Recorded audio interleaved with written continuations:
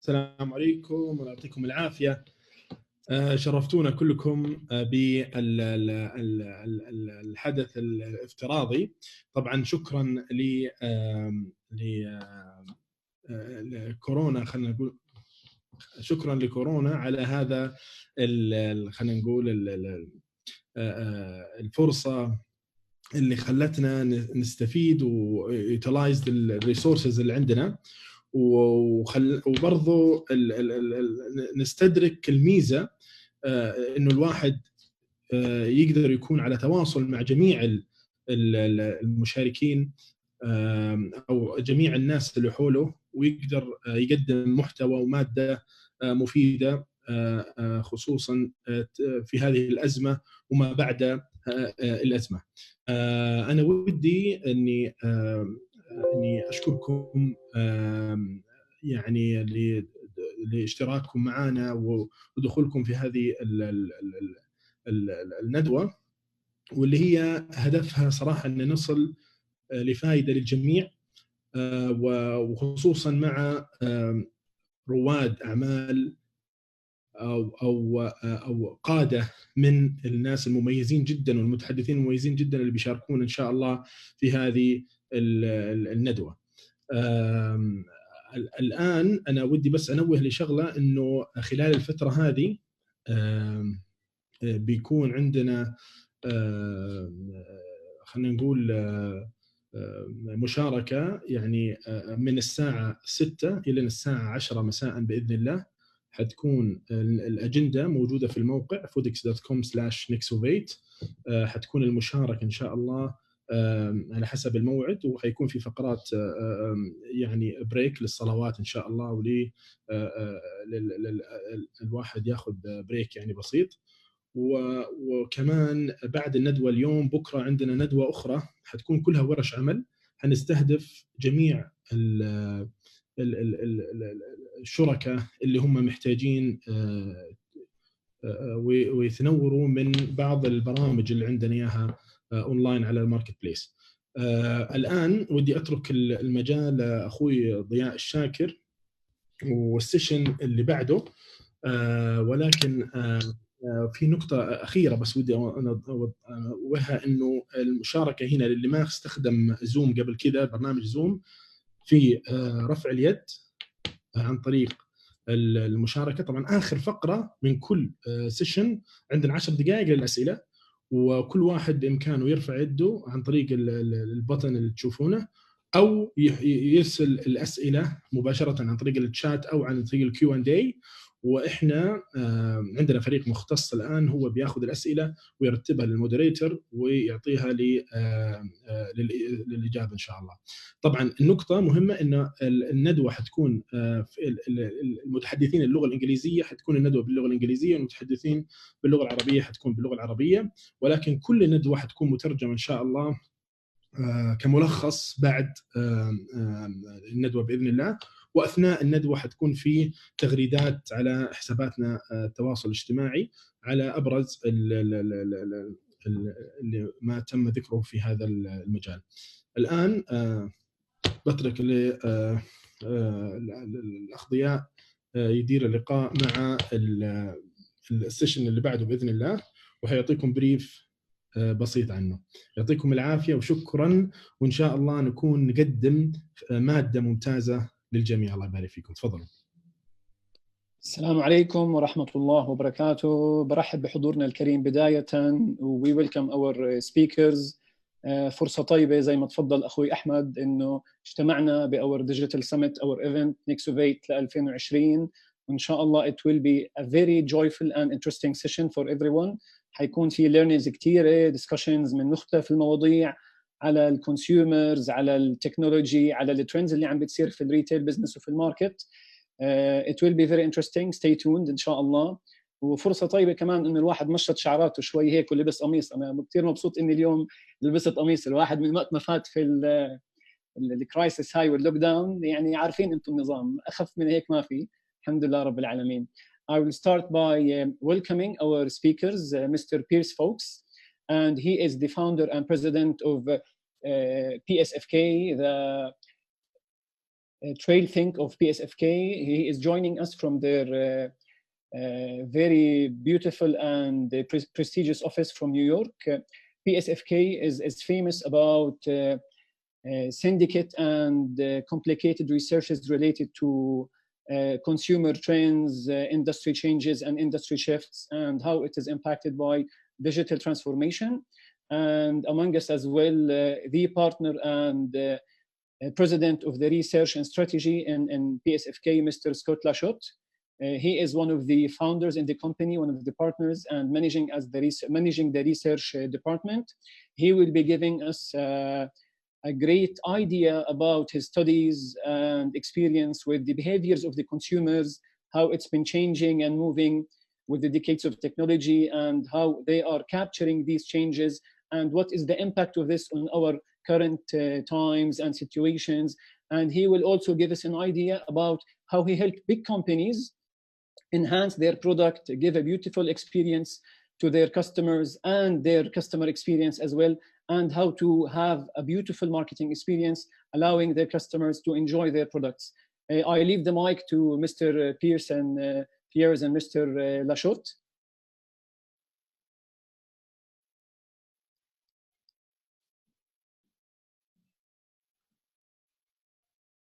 That's wonderful. Hello.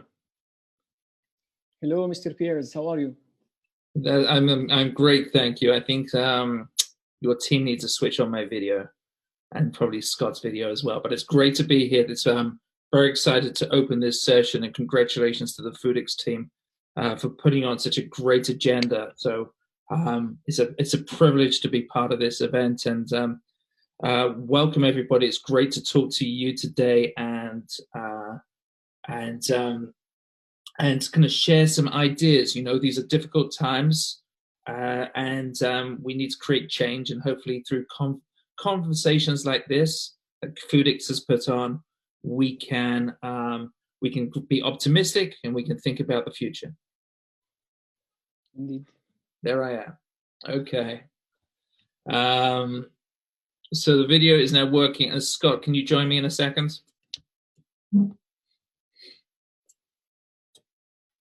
So I'm calling from New York City, or just outside New York City. Scott Lachotte is in New York City as well. We hope you and all your families are well and safe at this time.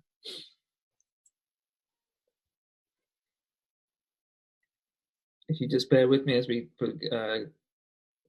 present, I think Scott's on the call.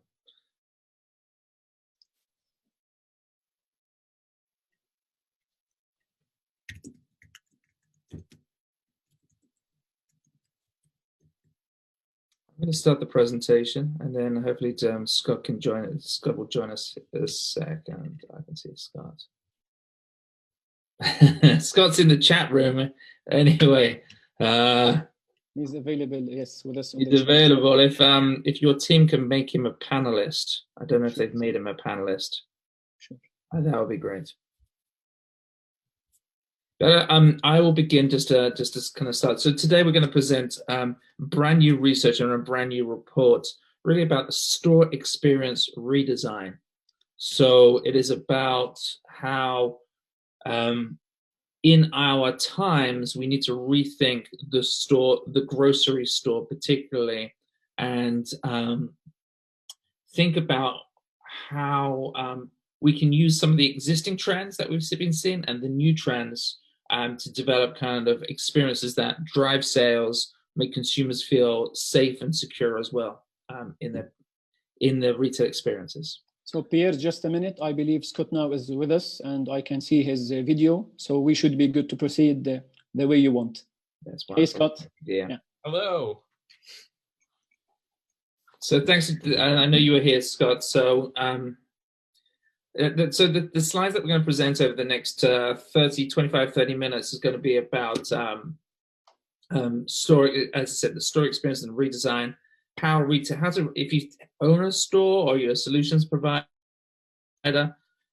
how are you going to think about kind of refitting that store, reprogramming that store over the next few months as we kind of go into this next stage of normality?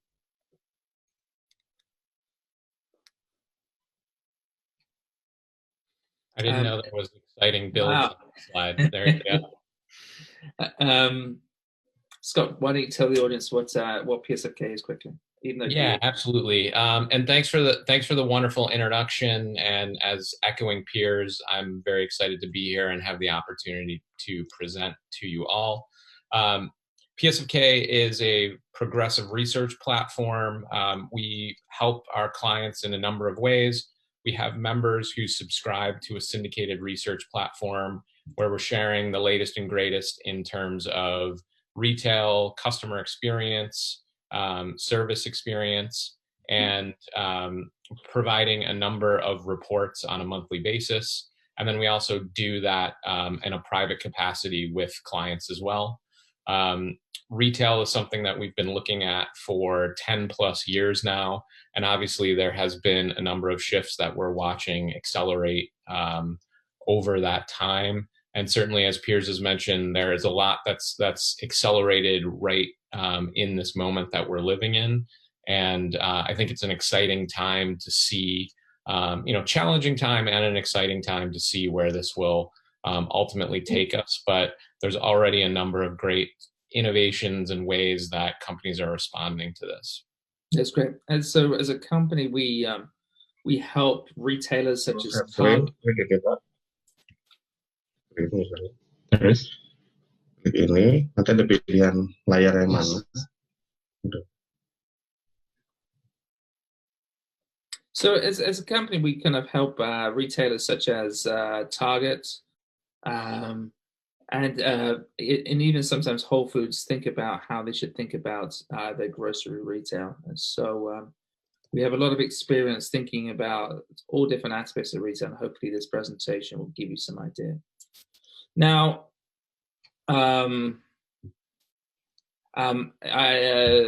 apologies if there is any lag in the in the presentation, but I think the Foodix team will follow up with a video. I know this has been recorded anyway, okay? So let's just talk about why we're even thinking about this, okay? So shoppers, consumers, they were already expecting the arrival of flexible and contactless solutions. In some of the markets that you work in, maybe people were frequently paying by phone already. Maybe people were looking at pick up and go solutions. So in different markets, people had different kind of contactless experiences. And the consumers were getting ready to use kind of these experiences. And then, but at the same time, whilst we've already had this kind of emerging trend of the contactless experiences, we also have this notion of consumers today want to think about hygiene and think about safety. They want to think about how far they are from one another. They want to think about surfaces and things like that. So whilst that's a consideration, whilst they talk the stores, they're looking for tools, they're looking for services that can help them as they walk through the stores. Sometimes possibly you may now have less staff, you may have less communication between staff. And so then what other services can we provide shoppers to allow them to kind of find the right product, buy the right product at the right time? The challenge is that most retailers aren't ready for the shift. We are all in this new world, and we're all trying to scratch our head and trying to work out what to do here. But I think that there is a need for change, and I think that's the one thing that you need to know is that we need to change. And whether you're a brand or a retailer, you need to think about new ideas that's going to allow you to connect with consumers. So Scott and I are going to talk about a number of different stages to think about when you kind of redesign your store, refit your store, reprogram your store. We're going to talk about grocery ideas, but we're also going to talk about broader ideas as well, which you can bring back into kind of your businesses. But you can kind of see these kind of 7 stages, and these are really kind of 7 steps to shopper. It's like a shopper journey, thinking about the visit, the pre-visit planning, all the way through to pickup and fulfillment. And so for the presentation, we're going to go through these different stages.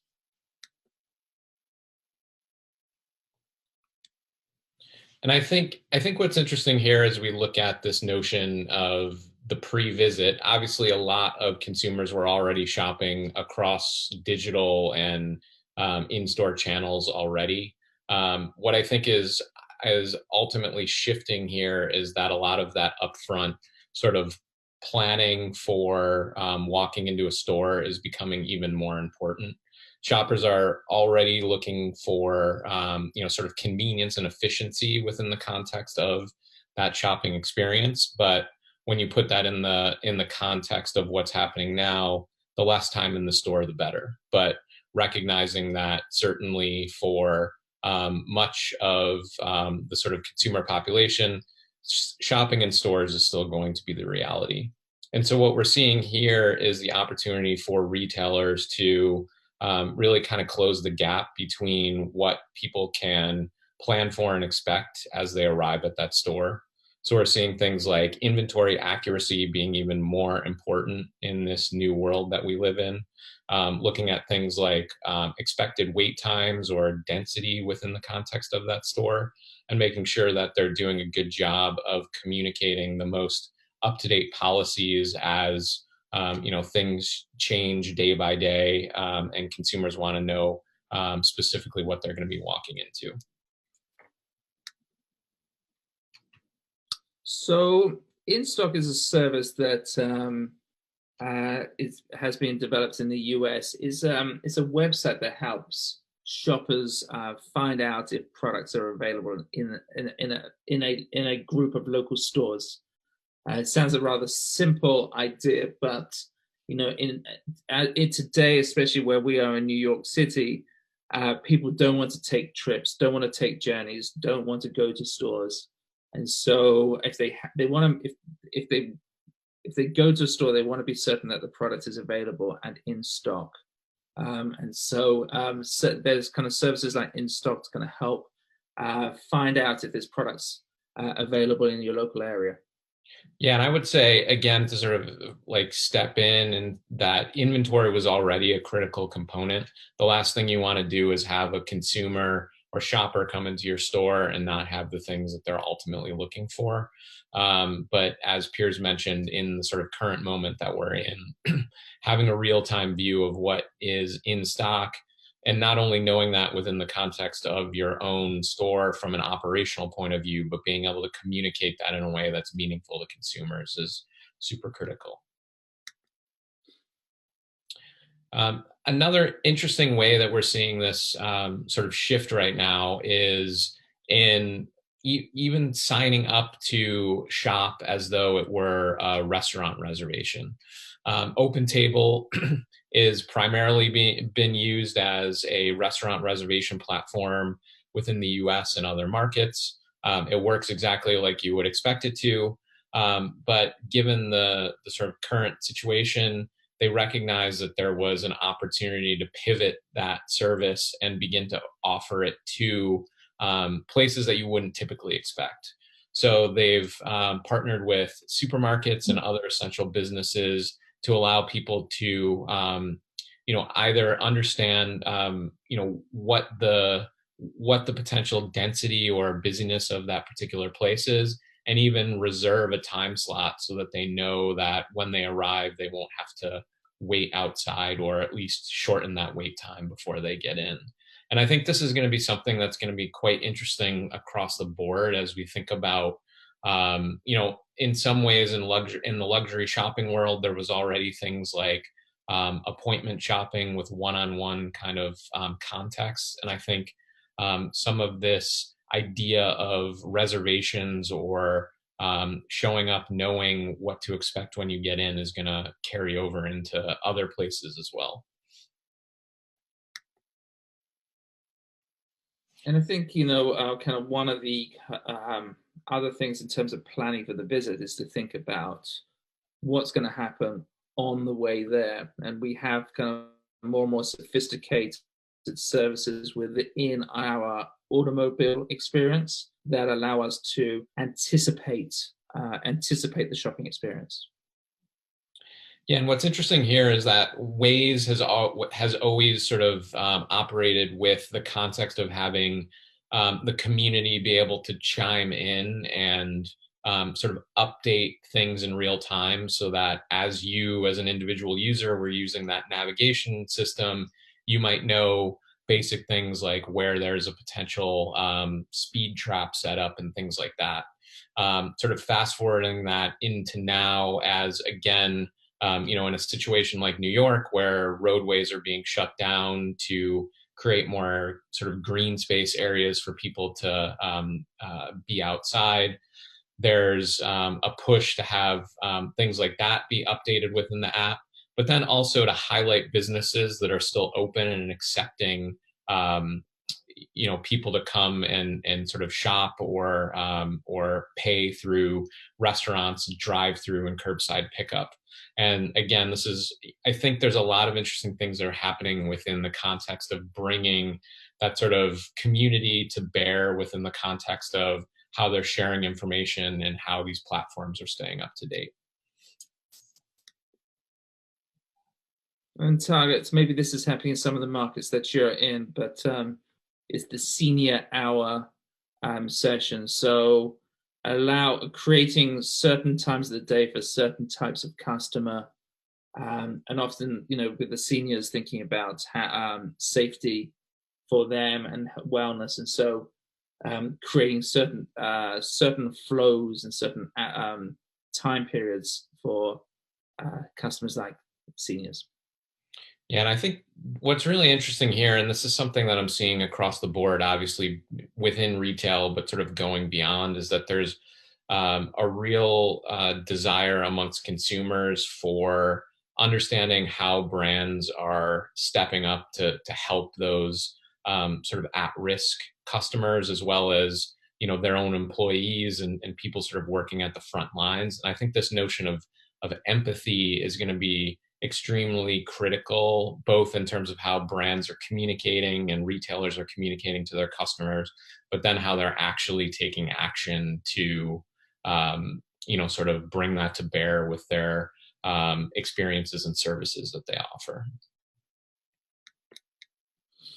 So we were talking about the planning of the trip, and then when shoppers arrive, there's a number of different measures that are being put in place to both manage the traffic flow, eliminate congestion, and even screen the shoppers for potential health concerns as well. So Etihad Airways is already thinking about the check-in, and they've been looking at the check-in kiosk and trying to work out how to remove touch from that kiosk. They've begun to use voice activation and voice commands so that you can check in without touching that kiosk. Yeah, and this platform is doing double duty as well.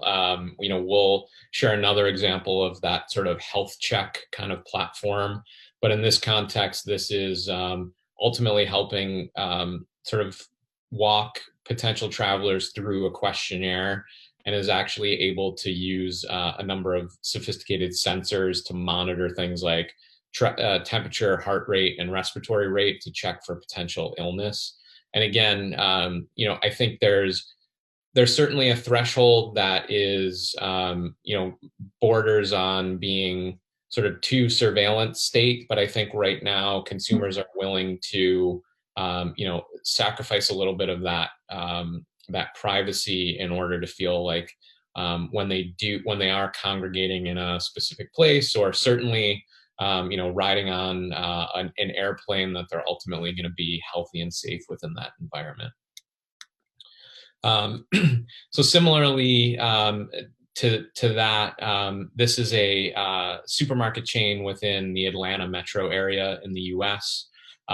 They're using a sophisticated level of visual recognition and AI to essentially do temperature checks of customers as they walk into the store. And this is ultimately just creating that sort of frontline check in order to screen people and make sure that they're ultimately healthy. And I think, from everything that I've been reading, what we're seeing is that temperature ultimately is the biggest determiner of someone's health relative to COVID-19. And so again, this is, this technology exists, and the opportunity to sort of roll that out, at least temporarily. And then, this is an interesting concept that's been developed by a Dutch design firm, where they've begun to think about traffic flow in kind of the most kind of spaced out retail experience you can think about, which is the farmer's market. But, as these kind of open air markets continue to have popularity, what is the kind of, how do you kind of manage the flow of shoppers as they go around the market and buy produce? Yeah, it's interesting because I think, we've obviously talked a lot about technology within some of these early examples, but I think at its most basic level, we can see how visual cues and things are equally important. And this concept, they've sort of mapped this out into sort of microgrid sections that ultimately help people understand if they're properly socially distancing within that context. And I think, I'm sure this is happening across markets, but as I go shopping out here in New York, there's guidelines on the floor for how far you should be standing apart when you're waiting, when you're queuing up for checkout and things like that. And I think those types of analog responses are going to be extremely important as we think about moving forward in this. That's great. I see there's a number of people raising hands and chatting. I think we'll use the Q&A feature at the end of the conversation if there is time. Just heads up, okay? So if you do have any questions, I think put a question in the Q&A feature at the bottom of the screen. So once people are in the store, there's the browsing and the discovery experience, okay? How do they find the right products where maybe there are less associates, or where the associates are tied up doing other things or not available? So how do we look at virtual associates? How do we look at smart shelving to provide shoppers with the advice and information they seek whilst minimizing unnecessary contact? Speaking of unnecessary contact, this is exactly what you can't do right now. But as we sort of get examples of the newest things that companies are offering, there's not even images of what those services look like. But in this context, ShopRite, which again is another supermarket chain within the US, had already been sort of pushing forward with a in-store dietitian as a sort of value add service to their customers who are shopping within the store. And now recognizing the landscape that we're in currently, they've partnered with a white label platform called Hero, which ultimately is able to connect shoppers both online and also shoppers who are in the physical store with an expert dietitian. They can chat through a text-based platform. They can share video and things like that as well. And so the service is being made available to all shoppers between the hours of 9 and 5. And again, this is really interesting to see how the basic tools that we as consumers are using can be rolled out and be effective ways to deliver that sort of expertise and advice that shoppers need in the moment, but in a remote context. And then Smart Aisle, this is an older example, but we wanted to kind of bring it to life. The use of, this is where Amazon Alexa was used within a liquor store, an alcohol store in New York City, where you could ask Alexa for advice about how to buy products. We haven't seen a lot of examples of voice used within the aisle, but we're pretty confident that voice technology will be used in the aisle to kind of help help customers pick products, find the right products and things like that. Yeah, I think more likely where this will sort of happen is within the context of a sort of app-based experience that sits on a specific retailer's platform. I was revisiting this example, and it's a little bit jarring to see someone standing in front of the shelf and sort of having an out loud conversation with Alexa. But to Piers' point, there's a lot of interesting things that this ultimately enables. And again, in this context, it's being rolled out as a way to help people, understand products and then ultimately make the right choice at the shelf level. And then, AR is something that is a very compelling technology. Has a lot of uses within the context of the retail environment. And one of the ways that we think this is, potentially interesting is in navigation and location. Again, recognizing that oftentimes there's, even in the best of times, there's not somebody there to always answer your questions. And in this context, the Home Depot, which is a big home improvement retailer, has included an AR-enabled feature that essentially overlays digital directions within the context of that store. So specific maps of each store location, and you can find particular areas of the store, and there's even product location capabilities that they've built into this as well. That's great. So let's keep an eye on time, Scott. Okay.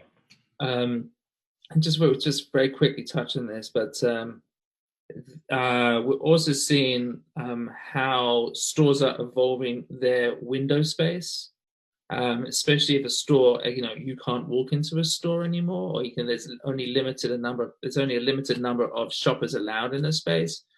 How can a window space be used to kind of provide information and even allow transactions to take place? And so here's an example of a small wine store in Los Angeles that is kind of using both a mix of telephone, chat to commute for the shopper and the associates to communicate and create transactions. Yeah, again, sometimes the simplest solutions are the ones that do a really great job of making this happen. So let's also do, if we're thinking about the shopper walking through the store, trying to find the right products, there's also, we should also think about the packaging of those products and the merchandising of those products to allow kind of the shoppers to view and experience products, even if they're out of stock.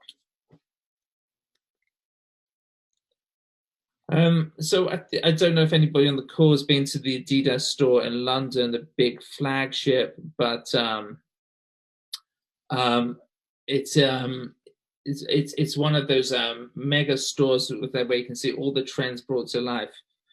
I think what we'll see within the fashion stores, or some of the fashion stores, is the kind of use of mirrors to allow us to find different options and to reduce the amount of time we spend in the store and the amount of time we have to touch products and the amount of time we have to talk to people. So we've already been seeing these smart mirrors for a number of years, and I can imagine that these mirrors will become more popular as we try to interface less with the store and spend less time in those stores. Yeah, and I think there's opportunities, that RFID enabled sort of context where, I could envision this within the context of grocery as an end cap solution, and in various ways that potentially helps add information and sort of additional recommendations into the context of that journey as well. And then an example of this within the context of, a shopper's mobile device. This is, again, using AR-enabled sort of information overlay. In this context, thinking about how a number of shoppers have that sort of moment where they're looking at all the products on the shelf and they're trying to figure out, by ingredients or nutrition labels, if this meets their sort of dietary preferences. As we're trying to pick up things and touch less and spend less time in front of product, this app enables you to set a bunch of preferences and then use a scanning feature to ultimately have the products that are the sort of right ones for you based on potential allergies and restrictions be highlighted, and then things that are not don't fit that those constraints are X'd out for you. So really just helping at that sort of shelf level make quick decisions within that shopping journey. And then let's think about the actual transactions and the pricing. Let's think about how we kind of streamline that purchase experience that allows shoppers to get in and get out of the store as quickly as possible and with as least contact as possible as well. So this example is one of a number that are obviously being rolled out within the context of retail at large, but thinking about how you sort of a shopper through a mobile device can scan and sort of create a list as they go. In this context, Fairway Markets is a New York City-based grocery chain. You scan products, it creates a shopping list. As you leave, the clerk simply has to scan a unique QR code on your screen, and then you're able to automatically complete that purchase and walk outside. So likely a lot of this will sort of shift to the mobile device, but there's a lot of interesting ways that this is playing out. In this context, we have a Canadian grocery store chain, which is thinking about sort of updating that sort of mobile checkout experience and putting it into the context of a smart cart. It's AI enabled. It has a number of touch screens on it and other capabilities as well. But the general idea here is that as you're putting items into the cart, they're automatically being scanned and added to a list. There's even a capability here that for things like produce and bulk items that the system is able to automatically recognize and weigh those as they're being put into the shopping cart. So really sort of streamlining that experience, and then again, in this context, allowing people to pay right then and there, and then walk out with their items. And then, another aspect is how we have the credit cards and we have maybe watches, pay by watch, but we're also seeing kind of pay by products. Here we have the coffee chain Costa Coffee that has a cup with a chip inside it. And so users don't even have to use, or shoppers don't have to even use the paper cups or the other cups that the store provides. They can bring their own coffee cup and keep it nice and hygienic, and basically pay by swiping their cup in front of the point of sale device. Now, once the customer has gone through the process, found the products, and even purchased the products, let's also think about pickup and fulfillment. As we kind of adjust to the contextless realities of fulfillment, we're obviously seeing a bunch of new solutions and procedures. Pickup, obviously, we see a lot of pickup services right now from e-commerce, but what other e-commerce pickup services can happen as a result of shopping in a store? So Walmart is a big box retailer in the U.S. that's obviously thinking a lot about how that sort of buy online pickup experience gets it is more efficient, and people can sort of get in and get out. They have a number of solutions that they're trialing within the context of their stores already. But what we wanted to talk about here is more of a sort of proof of concept that they've patented, which is a automated pickup and drop off location. So theoretically, you buy an item, it gets deposited into a locker, and there's a layer of intelligence that's sort of built into that system so that it can recognize the package, the condition of that package, and if there's potential issues, it has the ability to do things like dry vacuum and spray to update the item. Imagine that it was dropped in water or something of that nature. And then if it feels as though that package is mishandled and is no longer saleable, then it has the ability to automatically reorder that particular product. So again, this is a little bit further afield. At the most basic level, these sort of contactless locker solutions are something that we see potentially having some space to play, but there's ultimately ways that you can sort of layer in additional services to make those more safe and secure.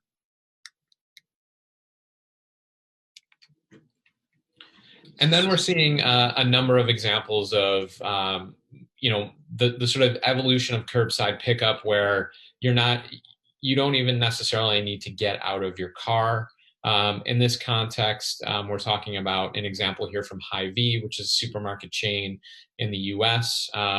As this crisis has happened, they've pivoted to a number of new sort of meal solutions. So sort of on-demand, sort of hot meals, and then take and prepare at home meals that you can order online and pick up in as little as 30 minutes. When you arrive to the store, there's a dedicated phone number that you can call, and then ultimately an associate will come out and just drop the food directly into your trunk. And so, this is certainly something that we see, offering a lot of not only convenience, but that layer of security to customers as well. And then we're even seeing this shift to, again, as more and more people are pivoting to doing their grocery shopping online and just shopping online in general, that these existing brick and mortar stores are, no longer needed in terms of the sort of browsing and walking up and down aisles. And so they're being pivoted to serve as more sort of warehouses for those click and collect services. In this case, Kroger, which is one of the biggest grocery chains within the US, is testing out one of its stores as a pickup only location, and could potentially be a pivot for their business, at least temporarily.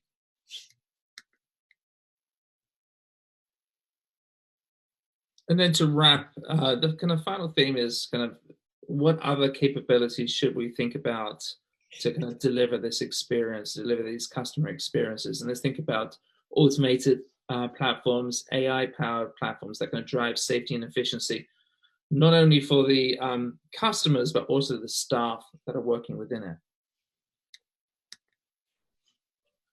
Maybe 12 months ago, I would have laughed a little bit at this example, looking at rolling robots within the context of shopping aisles. But as we think about the level of efficiency that they bring, and their ability to sort of streamline tasks like checking for inventory on a regular basis, and limiting the need for employees and human contact, they certainly seem like a relevant solution right now.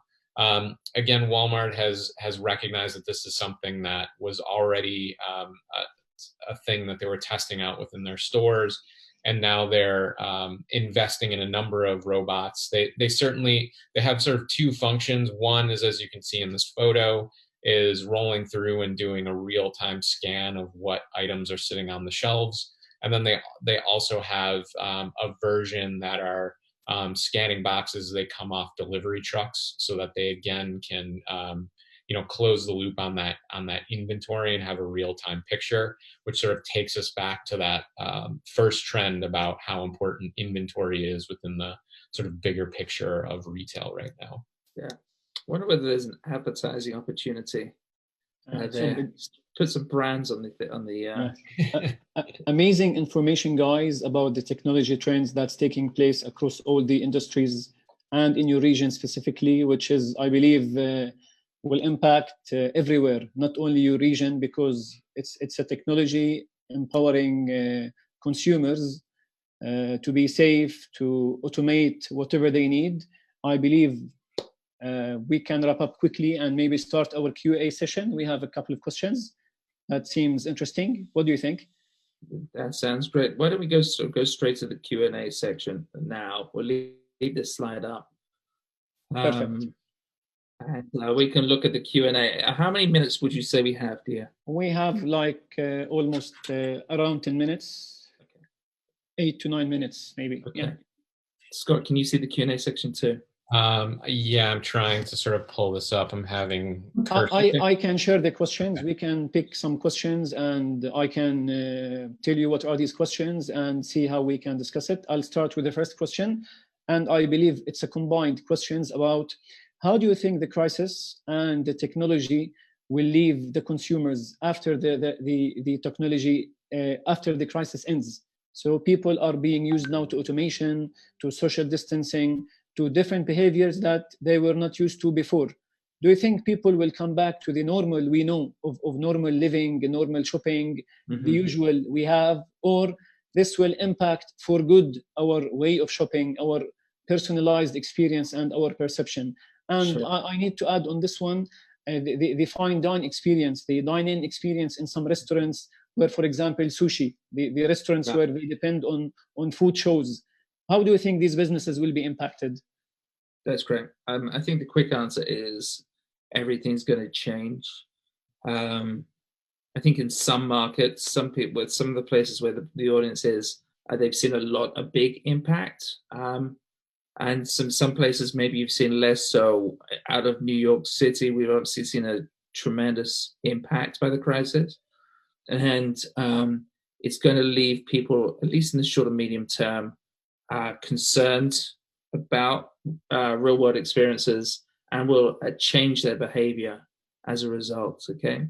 And I think that's why we have this presentation to go, okay, some people are still going to go to the store and you need to think these are ways to evolve the experience. There is a reality where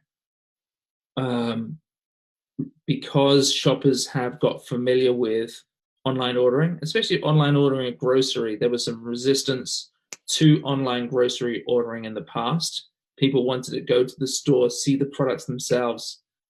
Once they've ordered enough times with online grocery, their expectations are going to change. And so I think, we're talking about experiences where retail is a necessity or a kind of a journey. So when it's a small convenience store or a local store that provides a certain service, that's where it's going to be important. I'll talk about sushi in a second. Scott, do you have any comment? Yeah, the one thing that I would add is, one of the things that I'm sort of seeing just more broadly is, in the midst of all this, we've sort of, we as consumers feel a lack of control, just in general. It's something that we can't see. And so, we feel, scared, frankly. And I think consumers were already feeling that they wanted, were used to some of that control through their behaviors through mobile devices and just online shopping and things like that. And so I think, again, providing the tools for consumers to complete some of those actions that may have happened specifically within physical retail upfront or ahead of time, or at least to sort of understand better what their, the reality of what they're going to be sort of walking into, I think are going to be really critical in the short term. And, I think it's going to be a slow kind of return to normal. And to Piers's point, some things may kind of stay the same. Perfect. Another question we have, or you want to talk about sushi first? I don't know about sushi. I think we're all going to be. I mean, I think there's opportunity for high-end experiences. Yeah. I think if we look at what's happening in China, people are not yet really returning to restaurants. Yes. So it has an opportunity for grocery stores where they can provide that type of experience. I think what we are seeing is restaurants providing meals, high-end meals that can be taken home. And what's great about sushi is it's not a cooked product, so it doesn't go cold. So that maybe there's a great advantage there. Yeah. One other question is about time. How do you think it will take for the business owners and from the other side, the consumers? Because business owners will start investing in technology, creating and adapting to these new trends to enable a safe customer journey and, again, a fulfilling journey so that consumers will be buying, purchasing whatever they want with the mentioned technology, from augmented reality, RFID, value-added services, even the traffic flow, changing the architecture, for example, of a restaurant to make sure we maintain the distances between the tables, the walking around, and so on. From a time perspective, yeah. Well, I think, the feeling, I am no expert, but the feeling is that this crisis is going to last a long time, possibly into next year. The stores that exist right now, particularly grocery stores and suburban grocery stores, are not designed for social distancing. They may continue that way, but I think the innovative grocery retailer who comes up with a new concept is going to attract customers. And I think shoppers are ready for this. Shoppers are ready to use their phone, walk around the store, use their phone. They're looking for options which avoid contact within a store. So the shopper's ready, the customer's ready. It's just when the retailer can get themselves ready. And I think what the great thing is, we have solution providers like Foodix, and plenty of other solution providers where which can deliver. There's excuse me, and it's plenty of other solution providers where which we can use straight away. It's not like the retailers have to develop their own tools. Yeah. One question relates to the customer journey. It depends on social interaction. Talking with the employees in the store, discussing stuff. For example, when you're going to buy some item like a T-shirt or whatever it is. Okay, so how will technology enable this? Because people like to socialize, and with what's happening, it's becoming more of a distant digital socializing. How will it be from the experience perspective for the consumers? Well, I would say on some level, I'm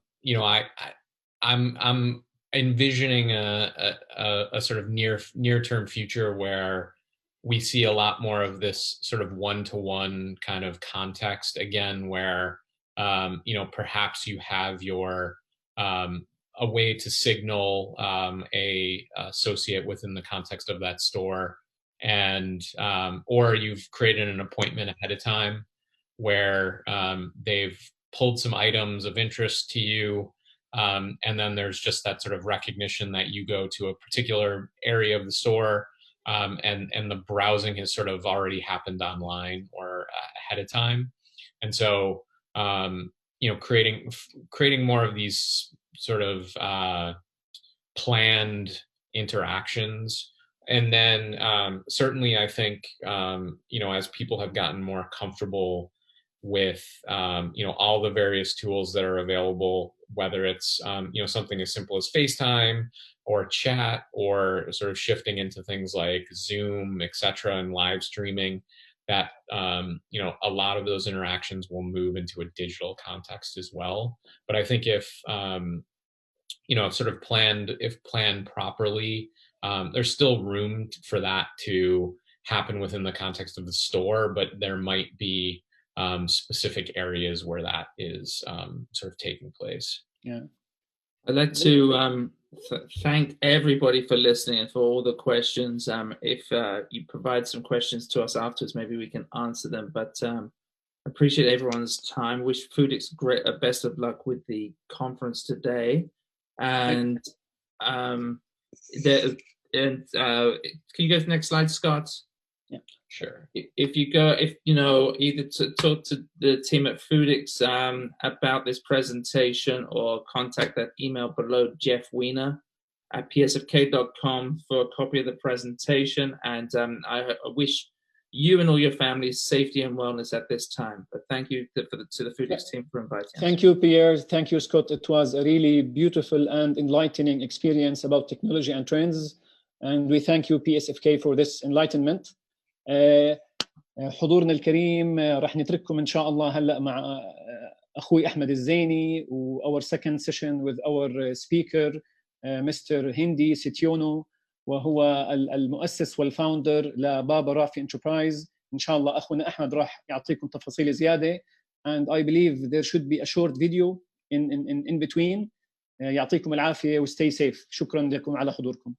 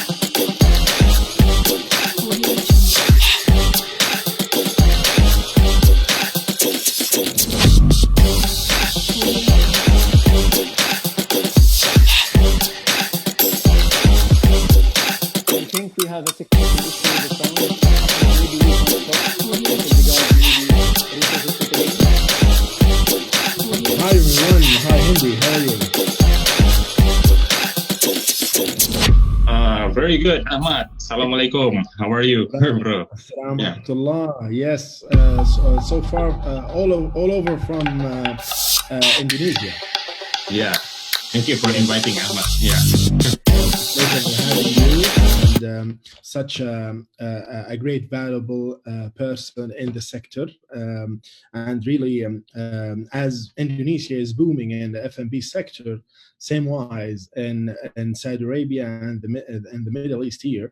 And we are looking forward to discuss more about this, especially the challenges we have in this pandemic crisis, especially and of course it's the same situation in Indonesia as well. And I'm really hope everyone and you and your family, Hindi, are in a good health. Thank you.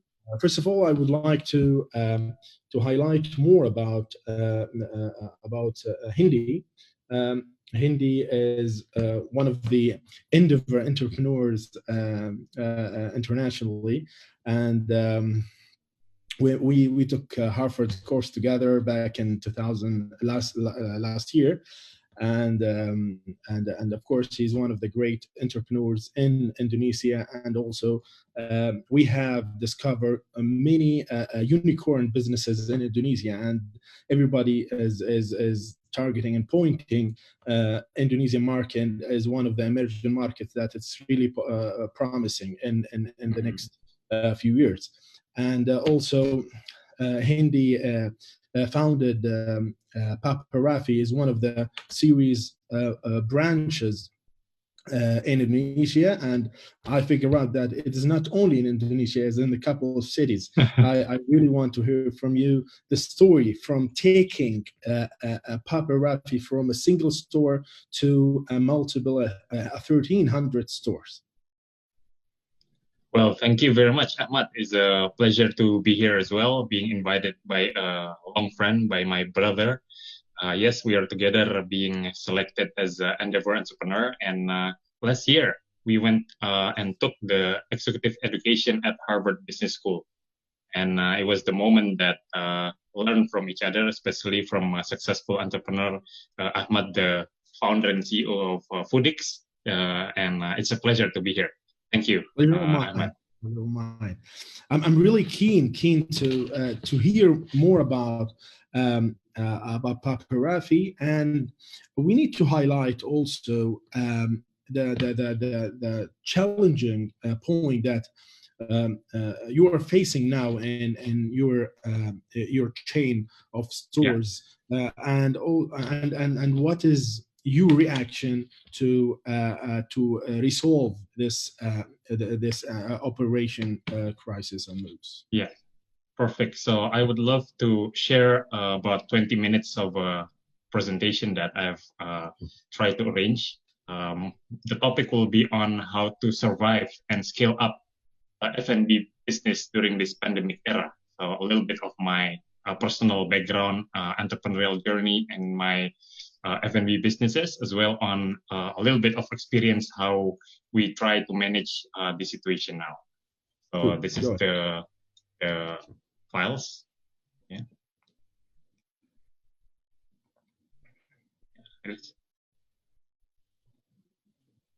All right. Okay. So first of all, I would like to introduce myself. My name is Hendy Stiono. I am the founder and CEO of Bebrafi Enterprise, as well as the foundation called HS Foundation or Hendy Stiono Foundation. So my entrepreneurial journey,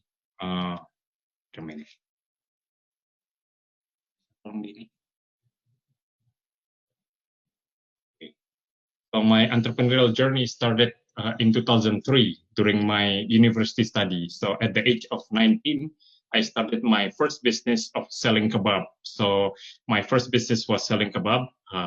I still remember that was my second year in university. I started with selling using pushcart. So with the capital of $400 US, I started my first pushcart selling kebabs, and with one employee at that time. And I still remember that during a break season of my university, I myself became the operator who sells the kebab at the shops.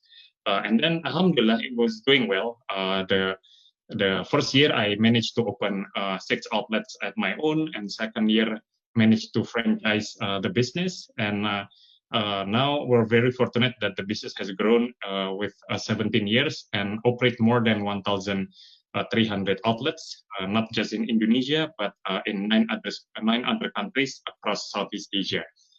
During this session, I would like to explore more and share my experience on how to scale up a business before pandemic era and how to grow and still manage to grow several new stores during this pandemic era as well. So we are the pioneer of this chain called Bebrafi, which is selling kebab. Kebab was not a traditional menu from Indonesia originally. Probably, yes, it was managed to be known well in the Middle East. So we try to introduce the concept of kebab or shawarma from the Qatar or Middle East that I first tried, and managed to do our own version, Indonesian version here in Indonesia in Surabaya. So it's not about ideas, but it's about making ideas happen. Starting from one single company, we try to expand and develop other business sectors. So now we have been developing 17 other business sectors. During this pandemic era, frankly speaking, we are not all of our business is not always doing well. There are the fall and the rise of the business The fall is, our business such as edutainment park. We have to close down this edutainment park called Ninos, which is something like Kidzania. And I also have other business in aesthetic, opening this Aura Dermatology. We also have to close down this business. But there are several businesses that's still rising, especially in our food and beverages sector. These are the key component that I would love to share how we managed to grow, especially during this pandemic era. The first brand, yes, we have several kebab brands. First is called Kebab Turki Bebrafi. Second is called Container Kebab. As you can see, is using container. We are installing this store in a gas station across Indonesia. We have over 100 locations selling Grab and Go basis, where we are using a Grab Food and Go Food as our main online delivery. And yes, it works well while shopping malls are closed, but independent store like us, which is in gas station or in universities, with using this Grab Food or GoFood facilities is actually increasing double before the pandemic and after the pandemic moment. And then my other sector that we're still in F&B, which is shrimp farming. We operate over 200 shrimp ponds across Java Island. And this some we export to overseas, and some we also use this shrimp for our local domestic usage as well. Other businesses that we try to grow using a franchise scheme is we do have a forestry coffee chain operating about 80 shops, a pastry called Kekinian, and the new viral brand, which is Ngikan, as you can see, is fish and chips with rice. So imagine KFC, but we're not using chicken, but we're using fish as the main ingredient and try to make it as a KFC version of fish. And yes, it's doing very well. We are now operating 150 restaurants of this Ngikan outlets through franchising model as well. The key word to success, as you can see here, is synergy and collaboration. As I myself may not be young anymore, but we try to collaborate with the young millennials with their creativity, their innovation, and try to adapt with this millennial era. And synergy and collaboration is the key for us to keep growing and scale the business. So our 2020 vision, we try to manage in our team and make it as our vision 2020 is collaboration. Is a combination between goal, collaborate, and action. Yes, we do have a certain goal we want to achieve by collaborating with certain team members, with other sectors, and do the actions so we can achieve the goal together. But of course, all the planning that we have set during the beginning of this year, 2020, will not be able to be done during this year. We have to do some adjustment during the 2020 time period. The key to enter a new market when we launch a new business, we operate 17 different brands. We try to do a research, validation, and see if there's any competitors in the market, and do some benchmark based on what is unique and what is different on these sectors as well. And our key target market is the specific target market that Indonesia is very diverse. Indonesia has this bonus demography with more than 250 million population, but most of the population are middle class group of income and a very young age, which is millennials. So we have to specifically choose our target market that will be designed together into our brand concept, into the marketing concept, or social media marketing campaign. We try to focus target on the specific communication message that we want to enter with this market as well. So the target market is not for everyone. We try to narrow our target market, focus on each brand, which is what target market we want to aim. USP, of course, is the differentiation, the key to success in every brand that we enter. And the goal is in each and every product that we launch, we want to be the #1 brand in Indonesia. Alhamdulillah, for Kebab Babarafi, we managed to be the #1. For our Ngikan, it's also managed to be the #1. But honestly, it will be very difficult to beat the #1 market for coffee. So there's a lot of local coffee chain here in Indonesia. So the USP will be one thing to win the competition and the market for the growth of the stores and growth of the branding itself. Then I would like to share a bit on today's topic on how to scale up the F&B business in pandemic era. This slide was done by my team members that based on their experience on how they're able to scale and still manage to open new stores even though in this pandemic era as well. So of course, everyone is saying it. Business is just not go digital, but be digital. So we also managed to try to do the same, not just doing it as a traditional business model where dine-in or traditional takeaway, but also managed to leverage the Grab Food and Go Food business model into our business. Before the Grab Food and Go Food era, our sales was 80% offline. People go to our stores and then they buy and then they go, Grab and Go basis. But during the Grab Food and Go Food era, and within now, it's the way around. 80%, even though 90% is this online Grab Food and Go Food era, and only 10%, which is the regular or organic customer that goes to the store. So what is the key? Of course, the rise of technology businesses. There are two decacorn from Indonesia that managed to go global. One is called Gojek, and others is Grab, which is already also started from Southeast Asia and also managed to grow successfully in Indonesia as well. So as you can see here, winning a competition is not easy. It's not just an offline competition, but also online competition. Everyone now will always say, go online, go to Grab Food, go to Go Food. But how do we win the market? Not just that, everyone is also giving discount. There's this Grab promotion 50%, there's this Go Food promotion 40%. So there's a lot of choices when customer goes to this application. So how to win the market? So we try to collaborate the branding to grow and expand more. We try to utilize the famous, let's say, key opinion leader, social media celebgram, social media influencers, YouTubers that becomes our partner. So collaboration is not always within the same F&B players, but we can also do collaborate with a partner that have different skills, such as celebgram, YouTubers, and influencers.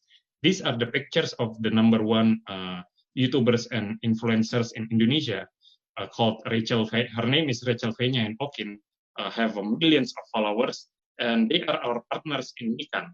So as you can see, when they try to promote by eating the product itself, their fan base, their followers with millions of followers see the product and suddenly went viral. So as everyone does traditional marketing, we try to do a different style of marketing using collaboration. So this was our store before the pandemic era.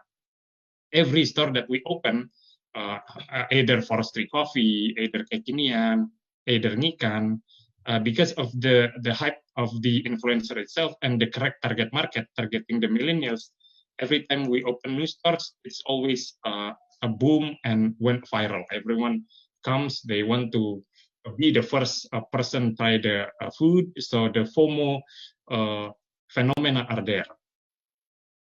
But of course, nowadays is totally different. As you can see, delivery as a platform to sales and growth. Before, customer come to the stores themselves. Now, as you can see, 90% of the customer are the Grab Food drivers, the Go Food drivers. They're wearing the green jackets, and they are waiting and picking up the orders for the customer itself. Indicators for F&B business that will be viral based on our experience. Our team try to make a table scoring. We have 8 indicators of point that we want to fulfill before we launch a new brand. So every new brand that we launch, we try to use this template. So this is a very simple template. We try to use it. First is Gojekable. As you can see, Gojek and Grab Food are the number 1 and number 2 food delivery platform. So as you can see, the first item that we have to fulfill if we want to run a business should be a Gojekable business model. Means what? Means a product that can be done by delivery online. So products such as ice cream, gelato will not be a Gojekable business model. Or products such as all-you-can-eat menu, that will be difficult to do a duplicable business model. Second, since we want to duplicate the business model into thousands of stores across Indonesia, so it has to be independent shops or independent booths. So with a small size of stores, we can operate and do a takeaway business model. So the simple the business process, the smaller the size of the store, the easier for us to replicate and duplicate the business model with, of course, some technology. The technology, I hope Foodix are already in Indonesia, so I can use Foodix. For now, we have a local POS version that being used for all of our stores in Indonesia that are able to trace and manage the inventory and the sales of every outlet that we have in every store. And then third will be viralable. The business model has to be viral. Of course, everyone, let's say, is selling chicken, but what is the unique and the differentiate of our chicken compared to others? That's why I don't sell chicken, but we try to make fish, which is, imagine a KFC, but with the fish. So that is like the pioneer of this type of menu, and it went very viral. And then fourth should be uniqueable. So the business itself has to be unique, different from others. And of course, if possible, there is no competitor. So if we enter a new business, we have to understand the competitor first. Is there any players that doing this sector? If we enter, let's say, a coffee shop business, there's a lot of players from international to local brand. It will be hard for us to be the #1 brand in this category. And then next will be repeatable. Is our brand, the customer, when they try first time, are they willing to repeat and buy our product again? So it's not a seasonal menu, but is a menu that people are willing to repeat and buy our menu again and again. Then, of course, the next point is sustainable. So the key is not to create how do you say, a lifestyle product, but more into sustainable.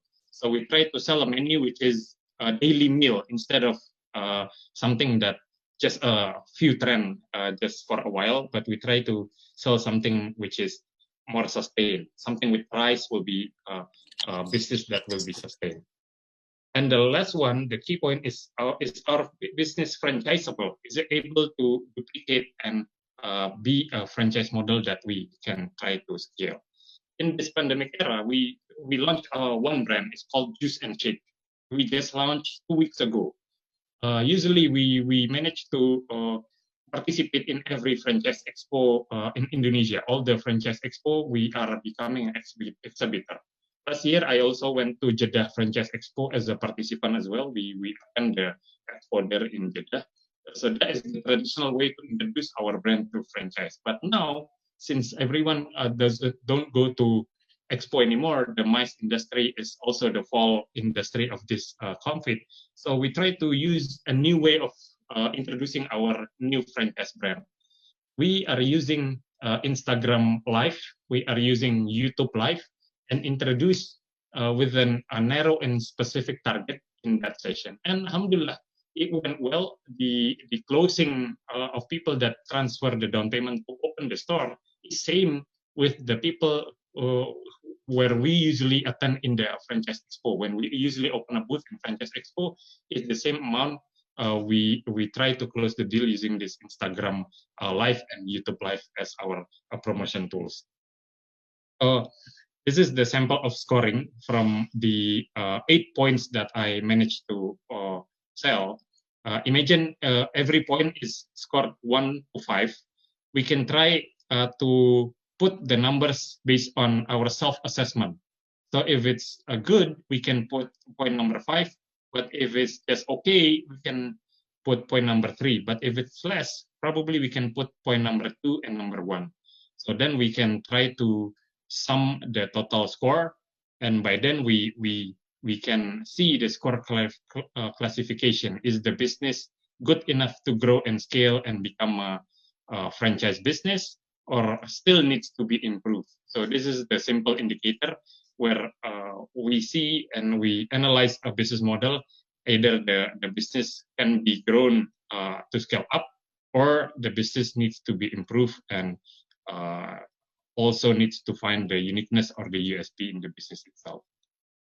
So, of course, welcome to the new normal, where social distancing is the new normal. The stay-at-home lifestyle is the new normal, and stay-at-home economy is the new normal. To win this new normal, of course, everyone says adapt.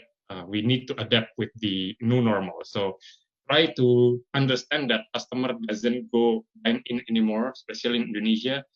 All the famous shopping malls are closed now. We don't know when it's gonna be open, but still people eat. People needs to shop. We need to adapt on how to face this situation. These are a little bit of our footsteps in expanding the business outside Indonesia. We are now in 9 different countries, and the way we expand is through master franchise. We managed to grow our stores in Malaysia, Singapore, Sri Lanka, Bangladesh, Brunei, Philippines, and other countries as well. So it's a master franchise business model where we again, collaboration is key. We managed to partner up with the best partner in each country, and they can also be our partner to grow and scale and become the family of the world's biggest kebab chain. And last but not least is my key message will be agility. Agility is the most valuable asset during this crisis. So the never give up spirit, keep improving, keep innovating, and try to maximize this time into a positive way of thinking. And we'll never know. Probably once the pandemic is done, we have a new business model that's ready to boom and to enter the market. That's about it. Back to you, Ahmad. Thank you so much. Thank you, Hindi. It was really helpful, and also wish it's supporting the ecosystem. I guess I have to. The session should be end in 2 minutes, but let's have one question. Yeah. The questions. What do you think of the expansion? Your position on expansion after, let's say, the pandemic. Do you think do you believe that maybe a lot of franchising model will appear after Corona, after the pandemic, or what do you think about the decision of expansion? Yeah. We are lucky that we choose the model of franchising to grow the model. Where franchise itself is a risk and as well as a profit management that being delegated to other parties. So the definition of franchise itself is duplicating a success model to others, where there are franchisor and franchisee. So franchisor are the brand owner, and franchisee are the licensee who take and operates the franchise model itself. So because of its franchise model, we managed to diversify our stores with a lot of other people as well. That makes our business operation easier for us to adapt with this model, where we and every individual owners of franchisee are also able to easier to run the business model itself, compare with other business sector that organically growth or using, like private equity investment, venture capital investment, where they manage to grow and scale their stores by their own. So the risk of the business operations are there. So for now, of course, the demand of people opening new stores, of course, is being less, but the commitment of this outlet that's still being open are there. Imagine in 1 week we managed to open usually 10 to 12 stores in 1 week with this different brand. But just last week we only managed to open 3 stores. That means 70% less compared to the normal days. But yes, they are still there. The business model itself, as you can see, is more into a grab and go online business model with this a Ruko or shop lots model, where it's being easy to adapt. So my advice will be share. If you have a good business model, franchise will be one key to expand and the way to minimize risk as a franchisor. but as well the gift benefits to the franchisee itself. I really appreciate all your input, and also your presentation was helpful. I really covered most of the pain point maybe the people want to hear, and at least this pandemic is not normal and not and nobody expecting it before. Especially it is really harm on the F&B sector and the retail sector in general. And as you just mentioned, also we are expecting a lifestyle changing of our consumer. So we need to we really want to be calm and be close of our consumer and to adapt the best business model after that. I really I would like to thank you, Hindi, for your time. Thank you so much, Ahmad. The best luck for all your family in Indonesia and all our family. Thank you very much. Thank you. It's 12 o'clock here in Indonesia, so perfect timing, Ahmad. Yeah. Excellent. Thank you very much. Thank you so much. Have a nice day, Hindi. Thank you. Care. You too. Bye. Okay, so now we will have a break. And this break and during this break we will have a musician and entertainment session with Ma'an Barouth, and will advise Ma'an to start now. Thank you very much.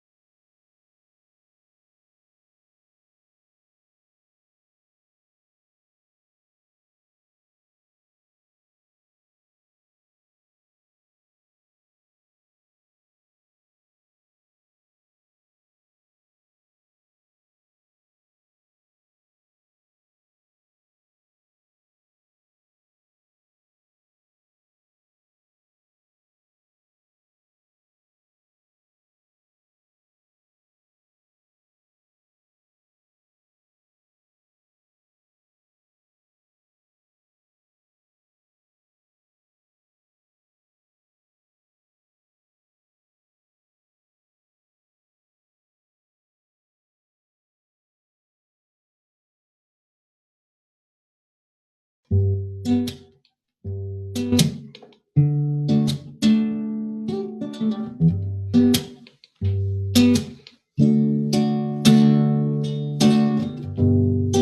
يدري بما هو آت فلا تحزن على ما فات وإن ضاقت بك الدنيا فدندن هذه الكلمات ألم نتجاوز العثرات بلى بلى وعادت للحياة حياة تذكر ليست الدنيا وإن طالت سوى لحظات لذا دندن مع الكلمات تفاءل خير تلاقي خير وما تدري لعل خير لعل خير تفاءل خير تلاقي خير وما تدري لعل خير لعل خير فلا تحزن على ما فات لكل العالمين هموم فلست وحدك يا مهموم ولكننا نهونها فحال المرء ليس يدوم لا لا لا لا لا يدوم تنضج فكرنا العبرات تصحينا من الغفلات تعلمنا تقوينا لنمضي بعدها بثبات لذا دندن مع الكلمات تفاءل خير تلاقي خير وما تدري لعل خير لعل خير تفاءل خير تلاقي خير وما تدري لعل خير لعل خير فلا تحزن على ما فات فلا تحزن على ما فات فلا تحزن على ما فات.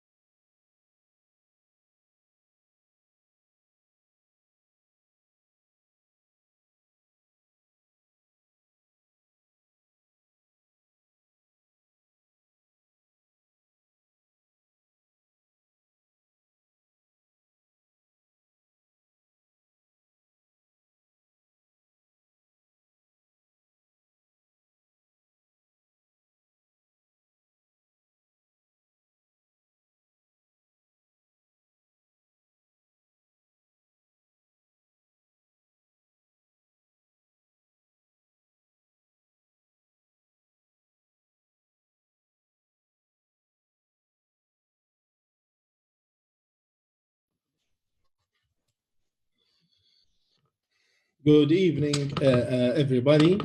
السلام عليكم ورحمة الله وبركاته. تقبل الله منكم جميعا.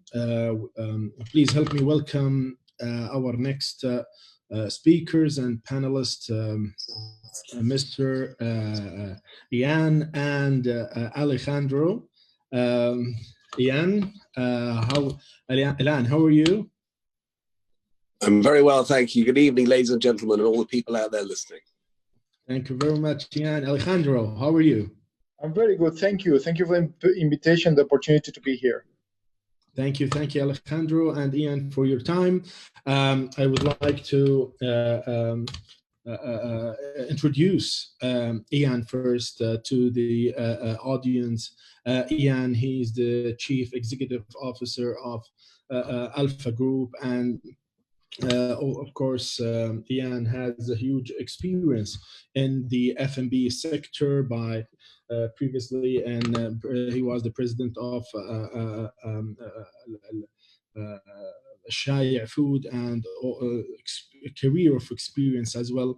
And also Alejandro as a chief portfolio officer, as a strategically involved here, and as well Alejandro, he is our my personal mentor and also our advisory board at Endeavor, and a really pleasure to invite you, both of you, in our session. And this session would like to be a clear positive, especially during this session. Everybody knows that the pandemic is really it's harm on all of the sectors, especially in the retail sectors. As you know, that there's 4 sectors has been get benefit of it, which is the education and the the health, and most of the sectors. Additional, both sectors are really hurt harmly, as the retail, restaurant, and the transportations. Here, would like to share your experience in what is the life will be after this pandemic, specifically that everybody knows that there's science thought that at 21 days is enough to change the lifestyle behavior to the consumer. So what if the behavior is more than a month, 1 month, or maybe month now? So I really want to ask a question now, Ian, about his experience, and what is the life would be after this pandemic in the short term. I think the first thing I'll say is I don't think any of us truly know. I've learned this phrase recently. I've been doing this 32 years, and I'm not sure we're all as experts we thought we were going into this. I think life after this will exist. People need to eat. It's a fundamental need. But I think we're going to need to reinvent ourselves. I mean, we'll come out of this probably smaller, leaner, hopefully faster, stronger. But just to give you a context, I mean, we've had to reinvent ourselves in the last few weeks, let alone last few months. We changed our CRs to be able to become an online butcher's shop, which is something we'd never done before as a restaurant business. We're just about to launch next week a whole range of cook-at-home meals. All of these meals can be cooked in 10 minutes. They arrive in kit form from our restaurants, all made up, with a video for every single one to be done. I think people are going to get used to cooking at home. But one thing is for sure, the delivery business is going to grow. Now, as anybody in this the kingdom today will know, in the last weeks, a number of weeks now, we've all struggled to make deliveries. Our aggregator partners have struggled to get permits. We've all struggled to get permits. We have permits now, and if I can tell you that we've been, me personally, and all my directors and managers have been doing deliveries ourselves in the last week. So I think making sure that people get the right service and believe that we care. The other thing I'd say is for the dine-in experience, I mean, we're already planning to take roughly 20% of our tables out to create space in the restaurants for people to feel comfortable. We're also cutting a delivery pickup window in every single one of our restaurants so that delivery drivers never have to come in our restaurants again. So I want to make sure that when people do come back to the restaurants, and let's be honest, we don't know how many restaurants will reopen, but people will come back out to eat. But our model will be very much more diversified. It will be leaner. And I think, we are continuing to look at new ideas for reinventing ourselves every single day of the week, and things that would have taken us a year to do before the pandemic, we've managed to do with great teamwork and fantastic support from the group. And I'm not saying that just because Alejandro's on the call, but it has been a real team effort where everybody's pitched in to really make things happen in days, not weeks, not months. And I think one thing is we'll come out of this with so much more insight about what do guests want in the future. And we're all double guessing at the moment. Not everything we do will work. But one thing I can assure you is my team and the AFG group have been working tirelessly 7 days a week to make sure that however this ends up, we'll come out of this with new revenue streams, new ideas, new ways to keep our people gainfully employed. Does that answer your question? Yeah.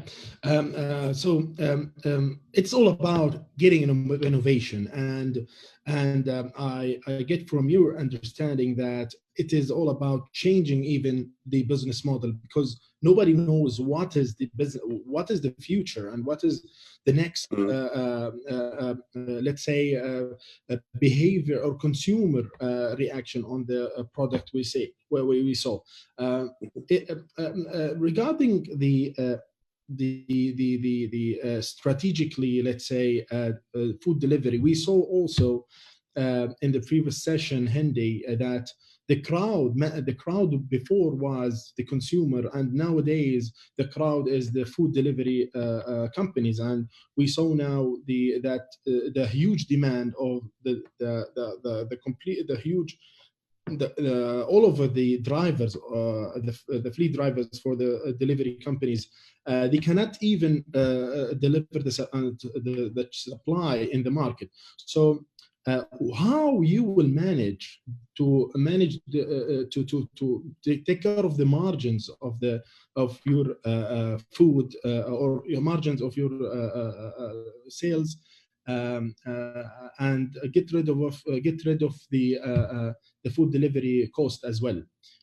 Any thoughts? Any let's say plans you can do? Yeah, well, I'll take part of the question, and maybe Ian can complement. I think, look, sure. Before this crisis, most of the delivery, let's be honest, was happening through the aggregators, right? So the aggregators have come and they have taken, or they were taking sort of ownership of the customer, and they were taking the orders, and they were packaging the service with a delivery on the other side, right? I think we're going to see a breakdown of that. I think we're going to see restaurants and developing their own channels. So they're going to say, I'm going to have my own web store, I'm going to have my own app, I'm going to have my own call center. I'm still going to work with the food aggregators, of course, but I'm going to expand the number of channels. Just because I need to make sure that the customer finds me in any time that they want, right? And then the other side, they're going to start working with a number of companies that actually before the crisis were starting to come up as well, that would offer just a delivery service, right? So I think it's this is going to be an unbundling of the previous structure, right? I also think that I am personally not of the belief that each restaurant chain, unless you're really, really big, should have your own drivers, because you really need to keep the drivers busy. And unless you really are a brand or a franchise that is really with many branches, it's difficult to justify keeping them busy all the time. I think what we're going to see is other strategies like having the cloud kitchens more spread out, smaller ones that can actually serve the customers faster, and maybe you'll see that the third-party companies will start to grow on. I've seen a lot of investment really on logistics. A lot of people are interested in logistics, and logistics is not just e-commerce. Logistics is also last-mile delivery of food. So I expect that supply to increase, and it's, yes, we have an issue right now. It's an issue driven by regulation, lack of licenses, and obviously the sudden surge of demand. But I think with time, where there is a need, there will be capacity to be created. Definitely. Yeah, I agree. If I could just add to that, I think the reality is, in the past there were a number of aggregators which we still want to work with in the future, But I truly believe that we'll end up with a more diversified delivery model, some of our own delivery, certainly more of our online presence and the ability to order through our online presence. That's just adding to Alejandra's point, really. Mm-hmm. Okay, so regarding even just to highlight it, in California, we heard that the government pressured the food delivery companies to waive their margins or their fees as well, just to utilize this. Do you think that before if you recall before, and also your experience from your historical experience, Ian, that before there is no food aggregators in the market, and when the restaurant want to deliver the food, they depend on their fleet and their drivers, sure. And then after the food delivery companies show up, and the food the restaurant depend more on those fleet delivery. So do you think that nowadays this will rehappen again, and a restaurant will depend on themselves to hire their drivers? I think what you have to say is, let's be honest, when the delivery aggregators came along, they just did a better job of it than we did, and we weren't digital experts. And I think this pandemic has done something. It's forced us to wake up and recognize that we have to have a partnership with the aggregators, but we have to have a control of our own destiny as well. And I think the reality is we have to be good at all parts of our business, whether it's with partners or in our own fleet, with our own ability to deliver to people. I think it's a blended option. Like I said before, I think we'll end up with just a simple, or simply put, more diversified delivery option, which should actually grow the market better, faster, cleaner. And from my point of view, I mean, in fairness to the aggregators, they haven't been charging for delivery with us since this whole pandemic started. So at least they have been working quite hard on that with free delivery. The biggest problem we've had is actually physically getting permits to get deliveries made. I believe there's a latent underground desire, but at the moment it's still a bit disjointed, and we're working our way through that daily. So regarding the let's say let's see the good part of the pandemic, after pandemic. So what do you think, or how do you see the business look like after Corona, especially let's say maybe in terms of the payment sectors? Alejandro, I think he's aware of the payment, let's say, types in the restaurant, and before the restaurant, the cash payment is more than 60%, and nowadays everybody is forcing to have a digital payment. And even most of the food delivery companies, there is a message when you need to order, you have to order digitally, no cash is accepted. So do you think this will impact positively the business after the crisis? Yeah, I think what's happening, this crisis is forcing a lot of people to try new things, right? I mean, digital adoption of anything, I buy something online, or pay online, or try food delivery, or any other digital services, it was constantly growing. I think with this, we're going to see a quantum leap. All of a sudden, if we were, I don't know, at 10-50% adoption, we might end up after this crisis at 25% adoption, right? So, and that goes, as I say, across. One of these things is the use of wallets, right? I mean, a bit related with the payment sector, and we're starting to see already people getting used to the use of credit cards, of contactless credit cards, and you have someone speaking before about it. I think it's, you can even see maybe down the road, even not even pulling your phone, and because the phone actually itself has a lot of viruses and a lot of things, right? Even face recognition to pay at the store, right? And I think Foodix has a solution for this, right? You have something for the schools. Yeah, we need to deal with some of the privacy issues, but I would definitely expect to see more, I don't know, use of STC Pay or Apple Pay or any of the contactless wallets, and also help actually in the process, because checking out a restaurant, handling cash is no hygiene, and number two, it takes longer, right? a payment with a mobile wallet, and it is faster checkout and faster processing, right? So just definitely, I will start to see, hopefully, also getting rid of the culture of cash on delivery, which is an unfortunate development of e-commerce in this part of the world. And I hope this might be a good time to fix that. This is really a friction in the e-commerce process. And I really know that restaurant cash in the restaurant operation is fraud ignited. So that's why I think Ian will be happy in operationally to have less cash in operationally during the operation, during all of the cashiers and the waiters and the laborers in the store. I think we're going to see very quickly the end of cash being used in restaurants. I think Alejandro is exactly right. I think we're going to have contactless. We're going to have use of wallets.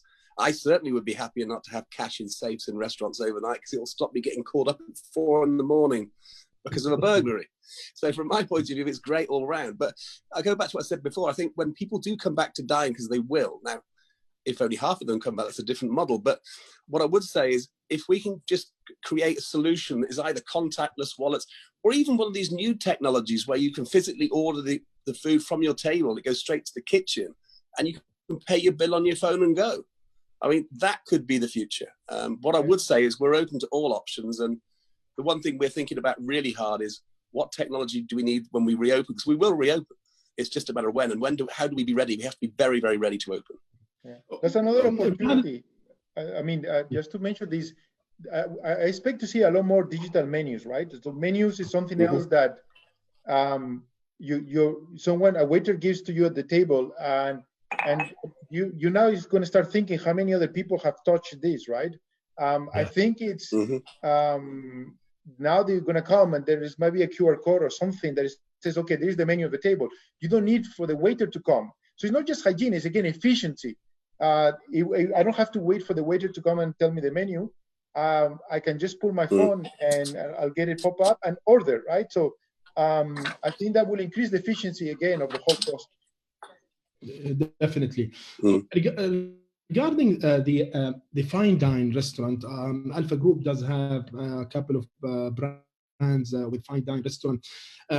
It is the most impacted, let's say, business types in the F&B sector. So what do you, how do you think that the consumer behavior would be after the crisis?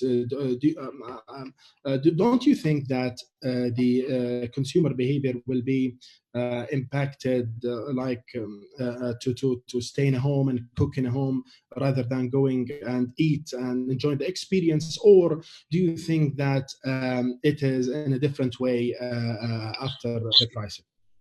I mean, first thing I'd say is, we're not particularly in fine dining. We're in upper casual dining. We have steakhouse and piatto, which are sort of family dining. But I think that's equally going to be affected, quite frankly. But I think we need to think longer term as well, because people don't go out for a meal before the crisis. They went out for a family experience. And if we can create a safe family experience for them, I'm sure people will come out still. But at the end of the day, we have to do everything to put people at peace. And if they want to eat at home, well, we'll provide meal kits for them to cook at home. If they want to have deliveries, we'll deliver. If they want to pick it up, when we're allowed to, they can come pick it up. Well, we are going to have a very different business model after this. We'll have slightly less restaurants, not that many. We'll certainly have less staff. We'll have more technology. And to Alejandro's point, we'll be more efficient. Less touch points in a restaurant means that you have a cleaner, faster, better experience. And you can spend time with your family as opposed to being bothered by people giving you menus and things all the time. This is my second question, actually, regarding the technology. So now the crisis and the pandemic are showing a huge unemployment, especially in the retail sector. So how do you think that how you utilize the tech in the F&B industry, and the the videos that we keep showing it from China or from the United States, which is robots to come and serve you in the restaurant, and also a train to deliver the food to you. As a restaurant expert, we know that it's all about experience, all about customer engagement and serving and a good word and said. So how do you believe that really technology will replace this core fundamental, let's say, labors in the restaurant? Look, I personally think, look, that the change is not going to be that radical that quick, right? I think it's, I'm with Ian. I think people are going to come back to dine out, to dine in brick and mortar restaurants. I think it's, I think human beings tend to forget the bad things rather quickly, right? So even the big crises, we tend to leave them behind. What I think is going to drag us down farther is the wallet, our pockets, right? I think what I'm more afraid right now is the economic consequences, more than the, I don't expect, if things hopefully, inshallah, work out, I don't expect in 2 years people being really paranoid about getting a virus. I don't think that's going to be there in 2 years. I think that maybe in 2 years, we're going to see people really worry about how much is this meal costing me for a large family, right? And so there is going to be a drive for value. Mm-hmm. Now, that drive for value means that the restaurants need to focus on bringing that value to the clients, and that is looking at the menu, and is looking at what is the efficiency of the staff in delivering that menu. But I think before jumping into technology, and we've seen in Asia all these sort of robotic options, I think there is still a long way to improve efficiency of people in a restaurant by just being much better on how we organize ourselves and how we actually sort of put basic things in the restaurant. Just by jumping this, just think for a moment, if you skip the process of giving the menu first, waiting for someone to read it and come back and take an order, like it's just one trip to take the order, or you skip that sort of process entirely, and then to pay the bill. You don't even have to call the waiter to ask them for the bill and come and take the card and do payment somewhere else. I think that alone could increase the efficiency of the staff by 30-40%, right? So I think there are steps way before getting into technology. Ian, what do you think? I agree. And I think the important thing about this virus is this is caught by touching something that somebody else has touched. If you touch a robot, it's just as liable to give you something as if you touch a human being. And we've been very successful in keeping our staff clean. We put a travel ban in the end of January before this even came to the kingdom. Not because we didn't want people to go home, we just didn't want anybody to bring anything from abroad to the kingdom. And in doing that, I also travel banned myself. So I haven't seen my family since December. So at the end of the day, I think there's always going to be a part to play for people in hospitality. Will robots one day put us out of all out of jobs? Possibly. I'd like to be retired at that point. But I don't think robots will ever replace the human touch at all, because I go back to the experience. You know, you go out to dine for a family experience or an experience with your partner, your wife, your children. And I just want to create the cleanest, safest possible environment for them to actually have that experience. So I think Alejandro's right. We will become much more efficient. We'll come out of this leaner, faster. But by the same token, I'm not sure robots coming to the table with your food is going to be a short-term solution, but who knows in the future? We'll consider everything. Yeah. And so it's all about hygiene. So increasing the hygiene, yes. Increasing the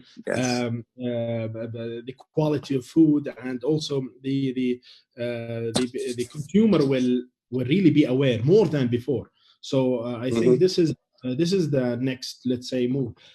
Okay, regarding the everybody knows now people would like to cook at home, surrounding with their families, and we started to see that many of restaurants, they change in their menus and put some uncooked materials on their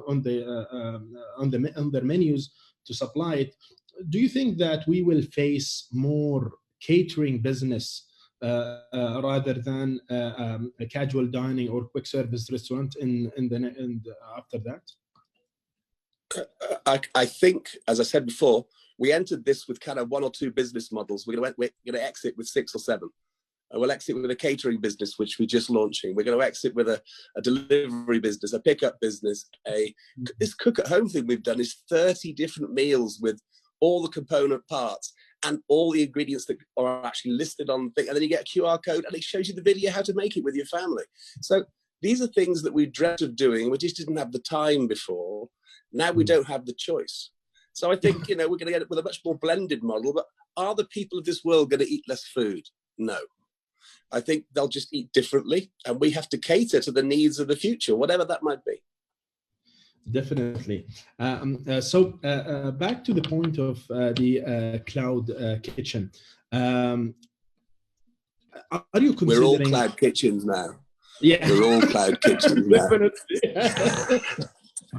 We've reinvented ourselves. We're all cloud kitchens. Yeah. We've just become the biggest cloud kitchen business in the kingdom. Yeah. Definitely. It is a huge potential. So don't you think that there is a huge potential now in the kingdom for the cloud kitchens? And do you think that the infrastructure of the food delivery companies and the restaurant, for example, restaurant recipes or the operations will be it's ready to start this business model in the kingdom? I built the first cloud kitchen about 5 years ago in Kuwait, so I'm a big fan of cloud kitchens and what they can do for increased coverage and flexibility, etc. So I'm a big fan of them.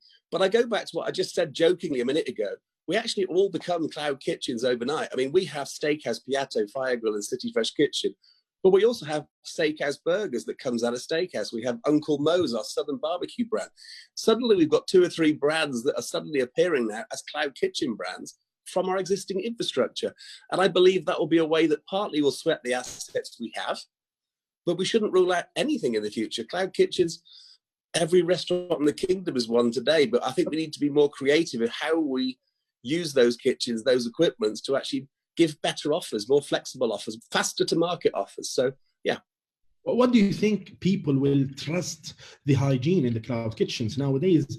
They know that when they visited any of the restaurant, they can see the kitchen, they can see how it's cooked and so on. Regarding the cloud kitchens and this pandemic and crisis in behavior, how maybe using technology to give a trust to the people, to the consumer to utilize the cloud kitchens?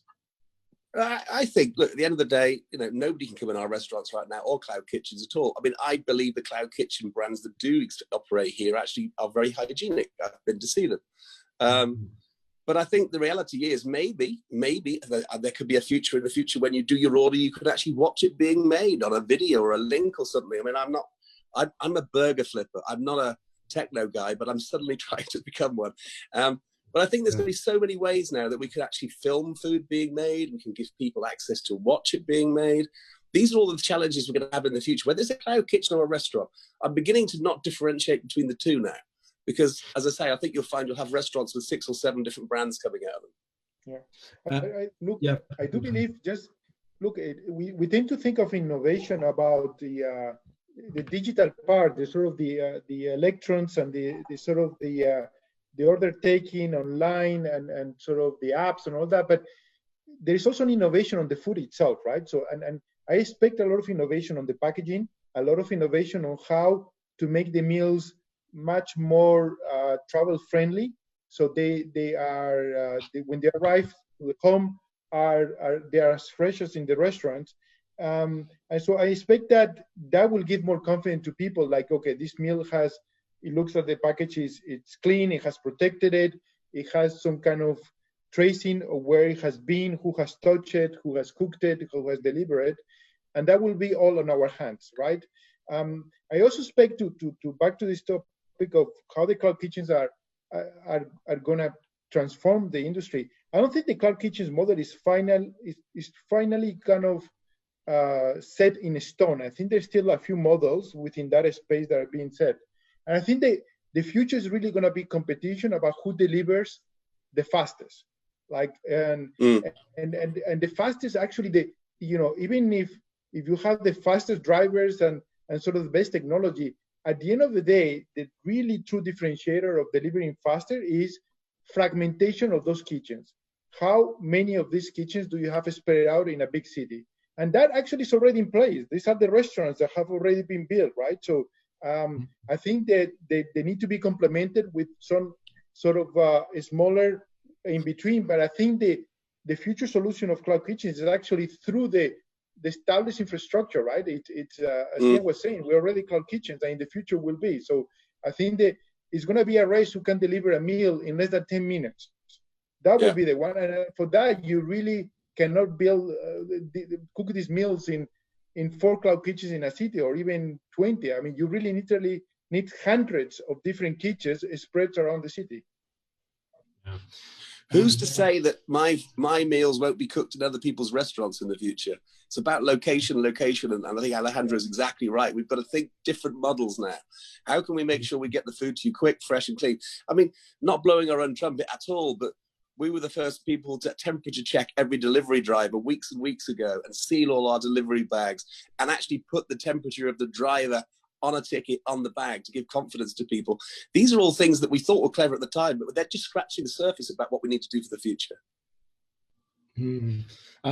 I think, yes, that maybe the quality of the restaurant will be, what I mean that only the quality restaurant will be surviving and will be seen in the market. And as you know, everyone that small restaurants might close and will shut down permanently, and because of this crisis, and they cannot survive. And also the other question, do you think that after Corona or after this pandemic, we will only see this new branded restaurant in the streets and in the market, and we will the cafeterias and the low hygienes and quality restaurant will be closed and shut down? It's not for me to say who will and will not open. I certainly won't be eating in the restaurants that I don't feel are clean and hygienic and everything else, because that's the new norm. What I would say is the most important thing we can all do is open correctly. And I don't know whether 50% of us will reopen, 40%, 70%, and it's not for me to judge that. But I do know the ones that do reopen have had to think very hard through this crisis. I mean, the one thing we haven't stopped doing throughout this crisis is marketing. It's very important, I believe, that we spend money on making sure that our brands are still in the forefront of people's minds, and that we're telling them what we're doing. We're doing Butcher Shop, we're doing this, and Ramadan. We're just about to enter the holy period of Ramadan, and we just launched like 70% more offers and products and things for Ramadan, because we think it's going to be a different Ramadan, but we don't know. But what I do know is whoever does reopen has to have a lot of guts to get through the coming weeks and months. They have to protect their cash, which we've done. We've cut back on absolutely everything that we can. And we've had great support from our landlords. We've had great support from our teams. But what I do know is you have to stay relevant and in front of people's minds for them to want to come back in whatever format, whether it be digital, whether it be delivery, whether it be pickup, whether it be dine in. We're determined to make sure we're still here. We come back and we come back stronger. As I said before, we want to make sure that when people come back after Eid or after Ramadan or even after Eid, maybe it's a month later, I don't know. What I do know is we'll continue to make sure that we're relevant and as fit as we can be, as our brands are, ready for when it's back. Strategically, regarding now the restaurant impact and restaurant sales impacted more than 80-90%. what do you think that after the crisis or after the lockdown is back to normal life, do you think the impact of the sales will be normal as before, or it will remain impact? And if yes, what is the percentage of impacted sales would be? I mean, we're hoping you got the answer to that. Yeah. No, thanks. Look, I don't think anyone knows. Honestly, it's very hard. We all, every day, Ian, myself, everyone in our company, we wonder ourselves. You know, it's just pure guess. As Ian said at the beginning, we don't really know. I do think obviously we're going to be back to 100%. It's all about the time, right? I really think that you're going to see back the demand and grow, but it's all about how long is it going to take. In my point of view, at least for now, I would say, no, I'm going to say for now, from the moment that the things start to open up, at least a year, at the very minimum, probably a year and a half, when you start hitting again the 100%, like the pre-corona, right? Now, the thing is that, remember as well, there will be a shrinkage of restaurants, definitely. As some of restaurants, unfortunately, are not going to survive because they didn't have the cash reserves to survive, right? So I think the demand is then going to go to the surviving restaurants. So I think it's really the strongest are going to benefit from less competition, okay? And it's going to go. Did we see any acquisitions? Go ahead. Could I just add to that? I mean, this is the math we've all got to do in our minds. And I think Alejandro is right. It's going to take months or years to go back to 100%. If only 50% of restaurants reopen and 50% of people come back to dine, it could come back quicker. But we just don't know what the maths of all this is yet. We're just making lots of guesses. But we're planning for a slow start and a slow build. And, I think Alejandro's right. It could be a year, could be longer. But we're making sure our business is fit to come back, whatever the business level is. Do you think we will see acquisitions or merging together? Maybe Alejandro, from a strategic point of view, in the restaurant industry, or we can, because it's normal back in the US and here to merge, but here in the market it's not that common. So look, I tell you. Yes, there will be some weak players that don't have the cash and they will need financing. But honestly, I don't think there would be a huge number of acquisitions. I think a big question here we're facing right now is it's not just a financial crisis. It's a crisis maybe of the model, and this model so far has depended on real estate a lot, right? So, I mean, if you acquire another player and you're going to take their leases and their own long-term obligations, and it's maybe not the best way to go about it. I think I guess I think it's what's going to happen is you're just gonna the game is to survive the longest and focus on customer behavior, or focus on the consumer to come back and feel safe and give them value, and some of the brands. It will not be a full acquisition. I think maybe you can transfer some of the brands and try to find ways to make it work with less infrastructure. But just buying another company by itself, no. I mean, unless it goes through a huge restructuring of closing branches. Closing, yeah. So do you think that there is a huge closing branches we will see after that? I think the real estate is going to have to adjust to the business model. For example, I mean, before closing, I mean, the landlords, maybe we need to start thinking, instead of fixed rent, maybe we need to have thinking of a hybrid model of fixed, but also depends on the sales of the location, right? So, and also some of the restaurants had, restaurants until really recently were separated into family and single, right? And we still were going through the slow transitioning process of reducing the space that right now we can make it a lot more efficient. So I think if the landlords cooperate with the food and beverage players, we can avoid closure of restaurants. But there needs to be a change of the traditional relationship, right? I don't know, Ian. You negotiated a lot. No, I agree 100%. Mia. I mean, from my point of view, you know, everything's up for grabs now. Everything's up for change. Everything's up for negotiation. Everything up for a new model.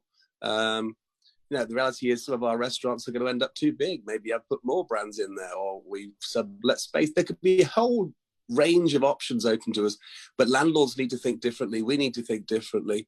And again, we don't know what the model's going to be, but I tell you what, it won't be the same as it was before.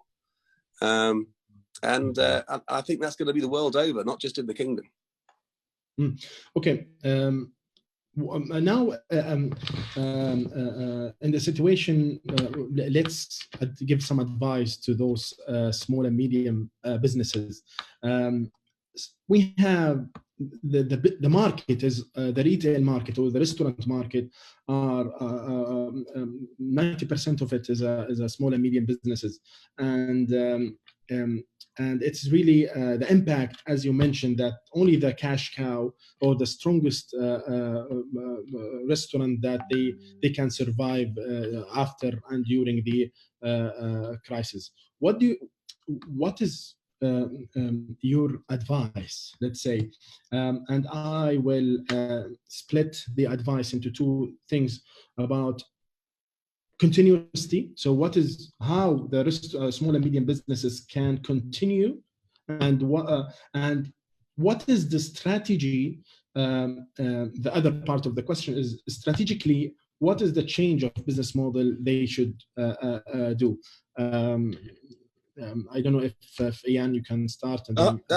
let me start. I'll start, and then maybe Alejandro can go forward. I mean, restaurants have traditionally been cash cows, and people have taken cash out of businesses. They've lived off it. Yeah, every single person in my company's taken a significant pay cut for the next coming months, me included. All my directors, everybody that's in our company's taken a pay cut. You need to do the same. Cash is king.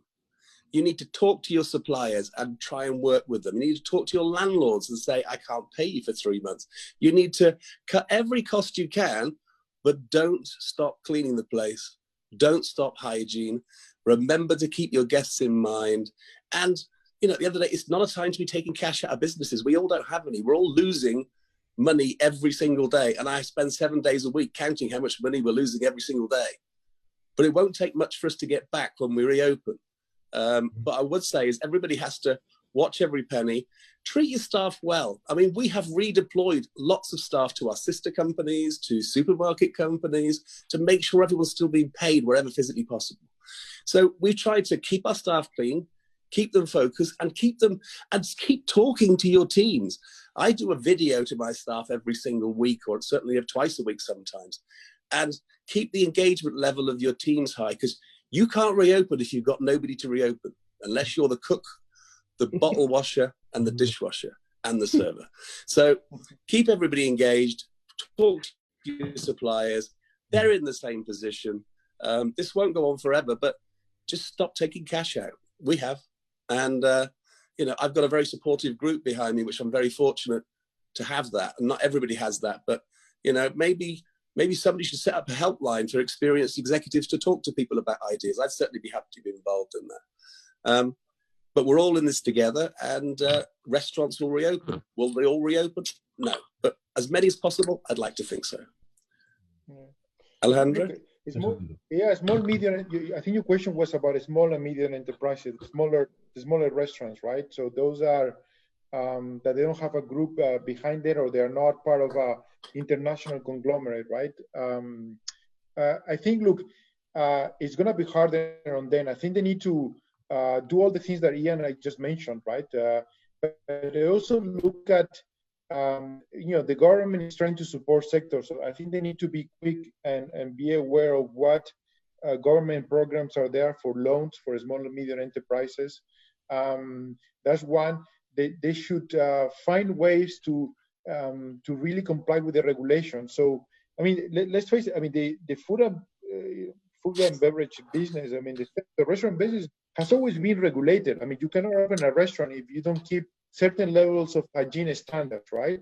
I think that's the theory, but implementation or compliance is not always equal, right? I think the small and medium enterprises really need to take this seriously, because I expect more regulation and more inspections about the whole sector, right? So higher standards and more checks. So I think the small and medium enterprises need to get ready for this. And then third, the technology. Thanks to companies like FoodX, for example, there is a lot of things that the whole cloud movement that started like about 10, 15 years ago is basically at the bottom of it. The essence of a cloud business is it brings technology at low cost to smaller businesses. Like 20 years ago, to set up a large e-commerce business, you would need to invest in servers, you would need to invest in software, you would need to put a big infrastructure, a technology infrastructure. Today, you can open an online business in a matter of hours where everything is integrated, right? I think a cloud-based platform like FoodX that sort of helps users to jump without capital investment. It's just a small operating cost. And brings the loyalty component, right? You need to think harder about loyalty of your customers. So to bring things that before were not there, like loyalty used to be a feature of chains or really well-known brands. Now loyalty can be accessible to any small restaurant chain, right? Or small players, and maybe there is a space for all these guys to work together in a coalition way, right? So it's just throwing a few ideas about regulation, financing, use of technology that they should keep in top of mind on top of what Ian said just now. Mm. So regarding there is a most common questions regarding the capital came up before and during this pandemic to restaurant owners, that whether they can take loans or not to cover their running expenses. So what your answer to that? Should is it healthy? Let's say, is it healthy for the restaurant to, in order to survive or to wait for the next, after the pandemic and the lockdown, to cover their running operations to get loans? Again, I don't want to be the person that advises people to take loans or don't take loans. But the reality is most people will probably have to try and take loans to get through this. It really depends whether you've got the heart, the wish, the want, the desire to start trading again. And that's each individual to their own. I can guarantee you one thing: when this business reopens, we'll still be here. But people have got to decide. It's tough times. It's no different than everybody taking a pay cut. That's taking a loan. That's a loan on your own personal income. And I'm doing that because I believe we'll be here in many years to come in a better shape with a more diverse business. And that's everybody's, in my company, is taking a loan on themselves by taking a reduced salary. It's voluntary. We haven't forced anyone to do it. Everyone's done it voluntary. So I guess, the reality is, I'm not here to advise whether they should or shouldn't, but the reality is most people are going to have to consider that at some point. Look, I think, Ahmed, there is no universal answer to that. It's case by case, Manuel. Exactly. It depends.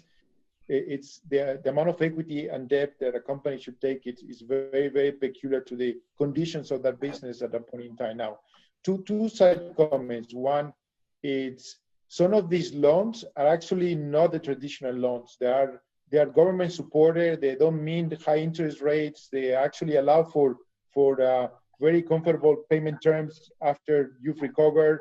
So they shouldn't look. Maybe some of them are not I'm not just referring to the banks. I'm referring to these new programs that are being set up. They should be looked at as very soft loans, right?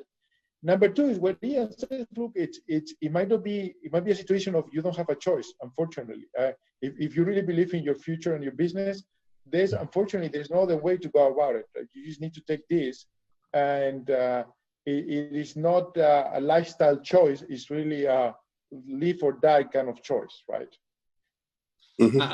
And also, I have a question. I will regarding the monthly, let's say monthly paid. So as we know that the most capital in the OPEX is the salaries and the payrolls, and this what impacted the U.S. economy. There was a lot of unemployed, especially from the restaurant and the retail. Why is that? Because they've been paid or in a daily basis or a weekly basis, which we don't have it in the law here in Saudi Arabia. So, do you think that it is helpful for the restaurant, the sector, to have a monthly cut or a weekly cut and a daily payment deal with the laborers and the restaurant workers? At the end of the day, everyone has their own model. I mean, we pay everybody monthly. The reason we all took a pay cut was so we could make the payroll. We could keep paying everybody. So we did that because everybody felt some of the pain and everybody just joined in and said, great, let's do it, because everybody can see a future for us. But I don't think it makes a huge difference whether you pay people monthly. It does make a difference to cash flow because it's one payment, but most of our staff send their money home. Let's be honest, the Saudis don't. We have a huge amount of Saudis in our business, and we love that. But what I would say is a lot of guys send their money home, so big paid monthly suits them, you know, if they can get out to send their money home at the moment. But yeah, so I mean, my personal view is I don't really have an opinion. I grew up in an industry where I got paid daily or weekly or monthly. I started life as a dishwasher, so you know I'm used to that model. But again, in the West, it's been virtually monthly now for many, many years. So I don't really have a view whether you should switch one way or the other. It's the same amount of money at the end of the day. Yeah, Ahmed, I think Alejandro. The question is not so much about when people should get paid weekly, daily, or monthly. I think the key question that we need to start thinking harder is about full-time versus part-time, right? In the in the restaurant business around the world, okay, the staff cost is a very important element of the full cost to the client. So in other markets, not in the Middle East market, there is how you handle this is with part-time, right? So you don't put you hire staff for the peak times, for the dining time or for the lunch, but you don't need to have a full time for the breakfast if you don't offer a breakfast. So I think we need to start thinking about here, and especially with the potential issue of unemployment in Saudi Arabia, that maybe the part-time model needs to be rethink again, right? So, and actually to support more the local employment, right? So that is it could be a way to manage, and there are pros and cons of this, right? So yes, part-time can come with a little bit more insecurity, but also it's better not having a job at all, right? So I think we need to start thinking about it because it's a model that is applied in most of the developed world. I agree 100%. And I think that model will lend itself to local Saudis more so than it will do to expats, just because of the logistics. But I 100% agree that the part-time working is going to become a huge part of our future, I think. Yeah. I think we will take some questions from the audience, but I'm seeing that most of the question I already covered in the panel. But there is it's all about the future of the industry. There's one question, I guess, what is the future of the F&B industry in terms of sector? So what is the sector, not the sector, the business type or the concept of the food might be trending next after the pandemic? This question shows that maybe he's an potential restaurant owner. You want to know where to invest after.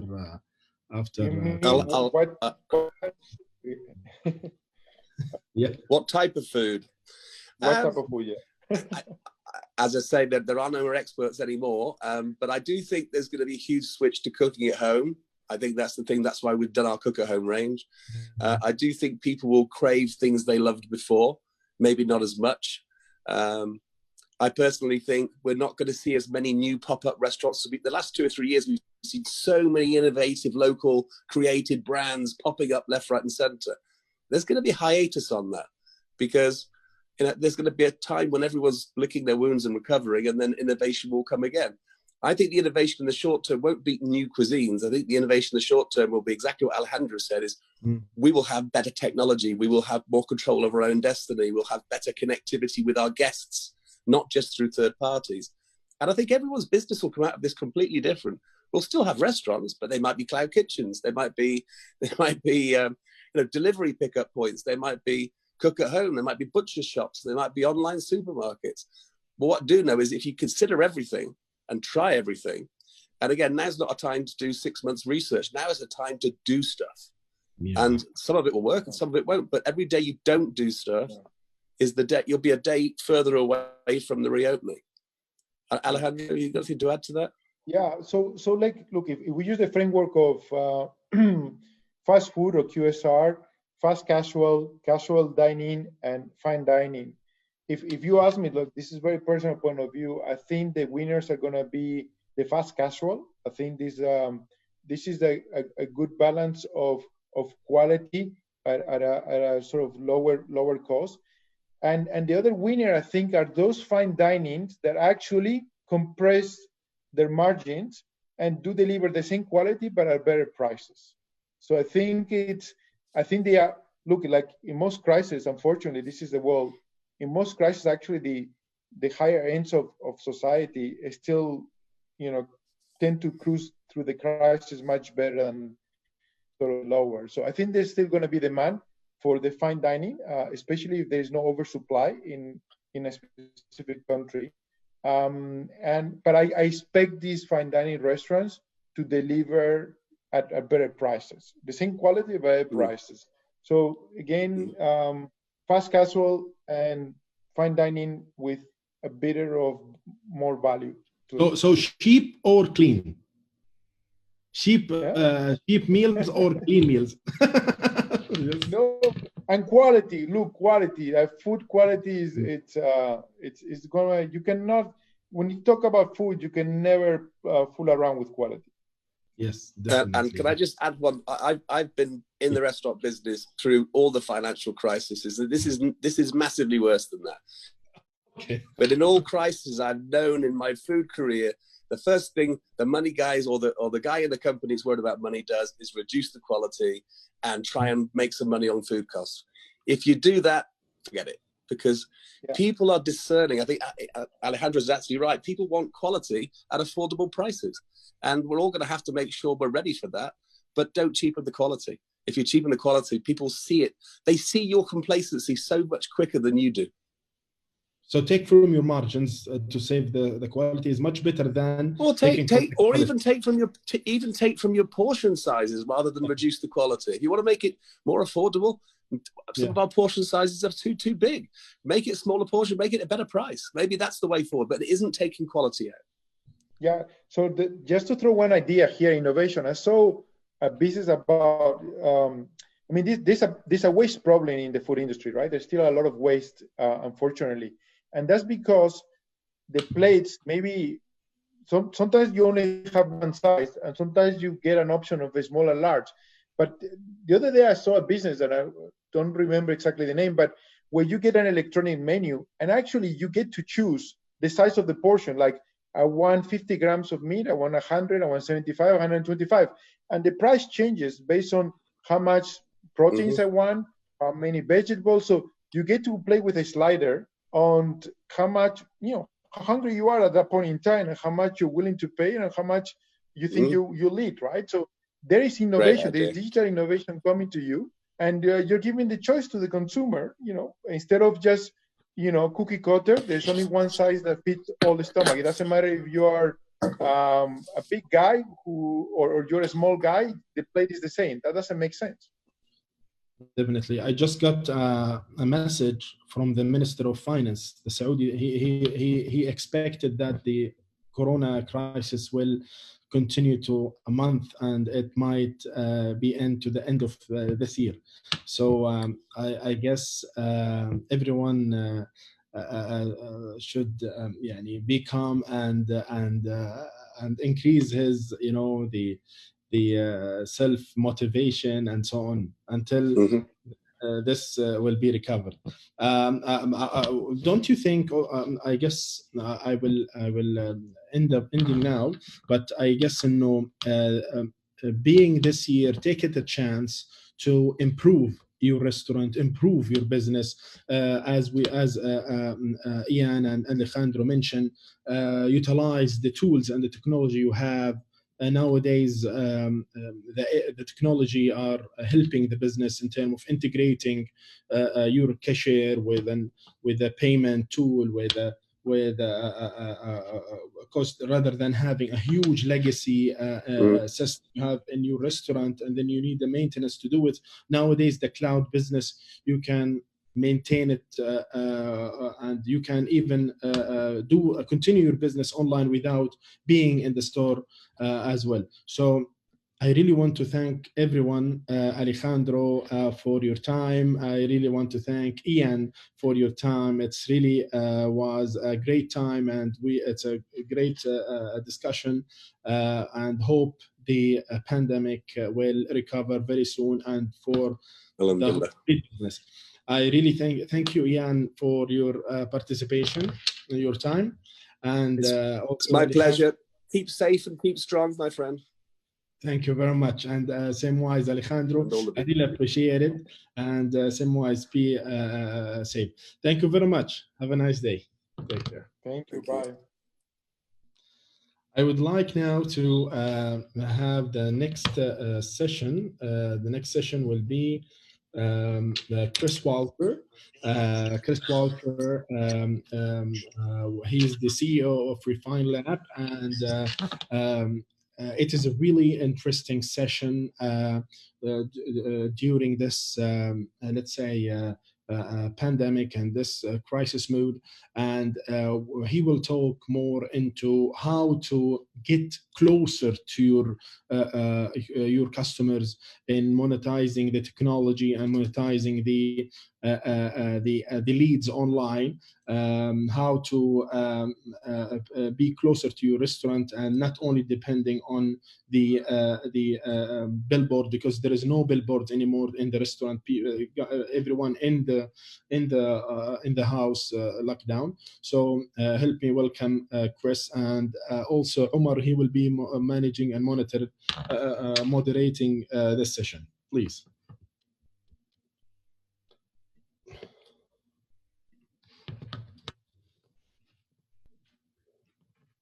Hello, Omar. I think you're on mute. Good to see you. Yeah, now can hear me. Okay, good to see you. Hi, Chris, Ahmed, and everyone.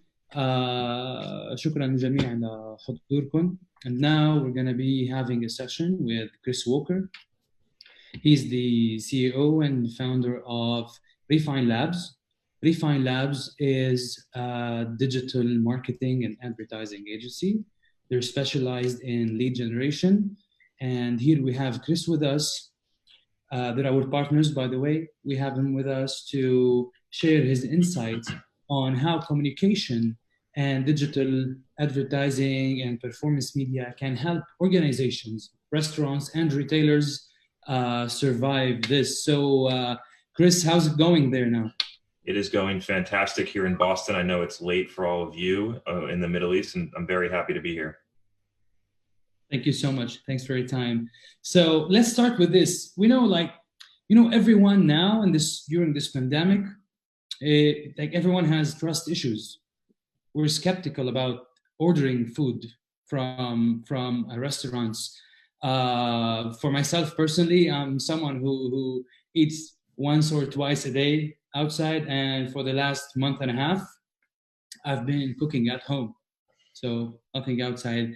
And here's the question: how can communication help restaurants and retailers in general survive in this era? Communication is how vital it is. Sure. So the place I'd like to start with this is to in a little bit of empathy for trying to understand why people may not be as trustworthy as they normally would be. Obviously, there's quite a bit of a situation going on around the world from a health and an economic standpoint. And so the way that I've always found to build trust is to, one, understand who you're trying to reach, the audience, understand and try and relate to what they care about and what they're going through at that time, and then try and deliver them either information or offers that help them to accomplish whatever they're trying to do. Maybe they actually want to cook dinner that night. And so in that case, maybe you'd like to give them a recipe and instructions for how to cook that, which then helps you build trust, which eventually might lead to them wanting to buy from your restaurant later that week.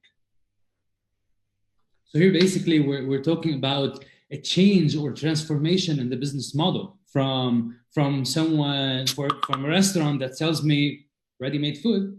I love it ready-made, to them reaching to a place where they're sharing their secret recipes with the audiences, right? Imagine you're doing, for example, KFC at home. I really like this idea for someone that it feels innovative and ready to execute, especially during this time. Mainly just to learn, like maybe you could completely reinvent your business based on this idea, which is that perhaps if by producing a video show that teaches someone how to cook your top 5 best recipes that you offer, and then either offering one of two things, either offering the ingredients as a delivery where they could actually follow the video and then cook it themselves, or I think what would actually happen is they would watch the video of you cooking it and then just ask you to deliver the cooked food. But either way, I think that it works out in your benefit. Okay. So here comes the importance of content. Like, what are you telling? What are you trying to convey through your content? Maybe hygiene, maybe showing them where you actually do the cooking, right? And here comes the question that how can brands become meaningful and gain the trust of their audiences? How, like, give us some insights and examples. Sure. So the first thing that I look at this is, in order to generate someone's trust, you need to be able to reach them somehow, right? So traditional advertising mechanisms like billboards may not work anymore. And so first off, you need to be able to have the opportunity to even tell them something which helps them trust you, which is why I've been continuing to use digital ads as a mechanism to reach people in that way. And I really like this idea for restaurants as well, which is that if you go into, if it's Facebook Ads Manager or Snapchat or whichever platform you decide is the best for you, you can build a geographic radius around your restaurant and say, 10 kilometers or 15 miles or whatever you decide is the right range around your restaurant, and then select everyone that fits in that radius and then deliver them advertisements for, we're doing it for a couple companies in the Middle East, and it costs less than a cent to present your advertisement to somebody in that area, which then creates awareness about your brand and your restaurant. And hopefully over time, you're able to build trust through awareness. That's basically cheaper than printing an A4 paper. 100%. And better, I would argue, and more effective.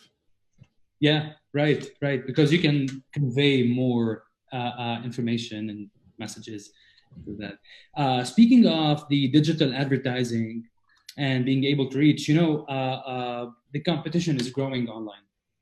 Everyone is trying to go online, reach their audiences online. So here's the question.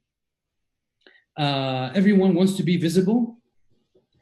How can a restaurant still be competitive online, reach to audiences without spending a fortune? Sure. So the first place that I would start here is to assess where you're spending money to get customers right now. And so the things like printing things on an A4 may not be an effective use of that money. And then you could take that $500 and then use it in a different way. So the first place I always start is, where are you spending your money right now to get customers? Maybe you have a loyal customer base already that you don't have to spend money on. They come, once a week or a couple of times a week to your restaurant. However, if you want to continue to build your business, you need to find customer acquisition strategies. And so I don't believe that these are platforms where you need to pay a fortune, especially given the geographical situation of your restaurant. Like there's only so many people that are potential buyers. Let's say that it's a couple thousand if you own one location. Like there's only so many people that live around your restaurant. And so for that reason, it should not be a fortune to continuously reach these people.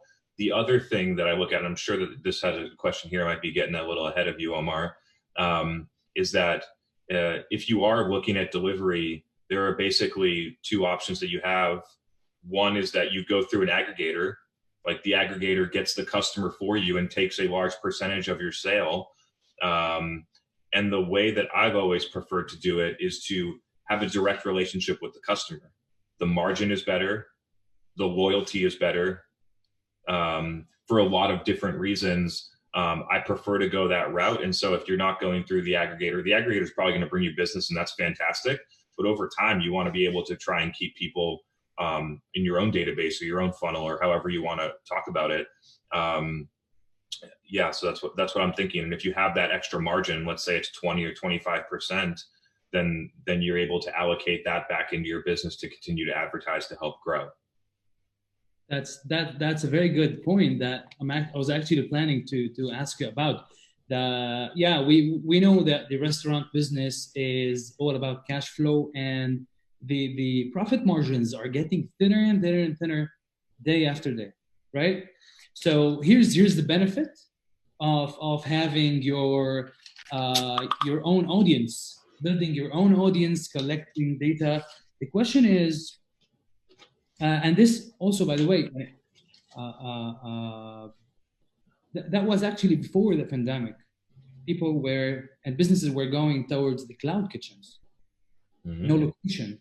So here comes, I wanted to ask you a question. What advice on strategies do you have for restaurateurs to drive more traffic to their either call centers or e-commerce? Either or, and how can they measure return on investment? Sure. The first thing that I think about when you ask this question is about differentiation, actually. And so if I'm sure that whatever cuisine or type of category that you're offering, you have competitors in your area naturally. And so what about whatever you offer makes it different? Is it the spices that you use? Is it that it's premium? Is it that it's more clean? Whatever it is, I would start to figure out and try and go deeper into why you're different, and then help educate people on that place. It gives them a very clear choice. If you're a vegan restaurant and they want protein, then they might not offer it, but the people that are vegan will be attracted to you. So I really like taking a position and standing for that, which then attracts the people that want that type of thing. And so once you have your differentiation or your message, the next step is to figure out, how am I going to get people to know about it? And for me, it just goes back to advertising or some other form of communication. I actually really like, and I think that this is an interesting strategy that I've been thinking about. I think some companies in the US, multi-location restaurants, are using this strategy, which is that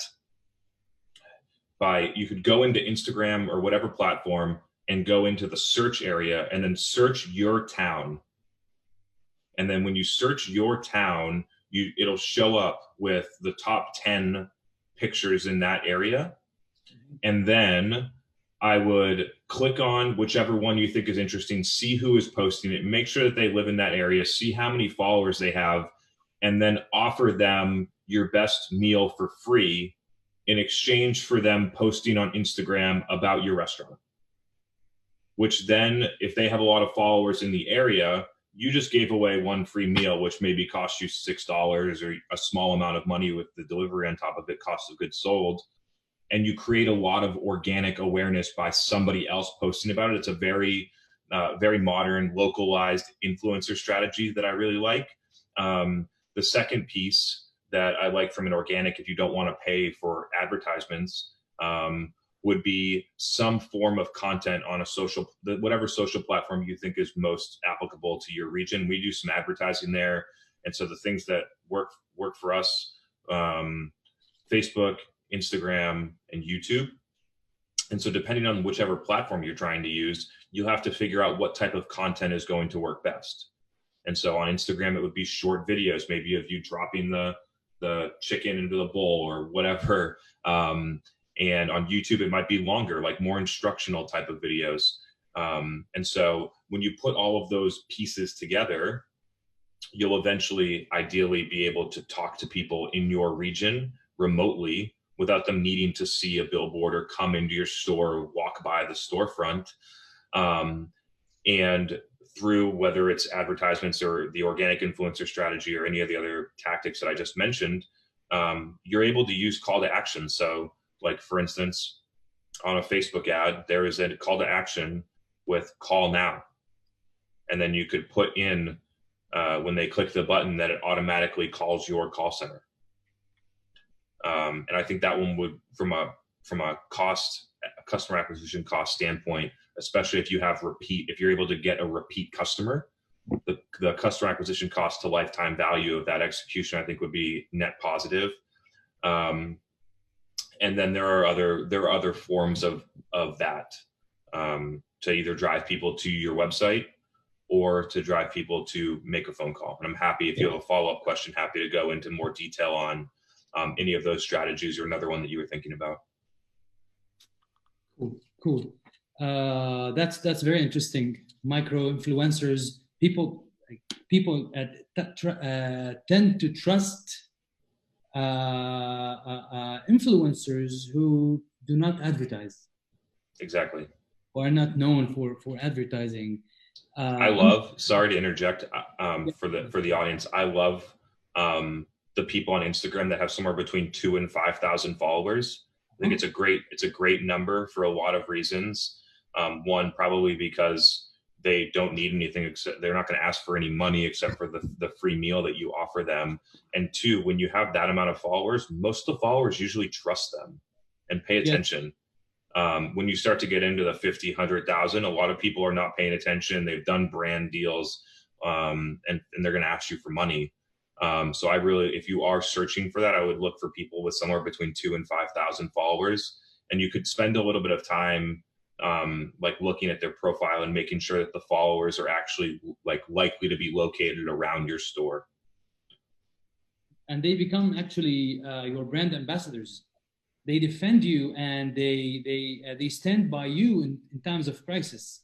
Mm-hmm. And it's very smart. On an average, speaking of 2,000 to 5,000 followers, on average, how much the average of users or followers to a regular person? I think, is it between 1,000 or 2,000?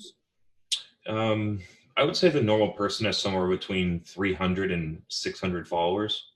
Mm-hmm. Cool. The last question I'm going to ask you, and this is very important, and then I'm going to wrap up and do a quick recap in Arabic for our audiences. Yeah. So speaking of communication and trust, communication is very important. Content is very important, but is trust only gained by communication, only by talking, or by actually walking the talk? And the question two, can you tell us about maybe one brand or two that you know of are actually doing this transformation in their communication and reflecting on their business model? Sure. So I believe that the strongest marketing channel are your happy customers telling other people about it. And that goes across any type of business, and restaurants are included in that category. And so I think there's basically two steps to this. One is that you need to communicate with someone so that they give you a shot, so they come and try your food. And then the second step is that you need to deliver to a level where they're very satisfied. And ideally, they're either a repeat customer, they tell their friends about how they tried it and it was so good, and then you get other customers that don't cost you any money because it's word of mouth for free. And ideally both, where they are evangelizing your brand or your store, your restaurant, as well as being a promoter for, or a marketer, a free marketer for you to tell other people about how good it was. And so, yes, I do believe that communication is a core piece to get a chance for someone to try your product, but ultimately the product needs to deliver. Interesting. That's very valuable. Okay, Chris, I'm gonna wrap up very quickly. And speaking of that, we need to mention loyalty programs and how they help restaurateurs retain customers, and that's where the cash is, right? Mm-hmm. Cool. I'm gonna wrap up very quickly in Arabic. First of all, thank you for being with us today. So السلام عليكم. عم تسمعونا. انا شفت كذا حدا طلب انه ينحكى بالعربي، فانا حاعمل تلخيص هيك سريع للكلام اللي تفضل فيه كريس ووكر من شركه ريفاين لابز. حكي انه الاساس هلا يعني من هلا ورايح الاساس بنجاح اي مطعم او اي بزنس هو انه يتميز، differentiation، يقدم شيء مختلف عن اللي بيقدموه عاده بالسوق. يبحث يشوف مين عملاء، شو نوع العملاء اللي بده يتوجه لهم ويقدم لهم شيء مختلف. هاي رقم واحد. رقم اثنين، طريقة المحتوى والتسويق اللي لازم تطلع يكون فيها شوية هيك أحاسيس، يعني يحس مع الناس اللي عم بيسوق لهم، مش بس بروموشنز كل الوقت، يكون في شوية أحاسيس، يكون في شعور مع العميل ويقدم له شيء بحب يسمعه. حكي عن شغله مهمه واللي هي موضوع الانفلونسرز، المؤثرين، ونصح باستخدام المؤثرين للمطاعم بالذات اللي هن عندهم عدد متابعين بين 2000 و5000 متابع، لانه الناس بتوثق فيهم. يعني ما بيكونوا عاده عم يعملوا دعايات وحملات ترويجيه. نصح كمان انه الواحد يبني قائمه عملائه لوحده. يعني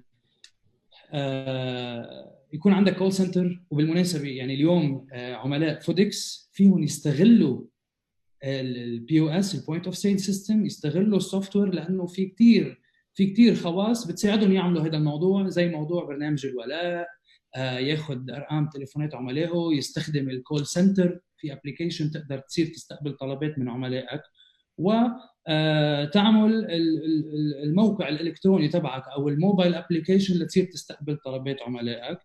واخيرا ركز على موضوع سعاده العملاء. الناس بس يكونوا سعيدين بالخدمه او المنتج اللي عم بتقدمه، كثير رح يكونوا حينبسطوا، حيخبروا غيرهم عن نوعيه الخدمه اللي تلاقوها عندك بالمطعم، وهذا الشيء بخليهم يرجعوا لعندك ويصرفوا فلوس عندك ويتعودوا عليك ويوثقوا فيك. And here I gave a quick recap in Arabic to our audiences. Fantastic. I'd like to thank you so much for being with us, Chris. Nice talking to you, and stay safe. Thank you for the opportunity. Good to see you, everyone. Have a good day. You're welcome. You're Bye. welcome. Bye bye. هلا الميكروفون لزميلنا خالد الزيني ونعمان عزيز. شكرا.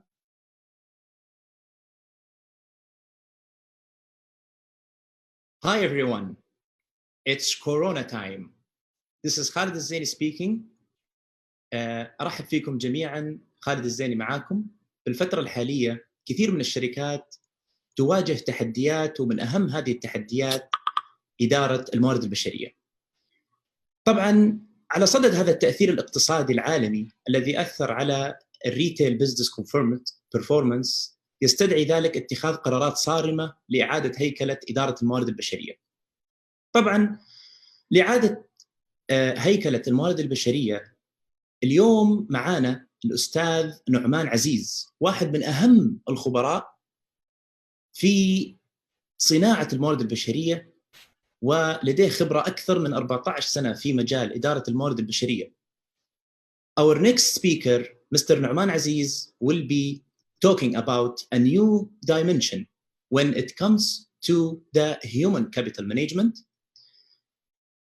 This is very important topic, as for all employees working in retail business and even other business industries, the work environment and the work experience will never be the same as before Corona time. Now I'll pass the mic to you, Mr. Nu'man. We are very proud to have you today with us. We will learn a lot. I'll keep the mic because Mr. Nu'man follow a strategy of a good speaker, and he has a material. It will be displayed from his end. Please go ahead. Assalamu alaikum, everybody. Thank you very much, Khalid, for this wonderful introduction. And just give me a quick go ahead that my voice is clear and you can watch my video as well. Yeah, it's clear and we can see you. Thank you very much. Thank you very much for this wonderful introduction. And first of all, I would like to thank Foodix for inviting me and setting up this incredible virtual platform to offer learning and growth. I think it's the best time to do such kind of things, to experiment new ways of doing things. And this is exactly what you guys are doing. And I congratulate you on this effort. And I hope that you will keep on doing such wonderful stuff for your people in Saudi Arabia and in your industry as well. I mean, I'm affiliated to Saudi Arabia in a way that I spent 5 years of my life in Riyadh. So I can definitely correlate the businesses over there to the restaurant chains that you have and kind of challenges that you guys are facing at the moment. So today I'll be discussing, COVID-19 and how COVID-19 is reshaping human capital management. So as you already introduced myself, so I just want to say that I am basically an HR professional, and currently I'm working with KSB Germany as global talent management expert. So my main area of work is basically talent management, strategy development in order to acquire talent from the market, and how can we really engage and make our people happier within their work so that people could add extra mile in the revenues of the company, and it would be a win-win situation for the employer as well as for the employees. So I will try to share my screen. Just give me one moment, please.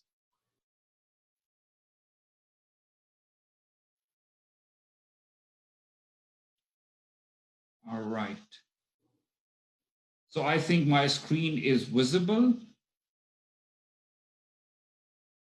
So just a quick introduction about COVID-19, that we are facing a unique situation in the history of mankind.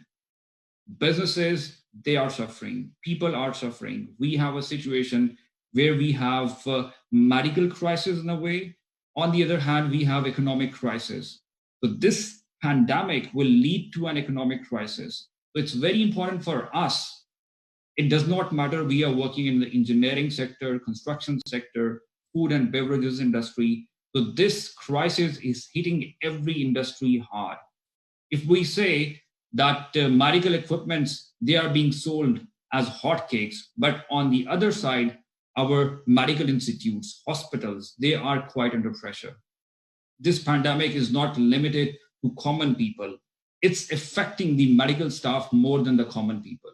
So the effect is all over. So it's kind of a 360-degree effect, which is affecting every kind of business, every kind of person on planet Earth. So I will just give you a quick analysis, which has been estimated by International Labour Organization regarding this pandemic and its economic crisis and its impact on human capital management. So as you all know, that pandemic hit the world hard and created an economic and health chaos. According to International Labour Organization, the COVID-19 crisis, which affects 195 million full-time jobs, and it's expected to wipe out 6.7% of global working hours in the second quarter of 2020.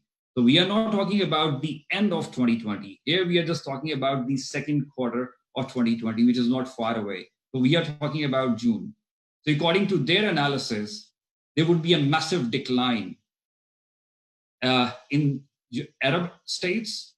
And when we talk about Arab states, we are talking about Qatar, Saudi Arabia, Middle East, and so many states around Saudi Arabia. So the second impact would be on Europe. And the third one would be on Asia and Pacific. Altogether, the eventual rise in the global unemployment during 2020 will depend extensively on future developments and policy actions that business gonna take to save their interests.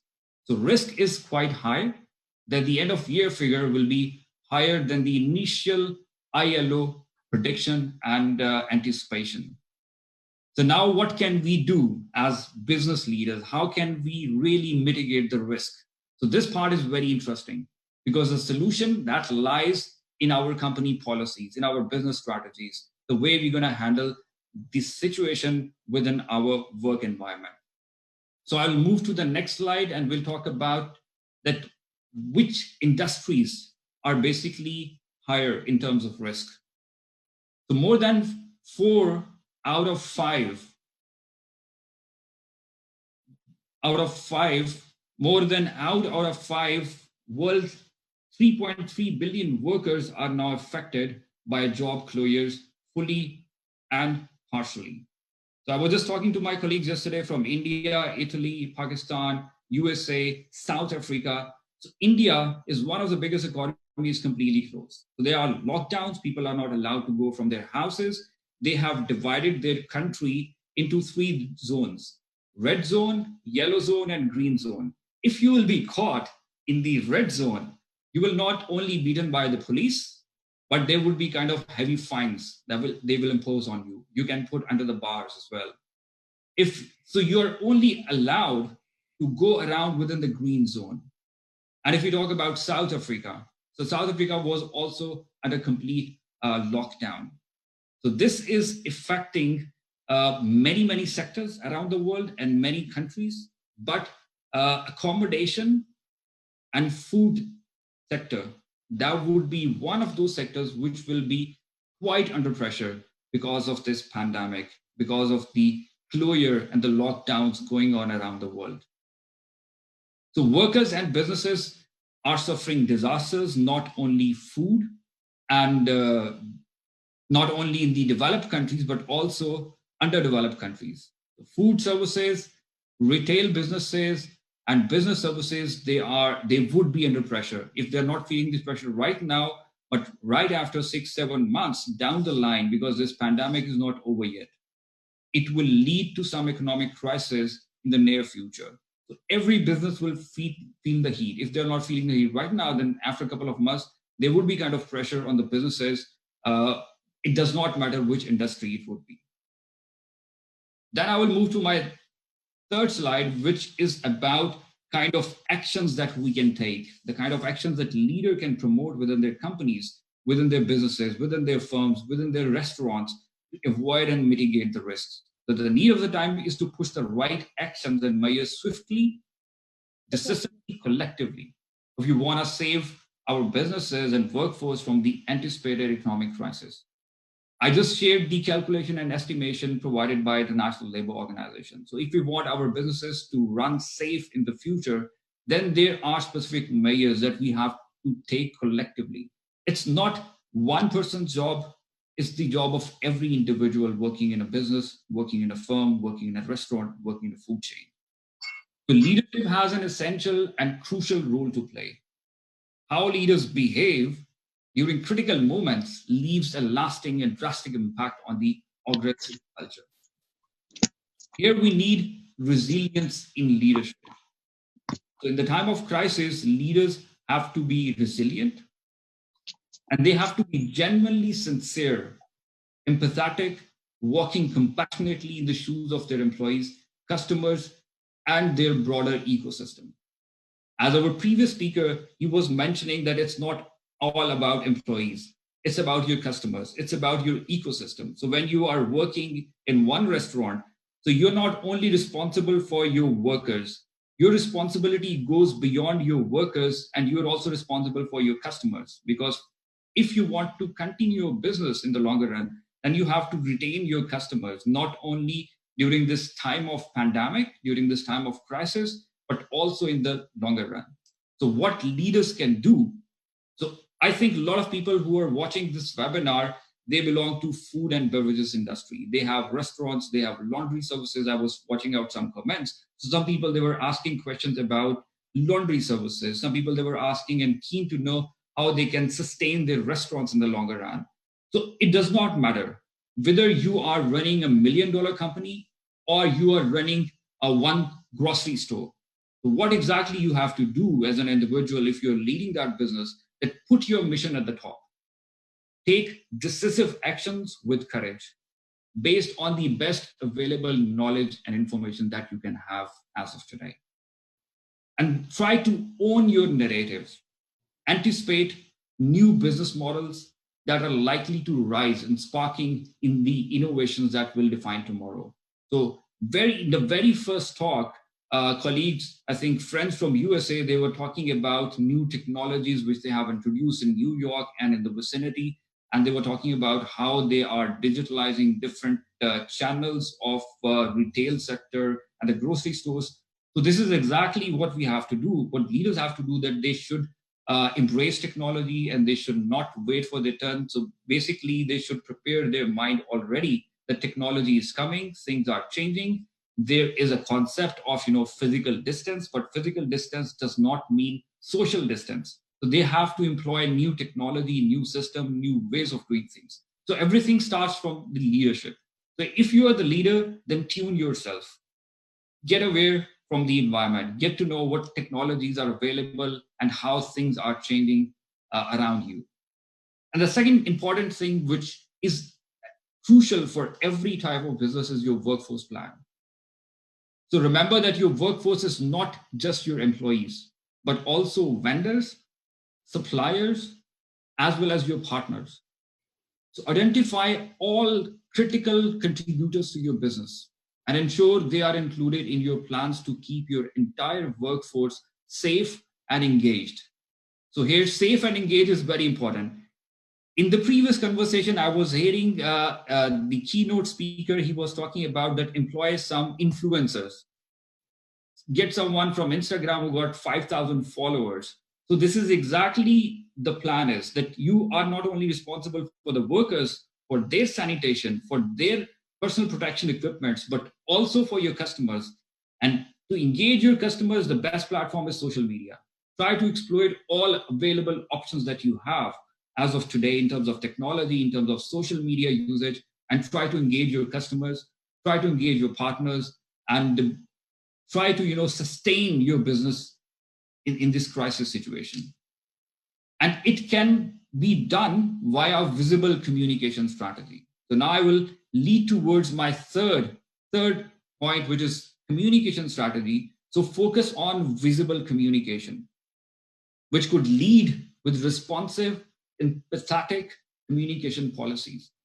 It should be accurate, sincere, and transparent. In your communication plan, you should focus on frontline managers, supervisors, team leaders, so that they would know exactly what their role is in this communication paradigm. So be open and straightforward about the health of your business, possibilities to take workforce actions. For example, what is happening right now, many companies, they are laying off people, or they will be laying off in near future. So what would be the right solution? That be honest, transparent with your employees. Tell them what is the health of your business. Tell them what kind of numbers, what kind of figures you are generating right now. And create an internal portal for them where you could have policies, guidelines, updates, so people could have common platform where they can go and they can have their answers, questions to be answered by someone. So the key over here is to encourage two-way communication. Because I know the dynamics of Saudi Arabia to some extent. You have a very, very diverse workforce. When we talk about the employment market of Saudi, when we talk about the labor force in Saudi Arabia, so you have more than 100 nationalities working in your country. So over here, two-way communication is very, very crucial. Let me take the example of a laundry shop. So you have a laundry shop, you have people from Bangladesh, you have people from India, you have people from, let's say, Philippines. Arabic is not their first language. Their first language is different than your first language. So then try to build a common platform where you could eradicate all the possible barriers and focus on two-way communication. You can make your supervisors, team leaders available for any kind of questions during the time of crisis. It will lead to me to my fourth pillar of this paradigm, which is people safety and engagement. So no one should take employee health, well-being for granted. Businesses will strive longer when the focus is on people rather than processes. This is not what I am saying. World Health Organization strongly believes that the future of work would be that the companies should have a strong focus on people rather than processes. So for Saudi Arabian entrepreneurs, startups, it's even difficult because the more diverse workforce you have, the more focus it requires from the top leaders, from the managers, from the supervisors. And especially HR has a lot to do because they have to craft such policies. They have to design certain models to carry out things in certain ways. So what HR can do, what leaders can do, that they can run a campaign within their company, within their firm, within their restaurant, where people could get awareness about health and safety procedures.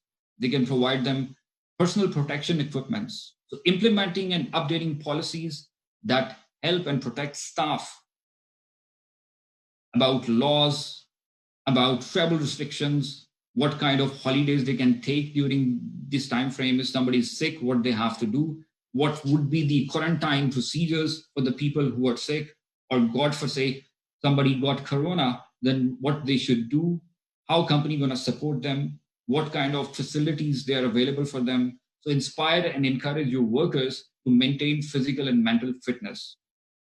Physical fitness, it's, yes, everybody is doing something, but in the crisis situation, it's going to affect our psychology. So here comes because people are alienated. And we have diverse workforce. Some people, they are living with their families. For them, it's completely okay because they have someone in their house to talk. They have kids. They can spend time with them. On the other hand, you will be having a lot of foreign workers who might not be living with their families, who are physically distant from their loved ones. For them, social counseling is the key. If you want your workers to be 100% mentally fit during the time of crisis, organize something that you could have someone for them to talk about social aspects of this pandemic. Then I will move to my last slide because we have a time constraint. So I'm also checking out the clock so that at the end of the presentation, we could have some time to discuss the questions and answer them according to our best knowledge. So then remote working. Remote working is something which is the need of the time. So empowering remote work and virtual collaboration is one of the patent or important things the employers can do today. Right now, we have many, many platforms. It's not a big deal. You have Zoom if you are collaborating with your office workers. You have Skype. You have GoToMeetings, Blue Jeans. There are multiple platforms available online today. For the common workers, you can exploit WhatsApp calls. You can exploit Facebook calls. You can exploit many other platforms which can be used on a mobile device. When you talk about your cashiers, when you talk about your bartenders, when you talk about someone who's working in a restaurant, there are so many platforms that you can utilize, you can employ for them. So just focus, empower them, give them insights, give them some kind of simple trainings, how they can use and utilize these features and tools in their day-to-day life. So businesses around the world, they are being forced to go online from offline because of this pandemic. So earlier people were telling, for example, I know a lot of stories from LinkedIn. People were telling that, on LinkedIn, we are online. So we need LinkedIn local kind of events so that we can go offline. But suddenly after this pandemic, after these lockouts and the curfew situation in many countries, now people are saying, okay, we were offline. Now there's a time to get online. This is the right time to switch. This is the right time to experiment. This is the right time to find out new ways how you can collaborate within your team, how you can collaborate within a chain of your restaurants. So the end product is that we have to continue the work. And if you want continuity in your work, in your operations, so decide. So, just decide what kind of people you need in your restaurants, in your laundry shops, in your firms, in your offices, and who are the people who can be shifted to perform activities from their home. So this requires a careful analysis that who are the people who can work remotely and who are the people whom you need on site.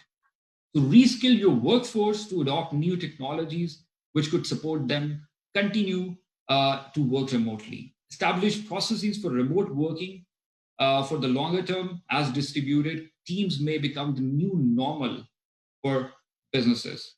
So some of the speakers, they were mentioning that this pandemic is not over. They are foreseeing that it will continue till the end of this year. Even pandemic would be over, but after effects would be there. So working remotely is the new normal. So prepare your mind, prepare your business that you are ready to adapt to this situation. Fine-tune your HR programs like performance evaluation criteria, monthly, yearly, quarterly targets.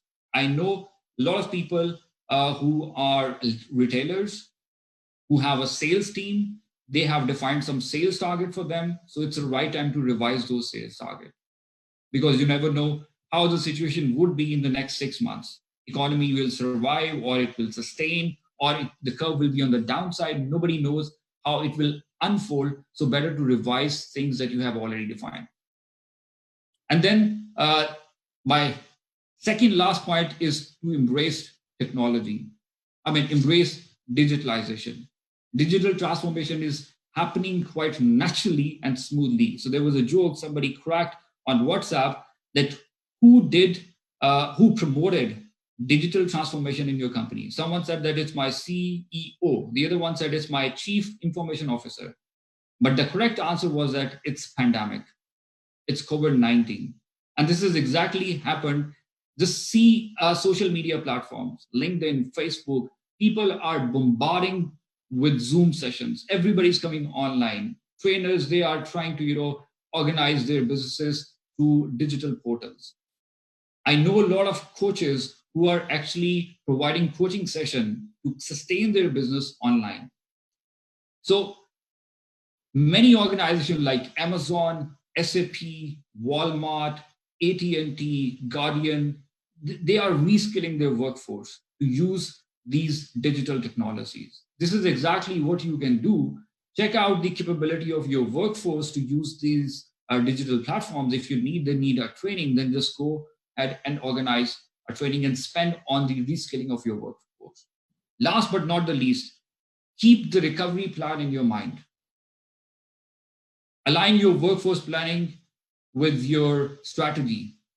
So at the end of the pandemic, once the situation would be over, economy will start flourishing again. You will be ready to take control of your business immediately.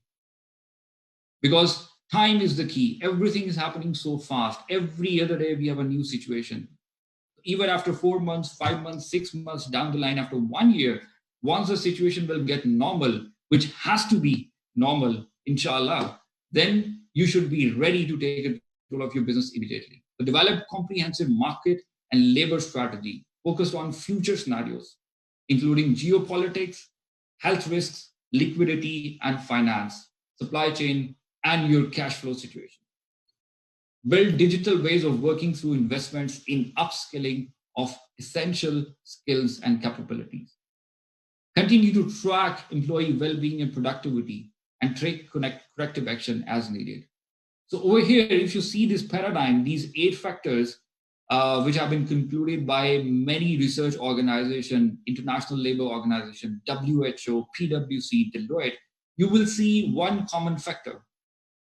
Number 1, leadership has to play a vital role. Then it depends on the reskilling of your workforce, sustaining your business, and at the end of the day, once things will get normal, then you should be in a situation to take control of your business as early as possible. So that's all from my side. And last but not the least, HR has to be the initiator. They have to be the change agents. Even if in your small business you do not have an HR, then you are the HR manager. You have to take control of your workforce. You have to be responsible for their health. You have to be responsible for their mental capability and mental fitness. So Khalid, thank you very much. That's all from my side. So now I would like to hand over to you. If there would be any questions, I'll be more than happy to answer those questions. Thank you very much. Actually, you cover all the important side. It was a very inspiring speech. It added, I'm sure, very valuable values to all of us. We're a pleasure to have you today.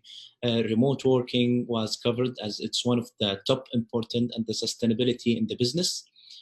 Only one question, other than the role of leaders and other great tips you have provided, what is one thing that you advise HR generalists to do in this time to minimize the employee engagement, to sustain the high employee engagement score? Give me, please, one particular and innovative example, if you don't mind. Yeah.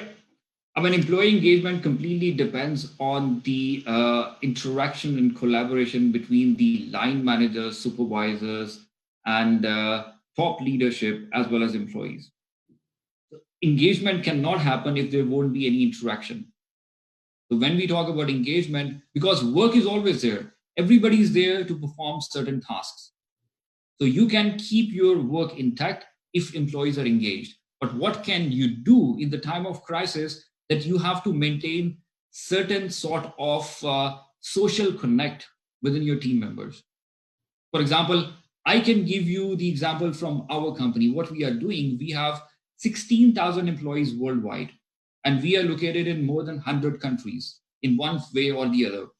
So altogether, we are also responsible for the employee engagement, not only in Germany, but at a global scale.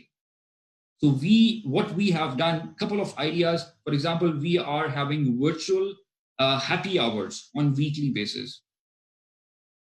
I mean, when you work in a physical location, you go in your coffee area, grab a cup of coffee. You talk to your colleagues during your lunch break. You talk to your colleagues when you are going from parking to your workplace. So these are the small things that you're gonna miss during the workplace. So you can organize certain kind of platforms, virtual happy hours, to connect your people and to keep them engaged. Then the second thing, now we have introduced that anybody can bring a book and share with the other colleague. So if you have something, if you have some extra books you can bring, or you can drop to your colleagues so that they could be in touch with you. And for engagement, key to engagement is communication. If you're a leader and you have 40 people in your company, in your firm, in your business, try to come up every week with a video to interact with them.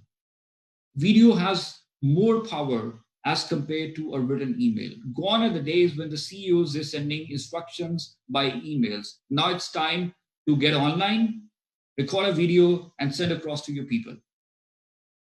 And the last thing in engagement is about transparency.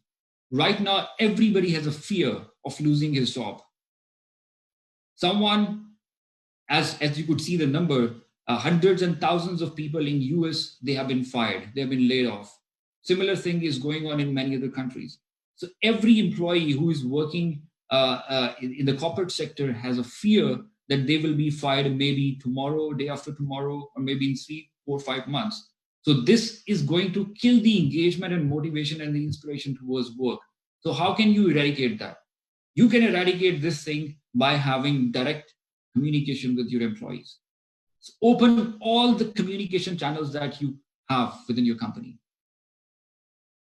Thank That's you so the way to engage the employees in the time of crisis. I mean, I will not suggest you that, organize a team building exercise, take your people for a game, or you can have salary and blah, blah, blah, these kind of things, introduce a bonus, because businesses, they are not in a situation to go for these kind of measures. So the best thing what you can do at this time, because everybody has a fear of losing the job.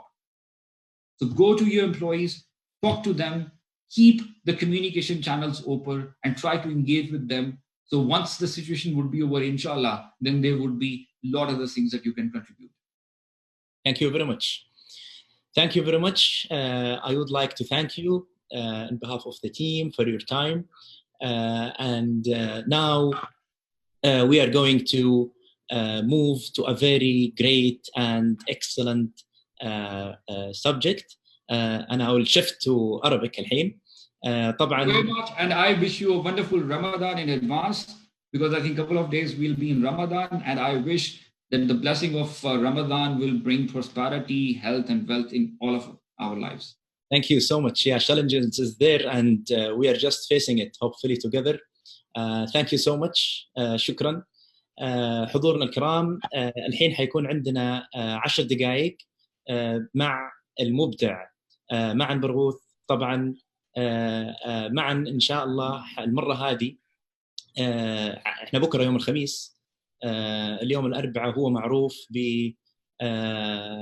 بلمساته الفنية في هلا بالخميس، والحمد لله هو معانا اليوم، وممكن يطربنا كمان يعطينا كذا هلا بالخميس كبداية إذا ما عنده مانع، ومن ضمن البرنامج. والله يعطيكم العافية. طبعا خليكم معانا، لأنه بعد 10 ما يخلص الأخ معا حتكون مدته 10 دقائق فقط، بعضها في جلسة حوارية مهمة جدا لكل الحضور. يعني حتى لو الحضور ينبهوا الزملاء اللي معاهم للحضور عشان ما تروحهم هذه الفرصة. جلسة حوارية ثرية مهمة جدا، حيكون موضوع شيق عن تجار التجزئة، إعادة الابتكار وتحويل نماذج أعمالهم لتلبية احتياجاتهم في ظل الأزمات اللي موجودة. حيكونوا 3 أساتذة، الأستاذ علي سعد الدين، الرئيس التنفيذي للشركة الغذائية الرائدة سعد الدين، غني عن التعريف، يمتلك أكثر من 120 منفذ بيع تجزئة في كل دول مجلس التعاون الخليجي. الثاني الأستاذ عدنان الخلف، نائب رئيس قسم البيع بالتجزئة في شركة الاتصالات السعودية STC. الثالث الأستاذ تركي السدحان، الرئيس التنفيذي لشركة السدحان للتجارة وشركة صبار السعودية.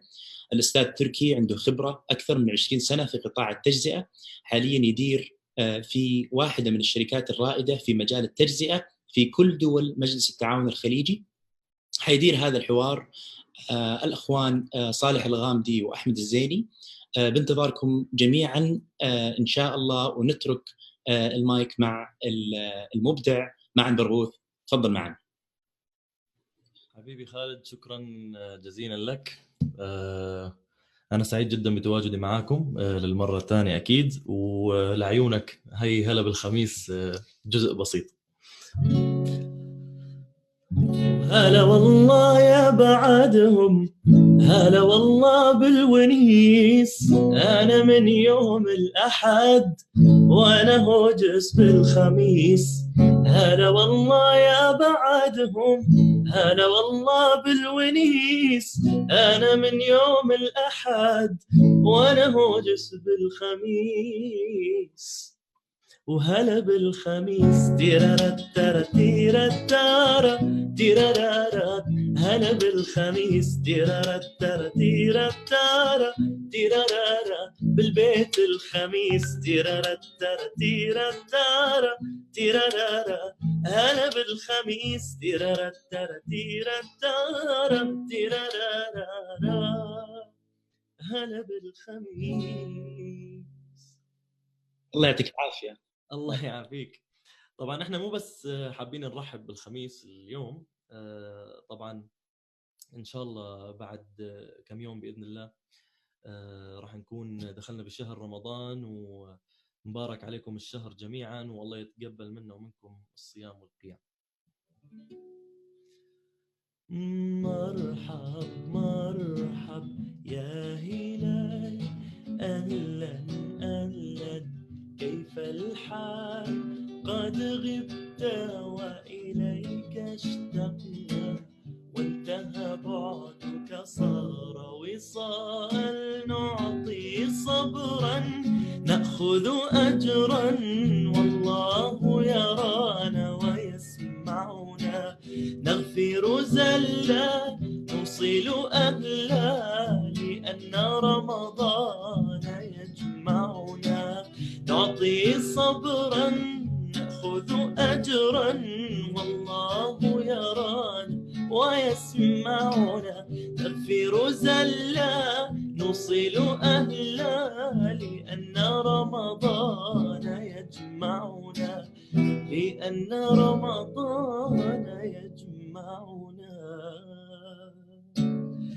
يا نور الهلال أقبل تعال فالشوق طال والقلب سما نحو السماء مترنما لا تنقضي أنت للروح دواء رمضان رمضان رمضان يا حبيب رمضان رمضان ليتك دوما قريب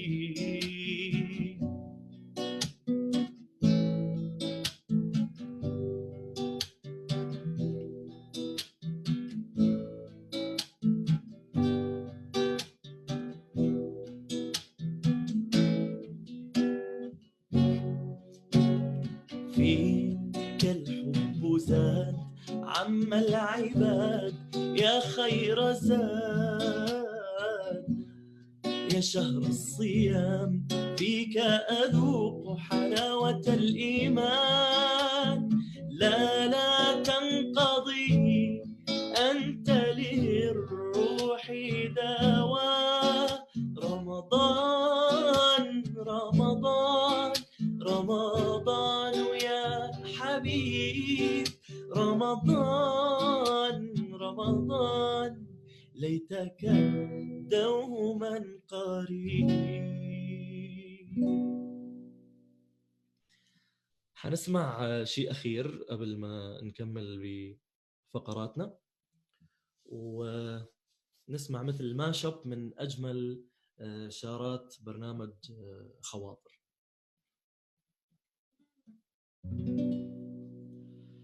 ولآخر لحظة اصنع معروفا وارث فكرة لا تيأس فالخير بنا فطرة الله استعمرنا والأرض غدا تشهد فحصاد اليوم غراس الأمس وغرس اليوم غدا يحصد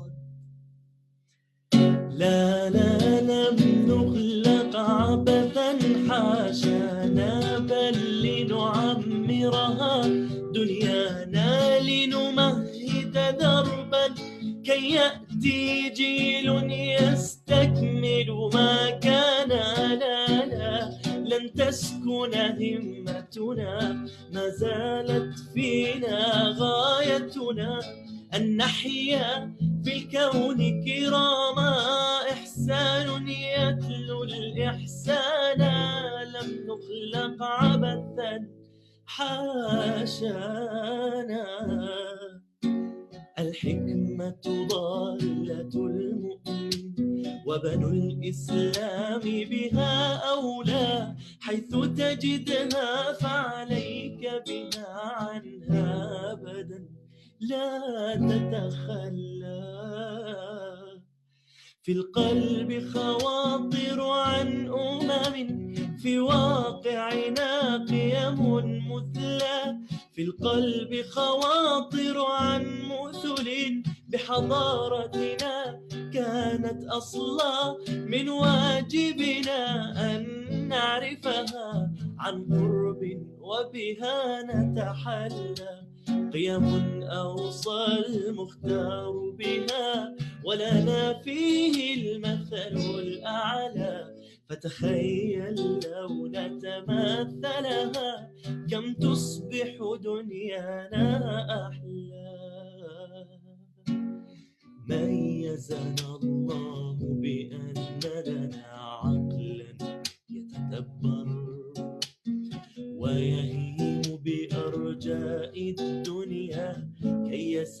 يعاد فيها ويعمر. أولست ترى الإنسان بها دوما يتغير؟ ما أروع عقلا يستهدي، يسأل يتأمل يتفكر. فخواطرنا من تلهمنا طول الإحسان لما نبصر، وفضول العلم يداعبنا وطموح الخير بنا يكبر. سنبوح بكل خواطرنا إن كنا بجهل نتحرر لحياة أكثر إحسانا، نتأثر فيها ونؤثر. ميزنا الله بأن لنا عقلا يتدبر ويتفكر.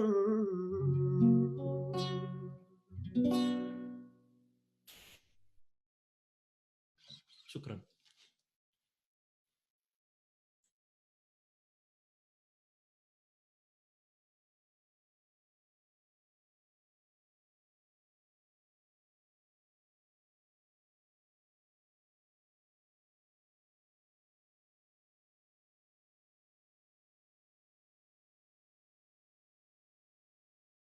يعطيكم العافية يا شباب. أتوقع we will have كمان الأخ تركي السدحان أونلاين معنا.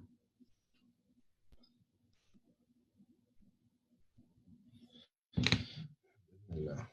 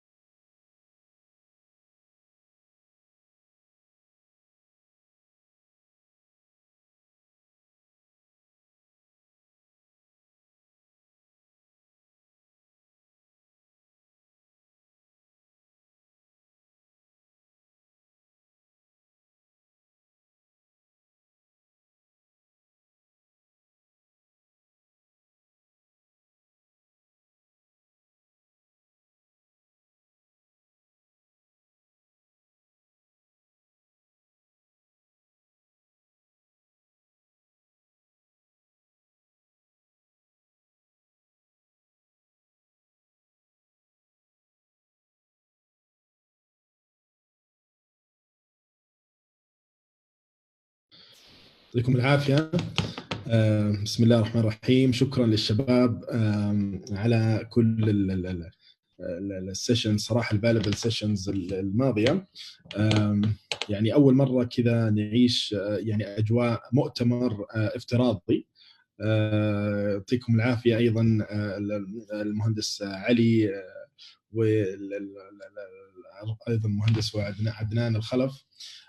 We are expecting برضو الأخ تركي السدحان he will join us shortly.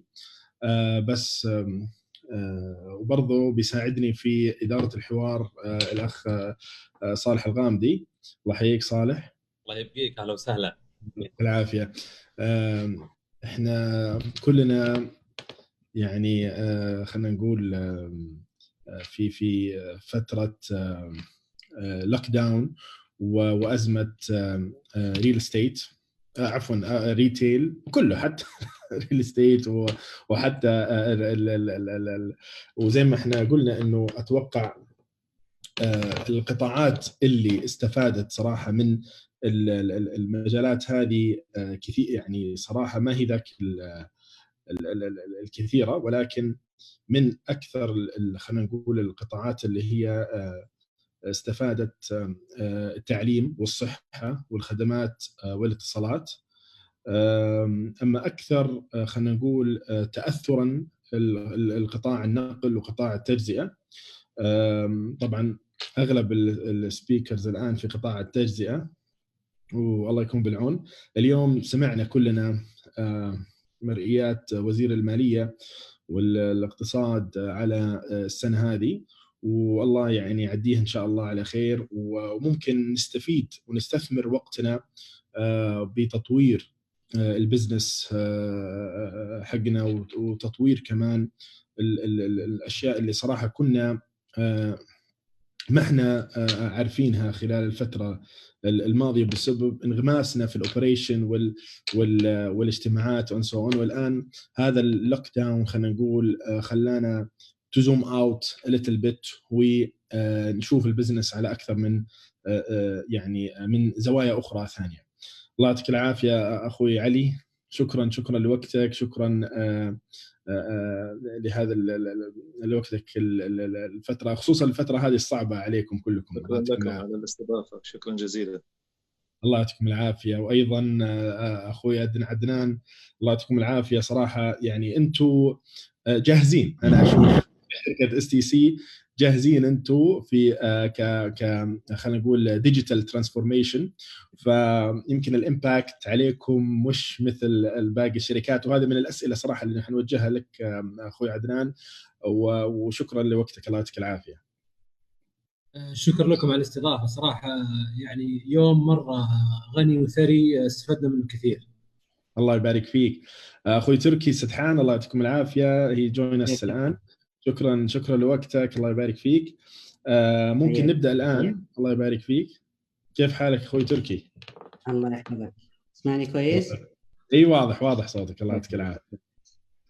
سهرين شوي. كيف؟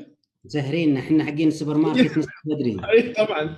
الله يكون بالعون، الله يعطيك العافيه. انتم عاد من القطاعات يعني اللي ما تاثرت كثير. لا مو صحيح. لا طيب، خلينا نسمع منك خلال الفتره هذه الادنى باذن الله. ان شاء الله. اول شيء ان شاء الله يعدي هالازمه على خير وتنتهي في اسرع وقت. الاقتصاد كتله واحده، إذا تأثر ألف تأثر باء تأثر جيم، والسبلاي تشين كامل. بلا شك. أخوي صالح نبدأ؟ بسم الله. يلا الله يعطيكم العافية. طيب خلينا يعني أول صراحة حاولنا حنا بدرافتنج الأسئلة تكون صراحة تخدم قطاع يعني السمول اند ميديوم بزنسز، أو تو اندرستاند مور، خلينا نقول نفهم أكثر السوق ونفهم أكثر من القطاع، وكيف أنتم كخبراء في هذا المجال وما شاء الله يعني عندكم فعلا توب فيو للأوبريشن للبزنس، خلينا نقول سكيلتون بطريقه افضل من غيرنا. فودنا نشوف، وهذا من هذا الضوء احنا وي درافت الكويستشنز. يعني اول سؤال يعني ممكن للمهندس علي، كيف تخطط لتنفيذ التغييرات على الجبهات خصوصا في طلبات الاونلاين لزياده الهوامش الى اقصى حد والاستفاده من القوه قوه العلامه التجاريه؟ والله بسم الله الرحمن الرحيم. احنا اعتقد بالنسبه للاونلاين في حاجه مهمه، ان اللي ما عمره جرب اونلاين جربها الشهر اللي راح، يعني اللي في حتى كبار السن، حتى الجيل اللي هو ما له دخل في الموضوع، اللي ما جرب الاونلاين جربها الفتره اللي راحت، ويمكن جربها عشرات المرات فصار يتقنها. اي ويب سايت تدخلها اول مره، ثاني مره تصير اسرع، ثالث مره تصير اسرع، اي ابلكيشن تجربه بعد فتره تصير خبير فيه وتصير سريع فيه، ويكسر لك حاجز الخوف اللي انت كنت بانيه. انا اتكلم على اجيال اللي ما جربت، طبعا الاجيال الاصغر كلها ما شاء الله يعني حياتهم كلها على الاونلاين صارت، يعني تقريبا ما يطلعوا السوق يعني. فهذه ميزه اكيد، ميزه اكيد. الفتره اللي فاتت يمكن ما بقى الا الاونلاين بالنسبه لبعض الشركات. اذا ما عندك اونلاين انت برا السوق، ما يعني. فهو صراحه كان لا شك انه كان عنصر مكمل في الفتره السابقه، يعني الريتيل والاونلاين يكملون بعض. الان اعتقد الاونلاين صار تقريبا يعني في ايام زي هذه يوصل 80 و90%، معناته اكيد صار يعني جزء رئيسي. بكره اذا فتح السوق ان شاء الله تعالى حيكون تركيزك على الشيء هذا. بالنسبه لنا احنا طبعا قاعدين نسوي انفستمنت في تطوير الويب سايت والابلكيشن والدليفري سيستم والكول سنتر، لان احنا مش زي بعض الجهات الاخرى، يعني في بتعرف المطاعم تطلب الطلب يصنعوا لك اياه على طول في الوقت نفسه.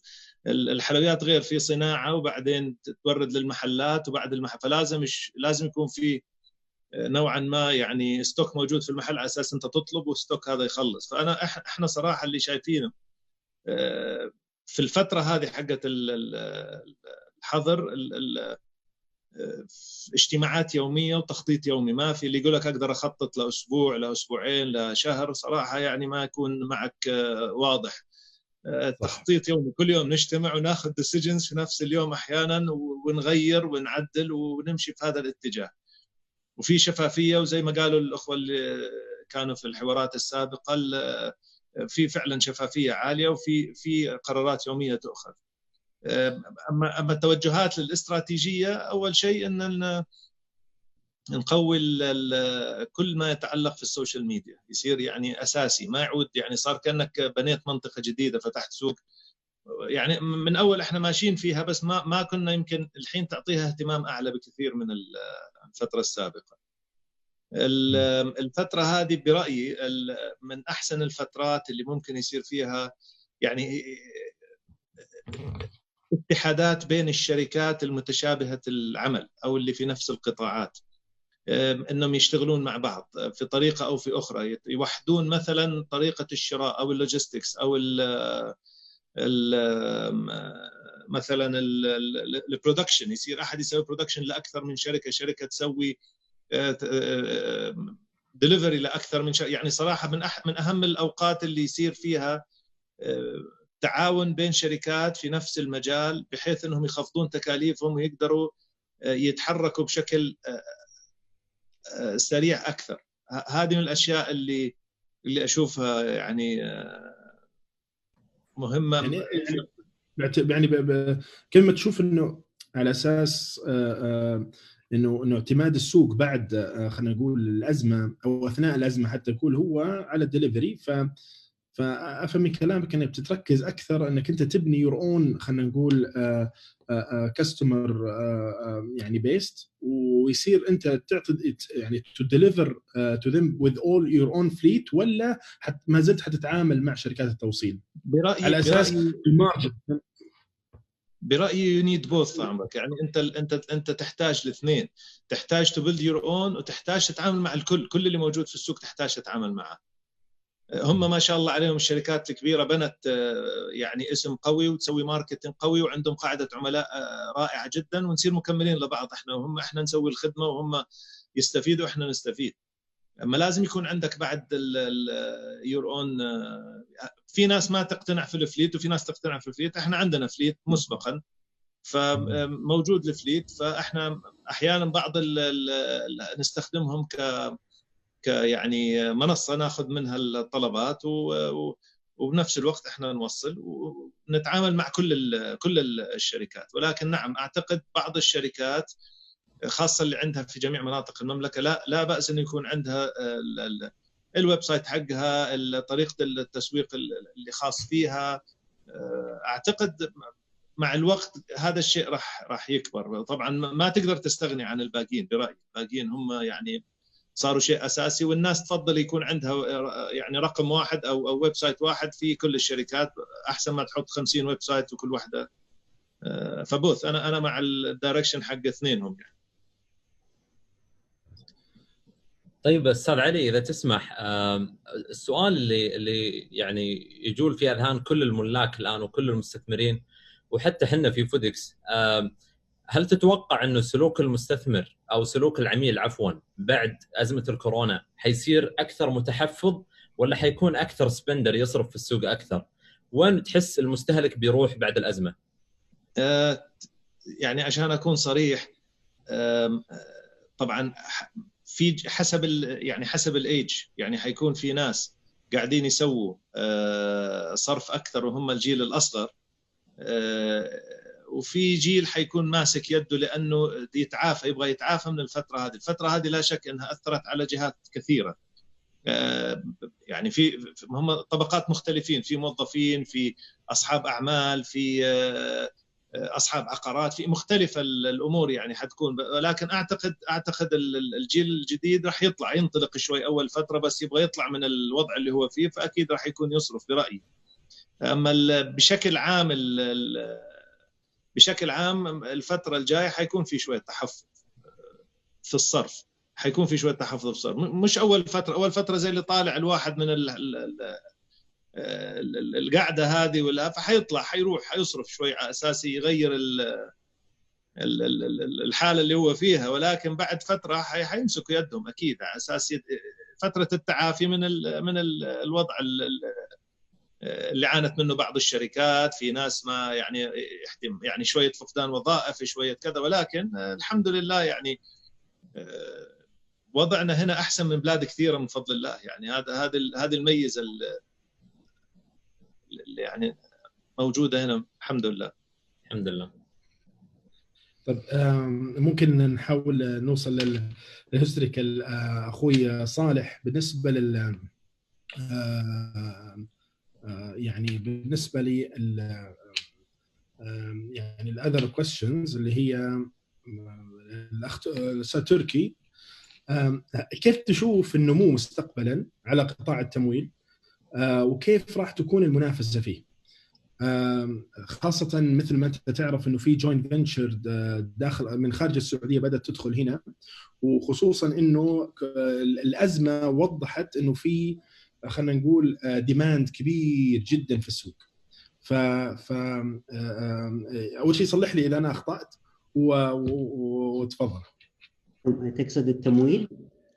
تمويل يعني إنه في قطاع التمويل الهايبر ماركتس والسوبر ماركتس، في يعني كيف بتشوف مستقبل النمو فيها في السوق هنا، خصوصا انه الان بدات في منافسه وبدات نشوف شركات، يعني انتم مثلا في السدحان صار عندكم سبار وعندكم اكثر من شركات اخرى، وبرضه في فينشر خلينا نقول جوينت فينشرز من برا السعوديه بدات تدخل في السوق. فكيف قاعد تشوف السوق والديماند؟ انت تقصد تمويل فاينانشال تمويل ولا تمويل يعني سبلاي؟ لا تموين بالنون مش اللام، تموين. لا سوق السعوديه كبير مره، ما في رقم، ما في مصدر يعطيك معلوم رقم تعتمد عليه على حجم السوق، لكن يقدر حجم السوق انه فوق ال 120 140 مليار. المودرن تريد نيمز موجوده بدايه من باندا والعثيم والتميمي والدانوب والسدحان والاسماء الاخرى، مع كل الاحترام لهم ما يمثلون ولا ما بين 28 و 22% من السوق. باقي الماركت كله رايح الى البقالات واغلب التستر. فمجال ان البراندز هذه ان السوق يتنظم، اسماء جديده تدخل، جوينت فينشر بين اذا بتجي اسماء من برا حياها الله، ما عندنا مشكله. ترفع الرتم حق السوق وترفع الماتشوريتي حق المنافسه وتخلي السيرفيس بشكل افضل. هذا مطلب للجميع، لان في النهايه المستفيد البزنس كامل، كل ستيك هولدرز، الزبون، الاونر، السبلاير، كلهم مستفيدين، والايكو سيستم المحيط فيهم كاملا. اس تي سي مستفيد، البنك مستفيد، العميل مستفيد. ما نشوف الوضع اللي احنا فيه الان شوي هدى الامور، وكانت في بلانز كثيره لاغلب الريتيلرز. الكونسيومر بيهيفير قاعد يختلف. اذا تجي الى المواليد الميلينيالز وجنريشن اكس وجنريشن الفا والكلام هذا كلهم الكونسيومر بيهيفير حقهم اختلف، الدخل عندهم اختلف. اول ترجع 15 20 سنه سنجل هاوس هولد هو اللي يدفع، الحين صار دول الاثنين يشتغلوا، الاثنين يدفعوا فلوس. سن الزواج صار اختلف، حجم البيوت اختلف، لاين كثير من البزنس قاعد يدخل، لاين كثير من البزنس قاعده تطلع. البيج نيمز يونيليفر، P&G عليهم ضغط من النيو براندز قاعده تدخل في الماركت. فكل هذا قاعد ياثر على البزنس. الاكل كان اغلبه في البيت، الحين الاكل برا او through service providers. تاكل انت نفس حجم الاكل، نفس وجبات، عدد الوجبات، لكن من وين الاكل هذا اختلف. هذا ان جنرال، هذا تقصد التمويل. البزنس فورمات نفسه قبل 20-25 سنه طلع مفهوم الهايبر ماركت وانتشر، وكل الناس اعجبت فيه. صرت تقدر تدخل هايبر ماركت تشتري كفر سياره. الان هذا كله انتهى، اوكي، وصار فيه كومباكت سوبر ماركت، كومباكت سوبر ماركت، نيبرهود الفورمات نفسه قاعده تختلف. في تغير كبير صار في السعوديه اخر 3 سنوات، تغيرات اداريه كلفت التجار كثير، رسوم الإقامة، المقابل المادي، إزالة الدعم عن الكهرباء والطاقة، بدأت تزيد في التكاليف، زيادة عليها التغير هذا، فصار في تكلفة غير محسوسة قاعدة تلعب في الكونسبت، والناس ما هي حاسة فيه. إذا كملنا بعد الأزمة هذه، أكيد في ريشيبنج كبير للستورز او للبزنس عموما. secondary cities is opportunity. السبلاي تشين، المحيط في السوبر ماركت كله it's opportunity. فالوضع اللي احنا فيه ما هو جيد او مزعج، او قاعدين فاير فايتنج زي ما ذكر الاخ علي، لكن بعد الفتره هذه ما ندري عاد متى تخلص، 2 4 شهور، سنة، كل يوم نسمع معلومة جديدة، لكن بعدها بإذن الله القادم أفضل.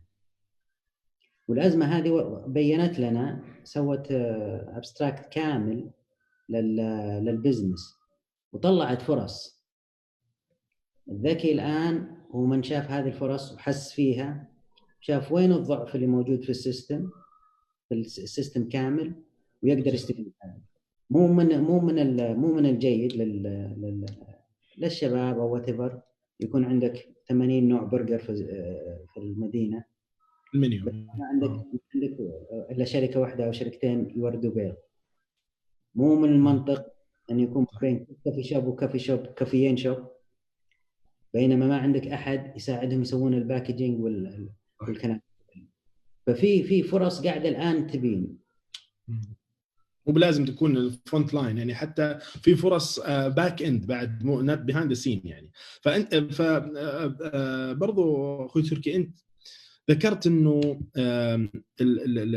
الستورز هذه اللي موجوده في الماركت او السوبر ماركت هذه الصغيره، بحكم برضو الناس بدات، بيوت الناس ما صارت كبيره، تكون صغيره اكثر، وعدد الافراد الاسر وان سو اون. كيف تشوف يعني هل انتشار خلينا نقول السبار او السدحان او التميمي يكون على ميني ستورز خلينا نقول، او دارك خلينا نقول دارك ستورز خلينا نقول، انه وبكره نصير يكون عندنا مثلا تطبيقات توصيل جديده مثل نعناع الان ومتخصصه في هذا السيكتور، ولا برضو الهايبر ماركت هذه اللي احنا نشوفها هي من اللي هو النمو الفعلي للسوق؟ كل الكونسبت راح تشتغل. الهايبر ماركت مطلوب، وله سيجمنت، وله ترند، وله نيدز. النيبرهود لها سيجمنت ولها نيدز. الفولفيلمنت سنتر او الدارك ستور او وات ايفر يو كول ات لها نيدز ولها حاجه. فكل الفورمات راح تشتغل، يعني لها مستقبل. كعدد، كماركت شير، اعتقد اوكي، وهذه اللي احنا قاعدين نشوفه من دراسات وسيمينارات حضرناها كثيره، انه الهايبر ماركت از شرينكينج بما لا يدع مجال للشك، والنيبرهود او السمول ستورز قاعده تنمو. بالاضافه الى ذلك قاعده تواجه ضغط، يعني السوبر ماركت او الكونفينينت ستورز قاعد يواجه ضغط، قاعد يواجه ضغط من السبيشاليتيز. يعني انت كسوبر ماركت قاعد يجيك ضغط مو من منافسك السوبر ماركت او التشين المرادف لك، قاعد يجيك منافسه من محل القهوه، قاعد يجيك من سبيشاليتي ميت شوبس، سبيشاليتي دايت فود شوب، سبيشاليتي محل يبيع توباسكو او وات ايفر. هذه السبيشاليتي شوبس قاعده تشكل ضغط على الاسواق هذه. المحلات اللي نون سوبر ماركت they're enjoying margin, they have less operation cost، مخلي البزنس موديل حقهم مريح اكثر. بينما النيبرهود او السوبر ماركت البزنس فورمات حقته صعب شوي تو مينتين ليفل معين من السيرفيس ومن الكواليتي، تتعب عليه كثير. بينما الاونلاين في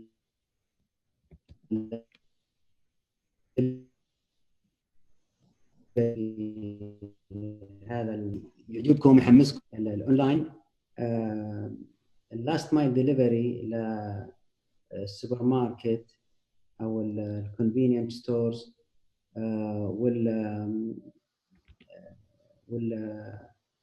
حساسيه الصنف زي ما ذكر الاخ علي قبل شوي. المطعم يجهز الوجبه والوجبه تتوصل، فإتس سيمي 1 to 1، واللي يطلب الوجبه هذه هيز ريدي تو باي مور علشان تتوصل له في البيت within البيريود هذه. في السوبر ماركت او كذا او الجروسري شوبس الناس الى already price sensitive، فيبغى الاويل بجود ديل، يبغى الطماط بجود ديل، يبغى وات ايفر بجود ديل، انه يجي and he's not willing to pay على الدليفري الا في اضيق الحدود في needed for now. علشان تسوي التوصيل هذا بيكون مكلف. حجمه في البزنس او how much it will contribute it's variance. بعض الدول وصل 1.5، بعضها وصل 6، بعضها وصل 11. الآن في الأزمة هذه contribute double digit 18 و22 وكذا، بس still لأن الناس مرغمة على هذا الكلام بسبب البان أو whatever. أتوقع أنه بعد الأزمة هذه بينزل يرجع للأرقام السابقة 8 و6 و4 وكذا، وهو مكلف على الجهتين، للريتيلرز أو الجروسري وموصل الطلبات. ف خلاصة الكلام هذا الجميع بيشتغل، لكن لازم يكون مركز على البزنس موديل نفسه. طيب شيخ تركي، سؤال اخير اذا تسمح طال عمرك.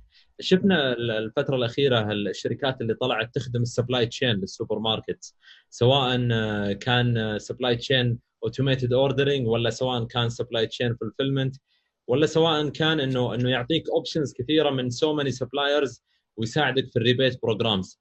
فانت قاعد تشوف الحين السوق قاعد ينضغط اكثر من ناحيه السبلاي تشين، فايش تصورك حيصير خلال نهايه 2020 من ناحيه السبلاي تشين، انت من وجهه نظرك كمالك لهذا البزنس؟ انت تقصد السبلاي تشين اللي هم البرنسبلز يسووا ريبلينشمنت للبرودكت اللي موجوده في السوق؟ نعم، لان الان الحركه صارت اسرع للستوك، وفي نفس الوقت انت تحتاج انك يو كيب ان مايند انه اذا السوق رجع تكون برضو staying in the safe side. والله شوف، اجابه هذا السؤال شيء معقده. احنا البزنس حقنا في المجال هذا يعتمد كثير على الاستيراد. يعني كوكا كولا اوكي مصنع، لكن الرو ماتيريالز تجي من برا. P&G، يونيليفر، نسله، الماركت ليدرز هذولي جزء منهم عندهم مصانع في السعوديه وجزء منها استيراد من برا. السبلاي تشين بادي من كل مكان، السكر يجي من مكان، الواتيفر يجي من مكان، تتجمع هنا وتتصنع وتمشي. عندنا صناعه جيده، عندنا رو ماتيريالز جيد، عندنا صناعه محليه او زراعه بشكل جيد لاغلب الاصناف الاساسيه. ان جنرال وضعنا جيد. الحكومه منتبهه لهذه الامور، في sufficient inventory يدعم stability حقة البزنس هذا كامل. الآن السحب اللي قاعد يصير في ابريل وفي مارش ويمكن شوي فبراير وبيلحق ماي، ولا نعرف الى متى تكمل هذه الازمه. بالفعل حط الجميع اندر بريشر، وكل الفوركاست اللي كنت عامله اتس نوت ذير. يعني انت كل يوم قاعد تشوف ايش صار اليوم، ايش صار امس، ايش بيصير بكره، and you are reacting. قد يكون في شويه افكت لبعض الفيري سنسيتيف ايتمز. يمكن الاخ علي يوافقني، في اصناف يبغى لها زبده معينه وصنف مقطر، يعني فيري سوفيستيكيتد ايتم، هذا ما ينجاب الا من اوستريا، ولا بيكون في ايشو هذا كومنلي في المطاعم. يعني كومنلي في المطاعم تلاقي انه 20% من 20 ل 30% من الايتمز حقت المطاعم تلاقيها اصلا كومن، زي الكاتشب، زي المناديل، الله يكرمك، كل شيء. ولكن في اللي هي الايتمز اللي هي اللي هو يميز واتس ميكس ذا ريستورانت، خلينا نقول بريميوم ام السبيشال، او نوع اللحمه او نوع البهارات مثلا اللي مستورده عن سو. يس صح. احنا في السوبر ماركت احنا شاملين كل شيء. بغيت انا مصنع ترى انا مصنع، بغيت مطبخ ترى انا مطبخ، بغيت انا الكترونكس فولفيلمنت، ولازم وي هاف تو ترين الكاستمر على كيف الماشين هذه تشتغل، وش الفرق بين انه موديل 380A و 380B. لازم احنا نديكيت. اذا بغيت انا فولفيلمنت وفاست موفينج جودز موجوده، فالسوبر ماركت لام الكلام هذا كله، فعندنا بين من كل مكان. لكن ان شاء الله ان الامور في السبلاي تشين عندنا سو فار اتس جود. هو صراحه تفضل. هو في المجال هذا مجال صراحه يعني قاعدين نخطط لليوم، ما مو نخطط لبكره مثل ما قال الاخوان مهندس. ففي سؤال صراحه يعني تبادر برضو الاخ عدنان الان. تفضل. احنا شاطرين يعني ريلي مو بمدحا في انفسنا، لكن السعوديين تجار شاطرين من عمر الدنيا. صح. لما تيجي الان تناظر اللي بيجي للسعوديه، المنافسه فيها انت تنافس تجار، ما انت تنافس سمول بزنسز. اي كونسبت جيد. الوضع مو سهل. فانت اليوم تجي تتكلم مع ريل تريدرز، اقول الكلام هذا كله فخورين فيه، نعم، رقم واحد. رقم اثنين، هذا مسوي ثبات. صح. انت اليوم لوجود تجار زين. احنا اليوم الصباح كنا نتكلم عن واحده من الدول المجاوره، تجار السعوديه كل استثماراتهم في الديره. تعال شوف الفنادق المقارنه بالهذا، تعال شوف المصانع اللي عندنا، شوف المدن الصناعيه اللي عندنا، شوف اللوجيستيك سيتيز اللي موجوده في البلد. في الدوله مقدمه والتجار مستثمرين هذا الكلام. فتوتال you have a really good base للبزنس انه يكمل. السبلاي تشين يعني للامانه، والدوله صرفت، ارسلت شباب يدرسون، هذول كلهم رجعوا، قاعد البلد يستفيد منهم. بلا شك في opportunities كثيره صراحه في البلد الحمد لله. وصراحه احنا هنا عشان نحاول نوظب او نستفيد من هذه opportunities، وتكون مثلا فرصه لاهل البلد. اخوي عدنان، سؤال ايضا يعني كشركه STC من يعني من اكبر الشركات السعوديه، والوضع الان وضع يعني تشينج اوف، خلينا نقول things to do business. كيف كشركه STC يو ار مانجينج العمل عن بعد؟ والسؤال اللي بعده هو بيجيك في السبلاي تشين، بس الان في البدايه انتم في STC هاو يو مانج العمل عن بعد؟ هل شفتوها افيشنت، خصوصا انه المبادره الاخيره لكم انه خلينا نقول ستورلس كل شيء في الموبايل ابلكيشن؟ اول شيء احنا يعني يمكن في STC او حطينا استراتيجيتنا نشوف نفسنا ممكن رقمي الكل يعني للسعوديه وللاماكن اللي نشتغل فيها سواء في البحرين او في الكويت، وجزء بسيط نشتغل في عمان. فاذا كنت تبغى تصير ممكن رقمي لازم تصير ليد باي اكزامبل، لازم تصير انت اللي تبدا بنفسك كمثال، خاصه في الانشطه اللي انت تديرها في اعمالك. فبعطيك شقين، يعني عندنا شق التعامل مع العملاء وشق العمل الداخلي. ففي العمل الداخلي سوينا سياسات لنا سنتين، منعنا الورق على اساس نلزم اي اعمال، يعني على اساس تحاول تشتغل شيء في ورقه وتوقيع وكذا، كانت لازم تروح لاعلى سلطه اداريه. فضمننا اتمته كل اعمالنا سواء اللي مع الموردين مع العملاء مع هذه ساعدت بشكل كبير. وشيء ثاني بدينا نسوي مبادرات العمل من المنزل، working remote. يعني من قبل ما تجي قبل الازمه ولا اثناء الازمه؟ لا من قبل من قبل صرنا نعطي اوقات محدده للعمل من المنزل، وقللنا ساعات العمل من المكتب. هذه يعني اخذناها على زي ما قلت لك على خطين. عندنا عملنا الداخلي اليوم احنا تقريبا كل اعمالنا تتم ريموتلي، ما عدا الاشياء اللي تحتاج لاست مايل ديليفري، سواء كانت في التركيبات او الصيانه او في المبيعات. فاذا كنا نقول ان احنا نبغى نصير كيبل-لس، كاش-لس، بيبر-لس، كل هذه نطبقها وناخذها بجديه، ما ناخذها بس تو شو ولا. فبعد كذا يصير سهل انك حتى تعكسها على الاخرين انك تشتغل معاهم، مثلا الSMEs او الشركات اللي احنا نوفر لها الخدمات، سواء خدمات الهوستنج ولا حتى الكونكتيفيتي او حتى الانظمه. فتصير سهل معهم انك تيجي تقول له انا جربته ترى يفرق معنا في خدمات الHR، لطباعه الخطابات اللي تحتاج غرفه تجاريه كذا، ترى يفرق معنا في كذا. فتصير انت اوريدي تقول انا مجربه عندي السوليوشن هذا. فهذا جزء سويناه. الجزء الثاني اللي كان مع العملاء اخذنا وقت طويل، يعني اخذنا 3 سنوات لين نجهزهم للوضع اللي احنا فيه اليوم. يعني لا الحمد يمكن ما ودي اتكلم على الاخرين، بس احنا في STC ما في اي عميل عندنا تاثر، ما في عميل والله ضاعت شريحته وقلنا له اصبر لين تفتح الفروع، عندنا حظر اليوم. او واحد يبغى شريحه جديده ويبغى جهاز جديد، نقول والله معليش شركه التوصيل اللي نتعامل معها الان امورها متعثره. فكنا نشتغل لنا 3 سنوات وكنا يعني اخذنا المبادره بجديه. وهذا اللي يمكن حتى يعني شاركناه في اكثر من مؤتمر سابقا، انه ترى الاونلاين مع الاوفلاين اتس نوت ا تشويس، اتس ا ماست، خاصه للريتيلر. ما هي خيار، لازم خلاص تدمج بين الاثنين. ما تقول والله لا انا اونلاين بعدين بشتغل، او اخذها بس انه موجود عندي في الرياض او موجود عندي بس في الهيد اوفيس اللي عندنا.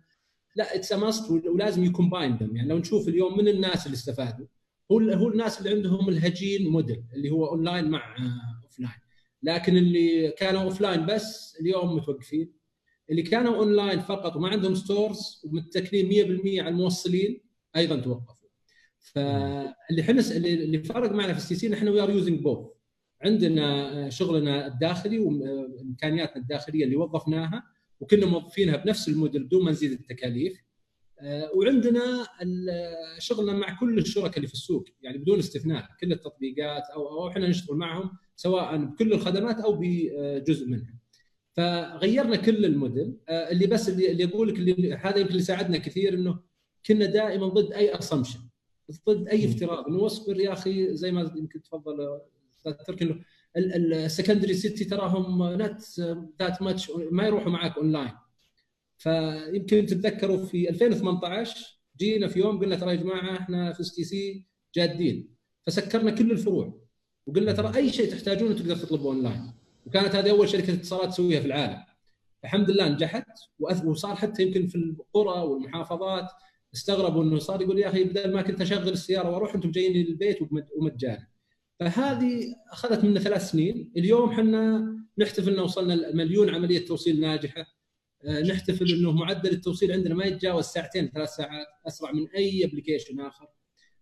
وفي نفس الوقت شفتوا يعني الحمد لله نتائج الربع الاول للشركه الحمد لله كانت ايجابيه، فما جت من زياده انفاق ولا زياده صرف، وفي كله يمكن الفتره اللي راحت تخفيضات كنتوا شايفين على كل المنتجات. الرساله الرئيسيه اللي يقولها هنا انك لازم تصير جاهز انك تتكيف مع الظروف. صار عندنا اليوم حظر كامل على طول تتوجه 100% اونلاين، رجع فتح الحظر لازم بسرعه تصير جاهز اوفلاين، ولازم تدمج بين الاثنين. يعني كان في شيء قلناه حتى في اكثر من مره يوم سالونا ليش سكرتوا 35% من المعارض، حوالي 150 منفذ تجزئه سكرناه، فقلنا احنا عشان نخدم خدمه افضل. ما كانت توفير ابدا، ما كانت الخطه منها لا توفير ولا كان الخطه منها اوبتمايزيشن او حتى تعويض خسائر. ففعلا رفعنا فيها مستوى الخدمه بعد ما قفرنا ال 150 معرض، صارت الاماكن حقتنا صارت هابس، فصارت هي اصلا ريتيل ستور يخدم كل العملاء، وصايره هي نفس الشيء نقطه توزيع، اتس هاب فور ديليفري، واعتمدنا فيها على القراءات الخاصه بالمسافات واعداد العملاء. فاليوم الحمد لله هي قاعده تخدمنا بنفس الاليه، فصايره اليوم في كل المناطق اللي فيها الحظر الكامل مستمره فيها الاعمال زي ما كانت. ليه؟ لانه اختيار المواقع كان مبني على هالاساس، وتواجدنا في المولز. يعني تذكر انت مثلا النخيل مول، ولا ما ودي اسمي مولات باسمها، كنا احنا نستاجر كلنا كريتيلرز في المولات اللي فيها هاي ترافيك. ليه تستاجر هناك وانت عندك اوريدي يمكن يو اون بليسز برا؟ يعني في كثير من الشركات عندهم اماكن ملك لهم خارجيه ويروح يدخل في المول ويدفع بريميوم. فهذا نفس اللي صاير اليوم، انك يو هاف تو بي ان ذا ابلكيشنز اللي فيها ترافيك، في ترافيك فوت فول وفي ترافيك براوزنج.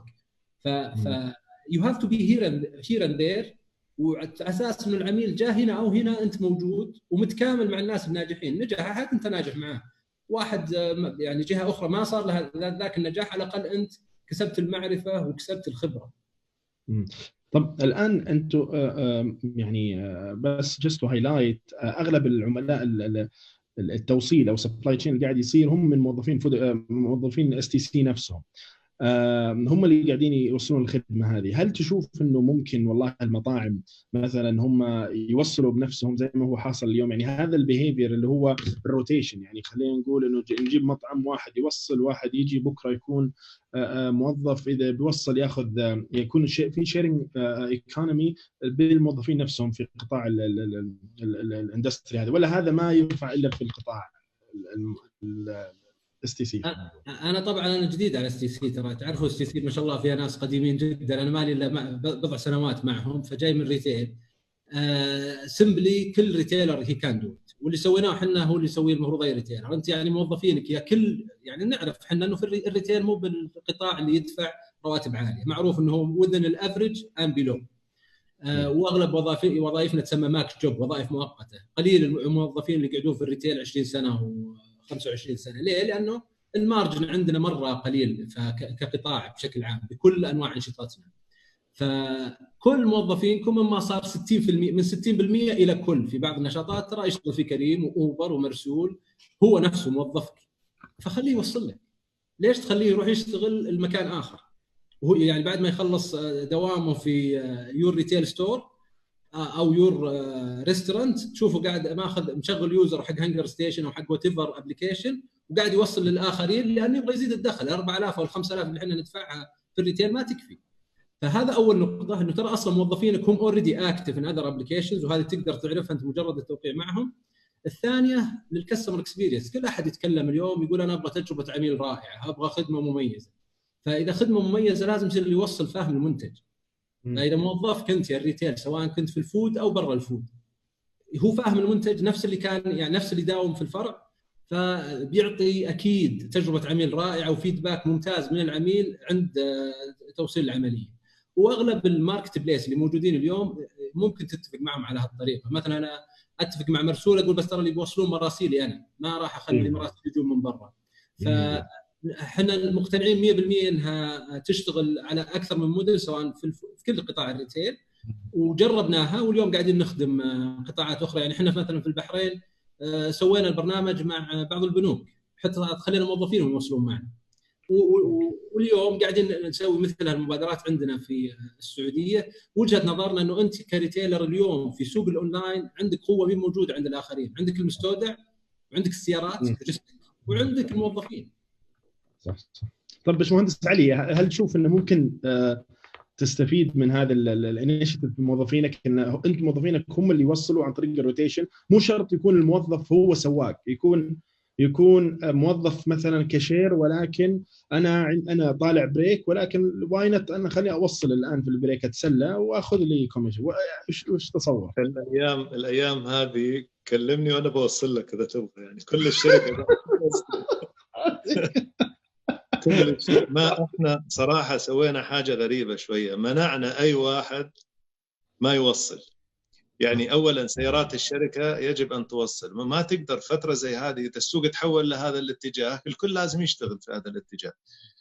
وبعدين انت في نفس الوقت انت مع نزول اقفال بعض الاماكن اللي قاعد يحصل انت حتضطر تتجه في هذا الاتجاه. فصراحه احسن طريقه ان كل الشركه توصل، هو محاسب، هو محصل، هو الاي تي وات ايفر، يعني كل حاجه يكون هو اللي قاعد انا اشوفها يعني فرصه دخل اولا، ثانيا حاجه ملحه جدا، ثالثا حتى في الايام العاديه زي ما قالوا الاخوان اليوم تشوف اي سواق تلاقي معه 4 جوالات، كل جوال يتبع لجهه معينه، تلاقي معه هنجر ستيشن، تلاقي معه مرسول، تلاقي معه يمكن يعني كريم، تلاقي معه اي شركه جاهز الى اخره، وتلاقيه يوصل لعده شركات، وكل ما يشتغل واحد يطفي الباقيين وفي ناس تسوي من 20 ل 30 طلب في اليوم. يعني شوف افضل سيناريو للتوصيل برايي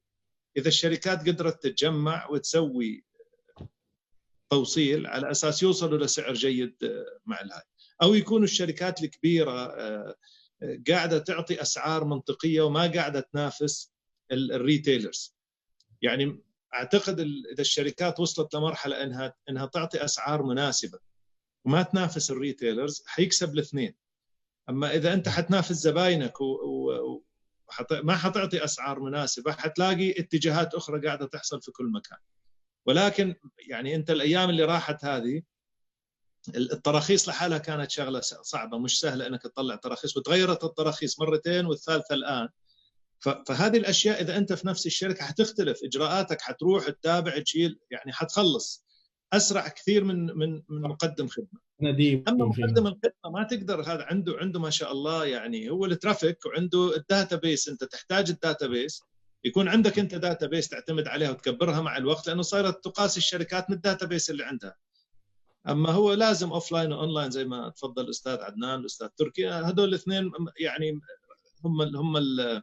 هم اللي راح يكونوا المستقبل في رايي. واعتقد بعد شيء اخر، اذا الشركات ابتدات، يعني هذه فرصه كبيره اللي قاعد يحصل الان انه يصير في محتوى محلي في البلد. يعني البلد عندنا احنا خطوط للزراعه، يعني اماكن ينفع فيها زراعه الكاكاو، يصير في مصانع شوكولاته وزراعه كاكاو، في زراعه القهوه تكبر، في شيء بسيط في الجنوب تكبر زراعه القهوه، بما ان احنا من اكبر مستهلكين القهوه تكبر زراعه القهوه تصير كبيره جدا، يعني تصير ما شاء الله. يعني الزراعات بشكل عام، يعني انت اليوم تعاني من الاشياء الفريش في حالتنا احنا، الفراوله، الرازبريز، دوبريز، الاشياء هذه تزرع في بيوت خضراء في كل انحاء العالم. اذا يقدروا المزارعين يزرعوها في المملكه وتستخدم، شركات الالبان تفكر بي تو سي ما تفكر بي تو بي، ما تفكر فقط بي تو سي، تبغى تعطي المستهلك النهائي، لا فكروا في البي تو بي زي ما قاعدين يسوي الشركات الاخرى، وتصيروا توردوا للشركات هنا، ويكبر حجم التوريد ويكبر حجم العمل ويقل الاستيراد، والدوله الفلوس اللي فيها تقلب فيها. يعني هذه الاشياء كلها حتسوي نوع من الاكتفاء الذاتي مع الوقت. ودائما لو التوجه هذا مشى تلاقي الامور ان شاء الله مع الوقت تتحسن تحسن كبير. اشوف هذه من الاشياء اللي ضروره، يعني ان يفكر كل واحد يكون عنده محتوى. اعتقد والله اعلم في اي حاله من الحالات اللي عنده مزرعه، صحيح احنا عندنا تكلفه زراعه وعندنا مويه يعني نوعا ما شحيحه، يبغى لنا مويه اكثر، بس في مناطق ممكن يزرع فيها، بدل ما يستثمروا الناس في مناطق صحراويه، يعني يستثمر في المناطق اللي فيها امطار بشكل يومي مثلا. بعض المناطق الشمال بعض مناطق الجنوب. هذه انا اعتقد اذا زرعت بالكامل وحط طعم ان شاء الله مش بس السعوديه، حتى يمكن نصدر في المستقبل باذن الله تعالى. فاشوف هذه من الاشياء اللي اتمنى ان شاء الله يعني يمكن هذه الفرصه صارت الصناعات المحليه اليوم كل بلد صارت تحاول تصنع كمامات، كل بلد صارت تصنع التنفس الصناعي، كل الامور صار كل بلد محتاجه تخدم نفسها اكثر ما تخدم الاخرين. فالبلد اللي فيها الصناعه اللي تقدر تصنع الاشياء او الزراعه او الموارد وتنميها، اعتقد هذه اكبر درس يمكن تتعلمه اي شعب او اي دوله او اي حكومه، ان تبتدي في هذا الاتجاه. هل الان احسن من اي وقت اخر، ان حتى لو انا مبادئ الحمد لله، بس ركز اكثر وخلي هذا يكون الاساس يعني في التوجه. استاذ علي، سؤال اخير. يعني ناخذ الالهام جاء من الشيخ عدنان، اللي هو موضوع الدارك كيتشنز. بالنسبه لكم الدارك كيتشنز هل بتاخذونها ان كونسيدريشن بعد الازمه؟ لانه انتم ما شاء الله كبراند قوي وحضوركم اونلاين كذلك بيكون اقوى خلال الفتره الجايه. فاذا انت كان عندك دارك كيتشن في شمال الرياض، واحد في شرق الرياض، واحد في الغرب، واحد في الجنوب، فانت باذن الله حتغطي الرياض كامله. فوش رايك؟ شوف، الدارك كيتشن صراحه اعتقد مهمه وتقلل لك التكلفه وتخدم زبونك بشكل افضل بصراحه. التجربه اللي صارت يعني الفترات هذه من الدليفري، ان الدليفري تغير جذري. يعني انت كنت توصل اكس صرت توصل 10 اكس 20 اكس 30 اكس، فتغير صراحه عمليه التوصيل. فاعتقد الدارك كيتشنز حتساعد مساعده كبيره انك تنتج وتورد يعني للجهات. انا اشوف هذا واحد شيء جيد للشركات، اتس جود تو كونسيدر. وممكن الواحد يجرب واحد ويشوف كيف النتيجه حقته بعدين يتوسع فيها، و this is always good to do. الشغله الثانيه انه احنا توجهنا كان ان يعني نحاول نورد للاماكن اللي فيها ترافيك عالي، يعني مش بس انه يعني نبيع من عندنا. بالنسبه نورد لاي جهه تحتاج، يعني انشانا مصنع يورد وايت ليبل برودكتس. اتجهنا هذا الاتجاه لانه نعتقد انه السوق قاعد يصير في مرحلتين، مرحله انت تكون مصنع رئيسي تورد لارتيزانال شوبس، والارتيزانال شوبس تاخذ المنتج وتعمله ديكور. هذا موجود طبعا في اوروبا وفي امريكا يعني من فتره طويله، يمكن 20 سنه او 10 سنوات، لانه الليبر كان عندهم غالي من بدري. وتصير تورد للجهات هذه وهم يصنعوا، يعني تقدر انت تسوي خطوط انتاج تنتج اشياء والريتيلر ينتج، يعني اوفر لجهات كثيره. زي ما تكلم قبل شويه الاستاذ تركي على محلات كوفي شوبس، على محلات مختلفه، على حتى سوبر ماركتس، حتى بيستري شوبس، حتى يعني مطاعم. الكل يحتاج خدمات الان. العدد اللي فتح والليفل اللي وصل له السوق والبراندز الجديده اللي موجوده تحتاج خدمات. ما حيقدر الواحد يقعد يصنع كل حاجه، يعني يكون يضحك على نفسه اذا حيصنع كل حاجه. لا، يحتاج ياخذ يعني يعمل اوت سورسنج في اي حال من الحالات. حتى انت اذا عندك مصنع تحتاج اوت سورسنج للاشياء اللي انت ما تصنعها، اذا تبغى تجمع حاجات في مكان معين. فلازم يعتمدوا الناس على بعض. اعتقد هذه اكثر فتره لازم يصير فيها اندماجات او اتفاقات. ما ابغى اقول اندماجات، يعني يمكن كلمه شويه، اتفاقات بين الشركات تورد لبعض. يعني شوف انت اليوم لما مزارعين يجتمعوا ويسووا شركه البان عشان يضمنوا فير ديل للحليب مثلا، او مزارعين يفتحوا بنك علشان البنك هذا يعطي قروض لانشاء مزارع. يعني في هذا التوجه. اعتقد احنا يعني يمكن بعد من افضل الدروس اللي قاعدين نتعلمها ان نسوي الشيء هذا الان، يعني والله اعلم. موجود هذا برا، وممكن يكون هذا فرصه لتكاتف التجار. زي ما قال الاخ تركي انه الان اغلبيه عباره عن اصلا منافسه تجار محليين، فهذه opportunity انه التجار يسووا البنك او initiatives to facilitate البروجكت themselves.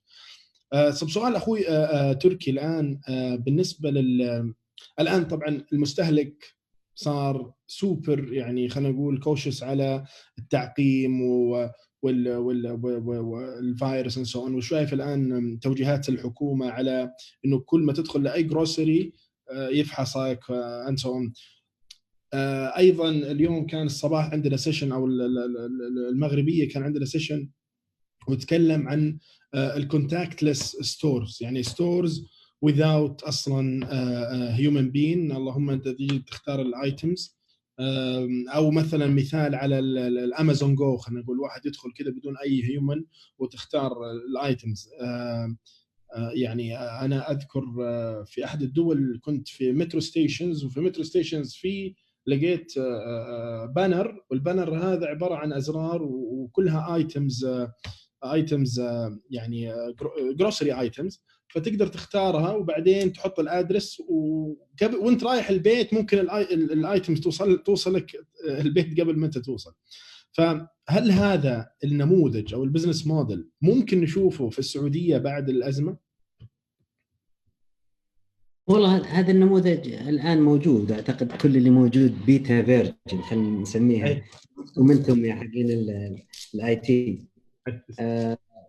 امازون جو ترى مكلف 80 مليون محل 100 متر، فهو will be capable to put 80 مليون على اساس محل. امازون مسويتها ايجو وانت عارف الموضوع هذا. لما نجي نتكلم على تاتشلس او الكلين والهايجين، في الستورات في ستاندرد. احنا نتعامل مع مخابز، نتعامل مع لحوم، نتعامل مع اجبان فيري سنسيتيف، ففي ثقه من الزبون انه يجي يدخل وياخذ الاغراض هذه. وجود او الوضع اللي احنا فيه او بسبب كورونا وانتقال العدوى بالطريقه اللي قاعده تنتقل فيه، احنا قاعدين نمشي ونتبع كل ما يستجد للمحافظه على صحه الجميع، صحه الزبون، صحه الموظف، وصحه اي زائر للسوق. التاتشلس ما فيها روح، يعني انت لما تدخل حتى لو تبي تروح الفندق، حتى لو تقعد في طياره. اخذنا مره تريننج، فكان الانستركتور يقول تقعد في طياره 9 ساعات، بعدين تنزل من الطياره وتلاقي مكتوب ايو نن ايو، وانت قاريها وتعرف انك انت لازم تروح مع نن ايو، بس تسال الاوفيسر اللي واقف انه من وين اروح، لانه قاعد 9 ساعات ضايق صدرك تبي تحكي مع احد. فالكوميونيكيشن اتس هيومن نيد، يعني انه ايجاد محلات بالشكل هذا راح تكون موجوده، وراح يكون في لها محاولات، وفي بيجي احد يستثمر فيها. حجم من البزنس could be، هل هي نص، هل هي 1، هل هي 4، هل هي 10، ما احد يعرف. في جاب بيننا وبين يوروب وكندا وامريكا الواحد يقدر يقيس عليها، علشان لو واحد يبغى يستثمر ما انصح انا سمول بزنسز يستثمرون فيها ابدا. ريسكي، كوستلي والسبلاي تشين حقها معقد جدا جدا جدا. ما هي بسهوله انك تجي تشوف سكرين ومحطوط عليها معجون اسنان ولا وات ايفر. الفولفيلمنت وراء هذا الكلام it's a nightmare. it's not as simple as you see it انت في train station او كذا. الارتفيشال انتليجنس اللي تستخدم علشان تسوي الكلام هذا كله، وانه تقلبها الى بروفيتبل موديل، ما هي بسهوله جيم انت منزله من اي او اس ولا من نو it's totally not there. ما هو ابدا. ما انصح انا فيها small and medium business انهم يدخلون فيها. نرجع نتكلم على الكلين والهايجين. ما اعتقد انا حتى بعد الازمه بيكون فيه حرص وتشديد ورولز اند ريجوليشن. حتى الايزوز اللي موجود، ايزو 9001 و9002 وات، نتوقع انها تكون ابديتد او يطلع فيرجن تخدم الكلام هذا كله. اعتقد everybody will obey the orders وبيمشي على اساسها. اجابه واضحه وصريحه yes or no ما اقدر اقول yes or no. بيكون في تجارب، بس انه ما توصل انها تكون really business model او business format الواحد يدخل فيها ويستثمر فيها ابدا. الله يعطيكم العافيه. طيب الان we need to wrap up لانه خلاص الساعه 11 الا ربع. ودنا صراحه نصائح سريعه، لانه الان القطاع وخصوصا اللي هو small and medium businesses are suffering. يعني صراحه البيج businesses والانتربرايز they have the cash على اساس انه يعني to recover و calm down الاوبريشن و to innovate كل يوم. بس السمول اند ميديوم بزنسز ريلي يبغوا يعني نصائح بسيطه. وش من كل واحد في مجاله، من الجروسريز مثلا عند الاخ تركي، وعند الريتيلرز والكوربريت مثلا عند الاخ عدنان، وريتيلرز از ويل، وبرضه من الباشمهندس علي ازول. فتفضل نبدا باخوي تركي. وش النصيحه اللي ممكن تعطيها فيها شوي من الهوب وال خلينا نقول الكوشنز فيها؟ ان شاء الله. ما احنا بشيبان ترى زي عدنان عشان نقدم نصائح، هو اكبر منا. ما شاء الله. بكم الخير والبركه. خلينا نقول الواحد يعطي علم ينتفع به. نتكلم لكل الستيك هولدرز. تتكلم انت كشخص اب اسره او سيده بيت. الازمه هذه علمتنا اشياء كثير في حياتنا. الاولى انه دائما خلك سوي احتياط لكل شيء، في مستوى حياتك الشخصيه، في مستوى دخلك، في مستوى تعاملك في الامور العاديه. هذا لك انت كانديفيدوال. كشركه دائما وسع، دايفرسيفاي الاستثمارات حقتك. ما تخليها كلها في الفود في الاف ام بي، ما تخليها كلها في الصناعه، ما تخليها كلها في الهوسبيتاليتي. وزع الاستثمارات حقتك هذه كامله. نصيحتي انا للسمول اند ميديوم بزنسز، الازمه هذه ازمه رائعه. في الازمات تخلق الفرص. الازمه هذه وضحت للجميع، اللي ما يعرف في البزنس او البعيد عن البزنس جربت البزنس وطلعت في دارك اريا. الدارك اريا هذه يبغى لها جهد، يبغى لها تعب. مو زي ما تفضلت انت قبل شوي، مو لازم انك تكون في الفرونت لاين. انا اعطيكم مثالين بسيطات جدا جدا جدا جدا. واحد يورد شو اسمه بينات باتر سبريد، يسوي 9 مليون في السنه. It's a matter of 2 cars. واحد يسوي يبيع بيض يسوي 9 مليون في السنه. hidden business، less headache، مضمون، عندك أكثر من 5-6 زباين. كل الايكو سيستم اللي قريب من الاف ام بي فيه فلوس أكثر من الاف ام بي نفسه. دور وين الفرص هذه، شوف وش اللي صار الآن واشتغل عليها. هذه. الله يعطيكم العافية. أخوي باشمهندس علي تفضل. والله أنا يعني حتكلم على اللي بمر في الأزمة هذه. طبعا أول شيء ما في شيء مضمون، هذا يمكن أول درس يتعلمه الواحد.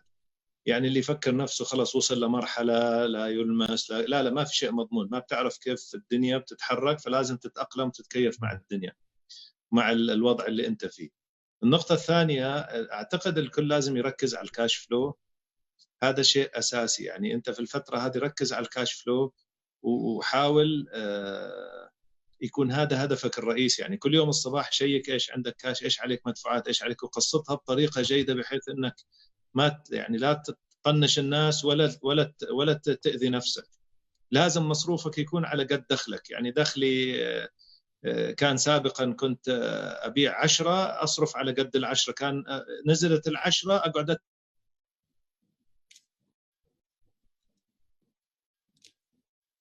أفضل. يعني الصوت مسموع؟ الآن واضح. حنان. النقطة الثانية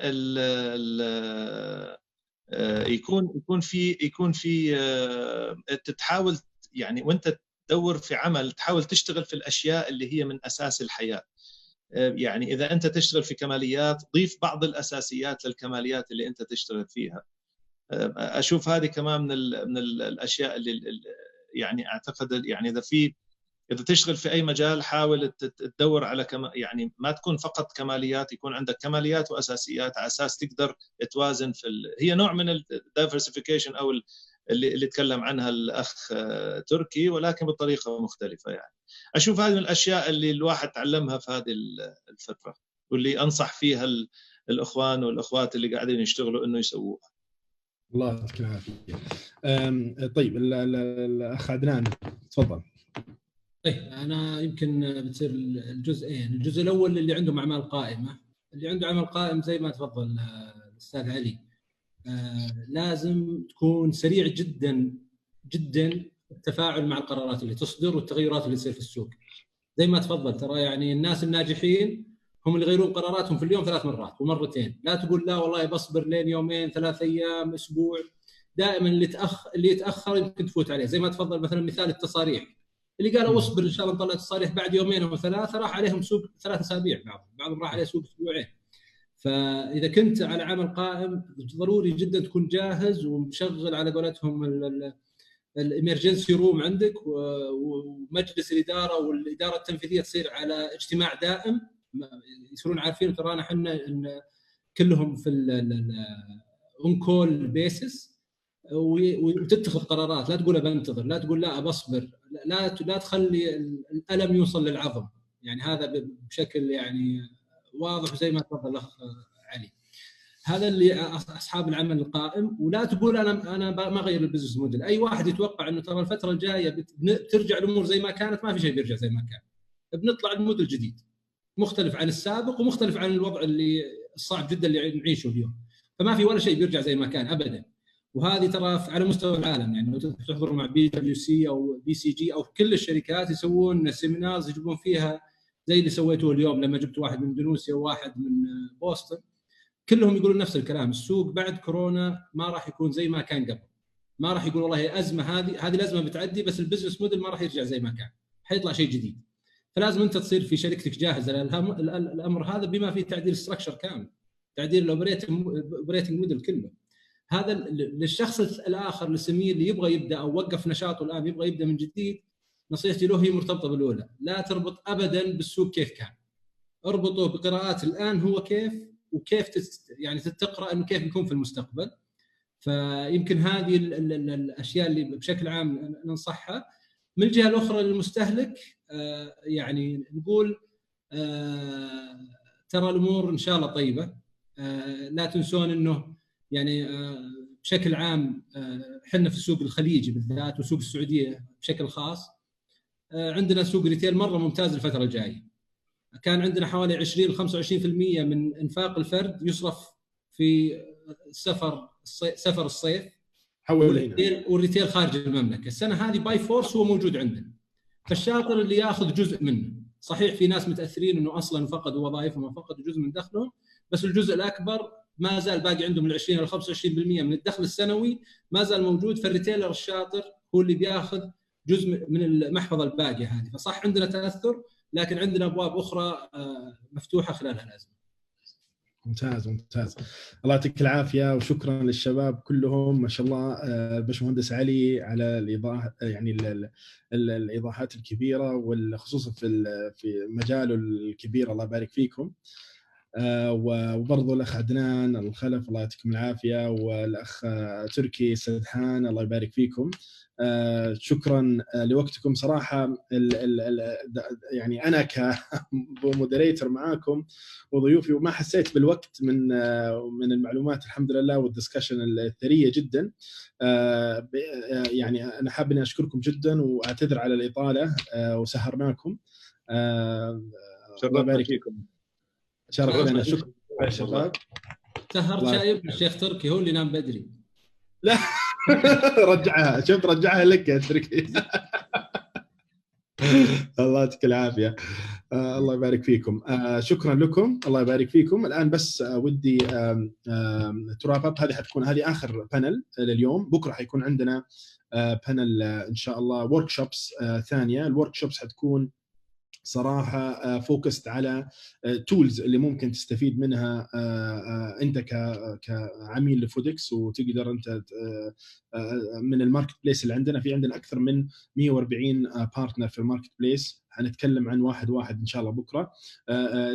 another sessions برضو للتكيز، للسي تي اوز والاي تي دايركتورز في الشركات كلها، وحنشرح كيف to integrate with FODX، ونشرح الاي بي ايز اللي عندنا وكل الفيلد اللي فيها.